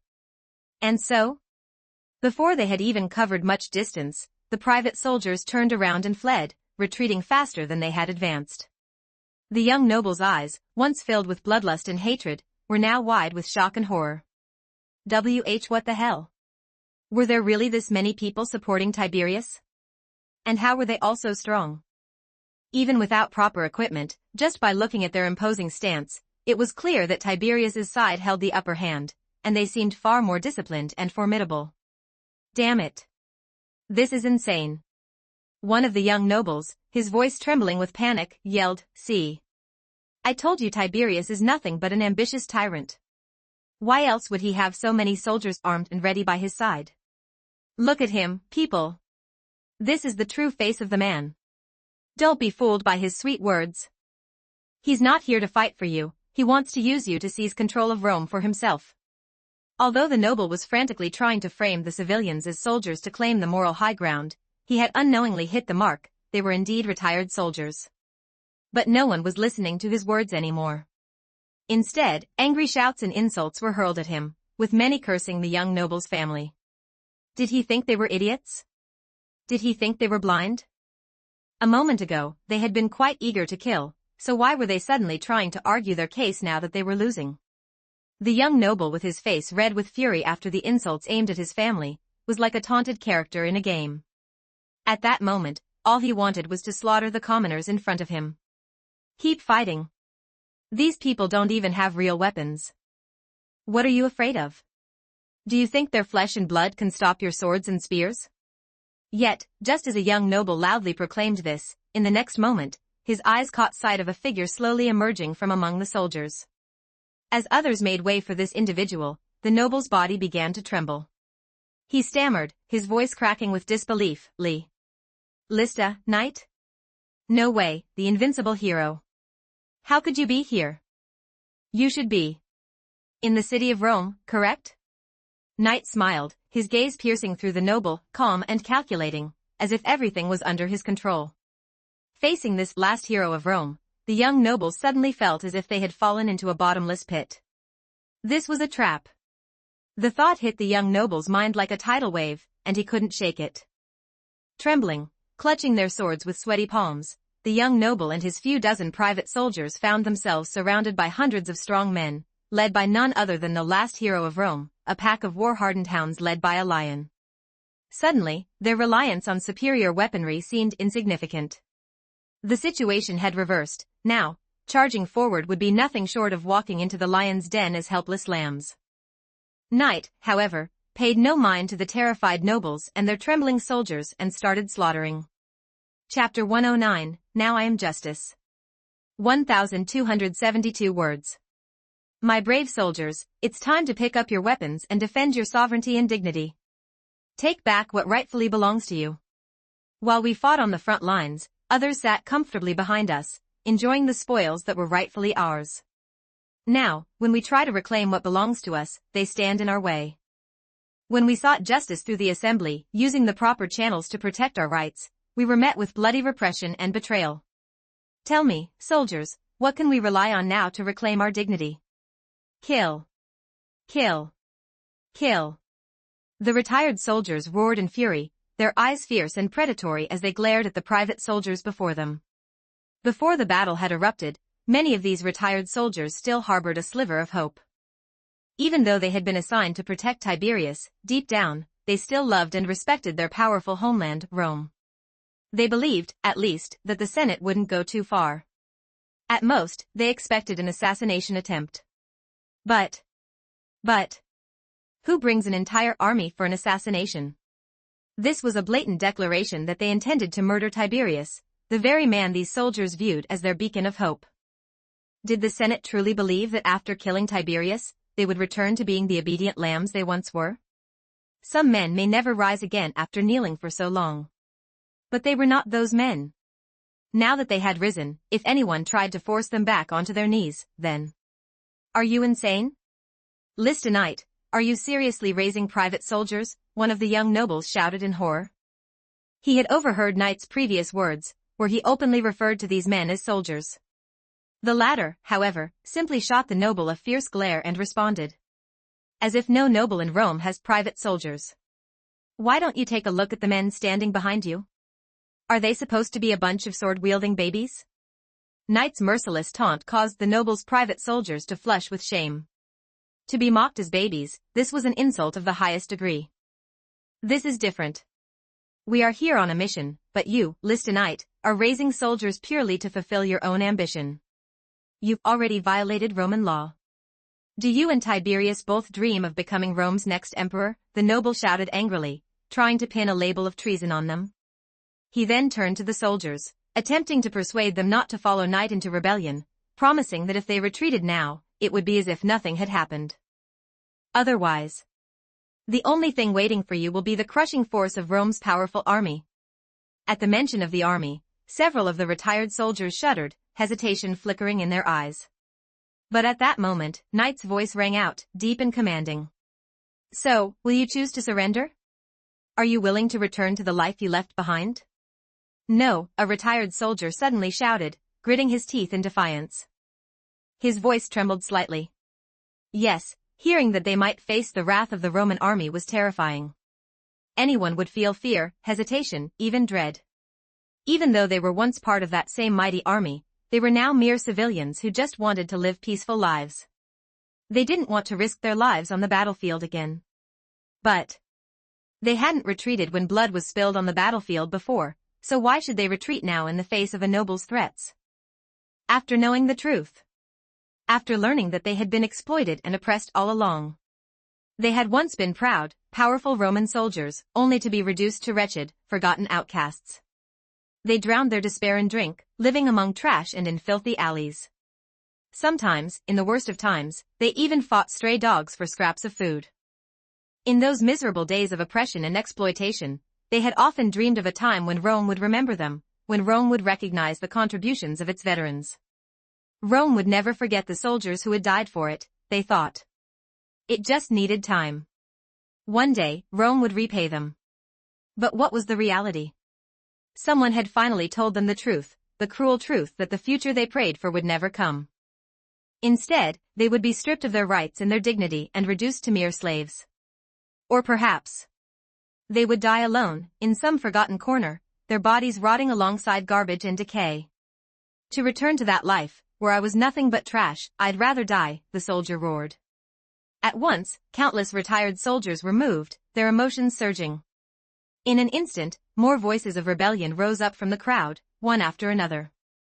Hearing these powerful cries, Knight smiled in satisfaction. Then, in a loud, commanding voice, he turned his attention back to the young noble and proclaimed.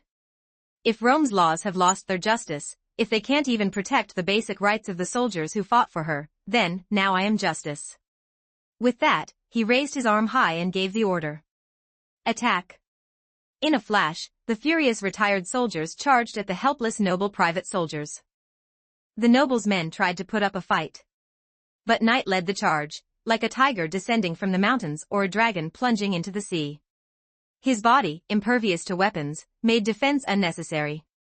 Driven by his emotions, he fought barehanded, unleashing his fury on the enemy. His fists deflected their weapons, and in the next moment, he grabbed one young noble by the head and hurled him like a bowling ball, knocking down several soldiers. The other noble, the one who had been mouthing off earlier, stared in horror as Knight approached, ignoring the private soldiers standing between them. He had made it through so quickly, after just tossing aside his companion like a rag doll. You, the noble stammered in terror. But before he could say another word, Knight's fist crashed into his face with tremendous force. The blow sent the noble flying, his blood spraying through the air. Whether he survived or not, he was certainly left clinging to life. What a fool! Did I give you permission to speak? Knight had no mercy for these nobles, the same ones who had no qualms about ordering their private soldiers to kill indiscriminately, even slaughtering civilians without hesitation. His brutal combat style left the remaining private soldiers completely dumbfounded. Sure, they had trained against bandits and pirates, but had they ever faced something like this, something that didn't seem like a human at all? Damn it. You're insane, this is madness. You've offended the Senate, and all of Rome won't spare you. One of the private soldiers, who appeared to be a small squad leader, cried out in terror. In response, Knight delivered a fierce kick, a sickening crack echoing as he shattered the man's knee, sending him face first into the dirt. Without hesitation, he then stomped on his head with a crushing force. The ground was immediately soaked in blood, splattering everywhere. Knight then grabbed the man's hair, lifting his head, revealing the cracked skull beneath. Then let your so-called great Senate come for me. They don't represent Rome. His cold gaze swept over the lifeless face of the squad leader, whose nose and mouth bled profusely as he added with a sneer. It seems your Senate couldn't save you, could they? Clearly, in this battle, truth was measured by force, and at this moment, Knight's fists were the only truth on this battlefield. Chapter 110, Knight, go back to your cribs, babies. 1,136 words. It was clear the squad leader could no longer hear anything Knight said. The dead do not argue for justice. When it came to enemies, Knight was as ruthless as winter itself. He showed no mercy as he began slaughtering the remaining private soldiers. Their leader, dead. Even the noble they served was killed. One terrified soldier, acting purely out of fear, instinctively charged at Knight with his sword, screaming. The latter didn't dodge or brace himself to absorb the blow. Instead, he stepped forward into the soldier's attack range and, with lightning speed, delivered a devastating uppercut to the man's jaw. Thud. The powerful blow shattered bones, and the soldier's eyes widened as blood gushed from his nose and mouth. His head lolled to the side as he collapsed to the ground. Without missing a beat, Knight threw another punch, this time more casually, striking another soldier across the face. The force of the hit knocked the man unconscious in an instant. As the soldier's weapon slipped from his hand, he caught it effortlessly. Now armed, Knight transformed into a relentless war machine, wielding the sword with deadly precision.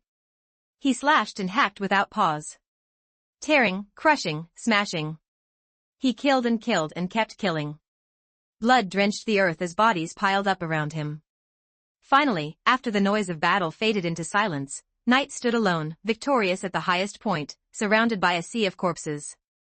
The remaining soldiers, their faces pale with fear, stood trembling, weapons in hand, but not a single one dared to approach.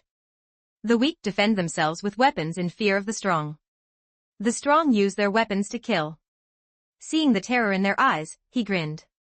Look at that, no one dares mention the Senate in my presence anymore. True justice is built on power. If you can't even grasp that simple truth, then go home and drink your milk, babies. Knight stood at the top of a pile of corpses, his face calm and wearing a faint smile. But none of the soldiers he had just mocked dared to utter a single word in rebuttal. They looked at him in terror, like lambs staring at a ravenous wolf, or like prey facing a lion. As the weaker links in the food chain, and faced with an overwhelming sense of dread, any notion of pride or defiance vanished from their hearts. Pride? Dignity? Those were luxuries now forgotten. The only thought remaining was survival. So, let me give you a chance to live, Knight's voice rang out loudly as he stood, drenched in the blood of his enemies. Make the most of it.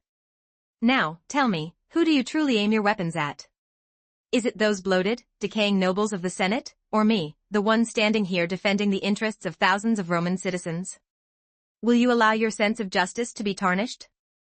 You have the time of 3 breaths to decide. Either drop your weapons, or continue pointing them at me, and we will fight to the death until one side's blood flows dry. Before the gods, you must choose if become my friends, my comrades, or my enemies.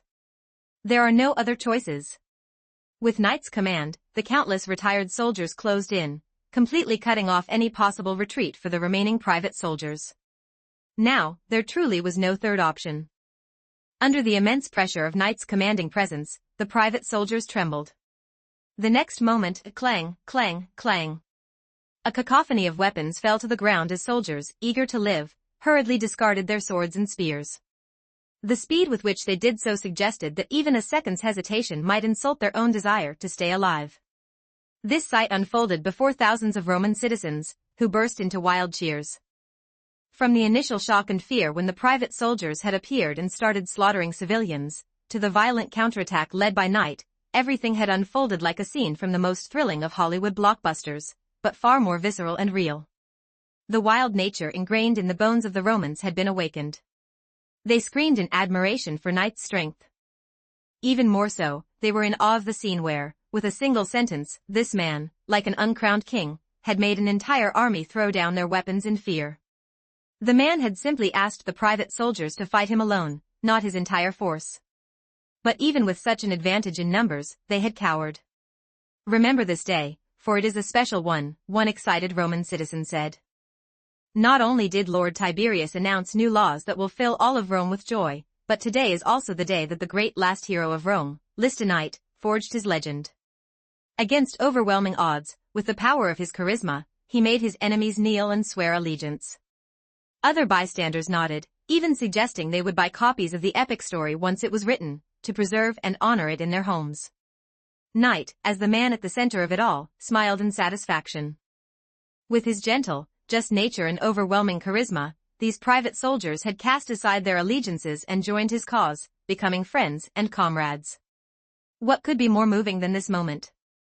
So, Knight thought, are you all moved by this? The private soldiers, trembling, mentally responded. Not moving at all. Not daring to move. Meanwhile, hidden among the corpses, a young noble who had feigned death to avoid the carnage witnessed everything.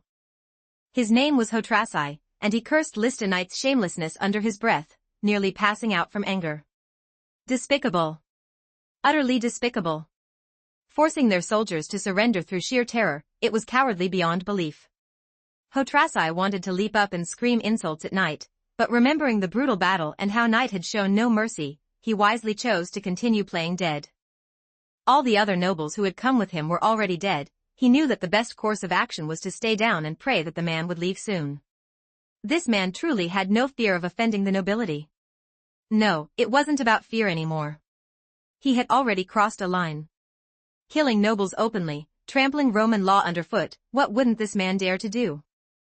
Sure, he's strong, but can he really be strong enough to stand against Rome's army? As Hotrasai trembled in thought, he completely ignored the fact that when he and his fellow nobles had planned to assassinate Tiberius, none of them had considered the legality of their actions. It was the typical double standard. I can kill you, and it's righteous and legal. But you can't kill me. When the powerful were faced with someone even stronger, their arrogance crumbled instantly. Don't forget to like and subscribe to Sally Fox Audiobook.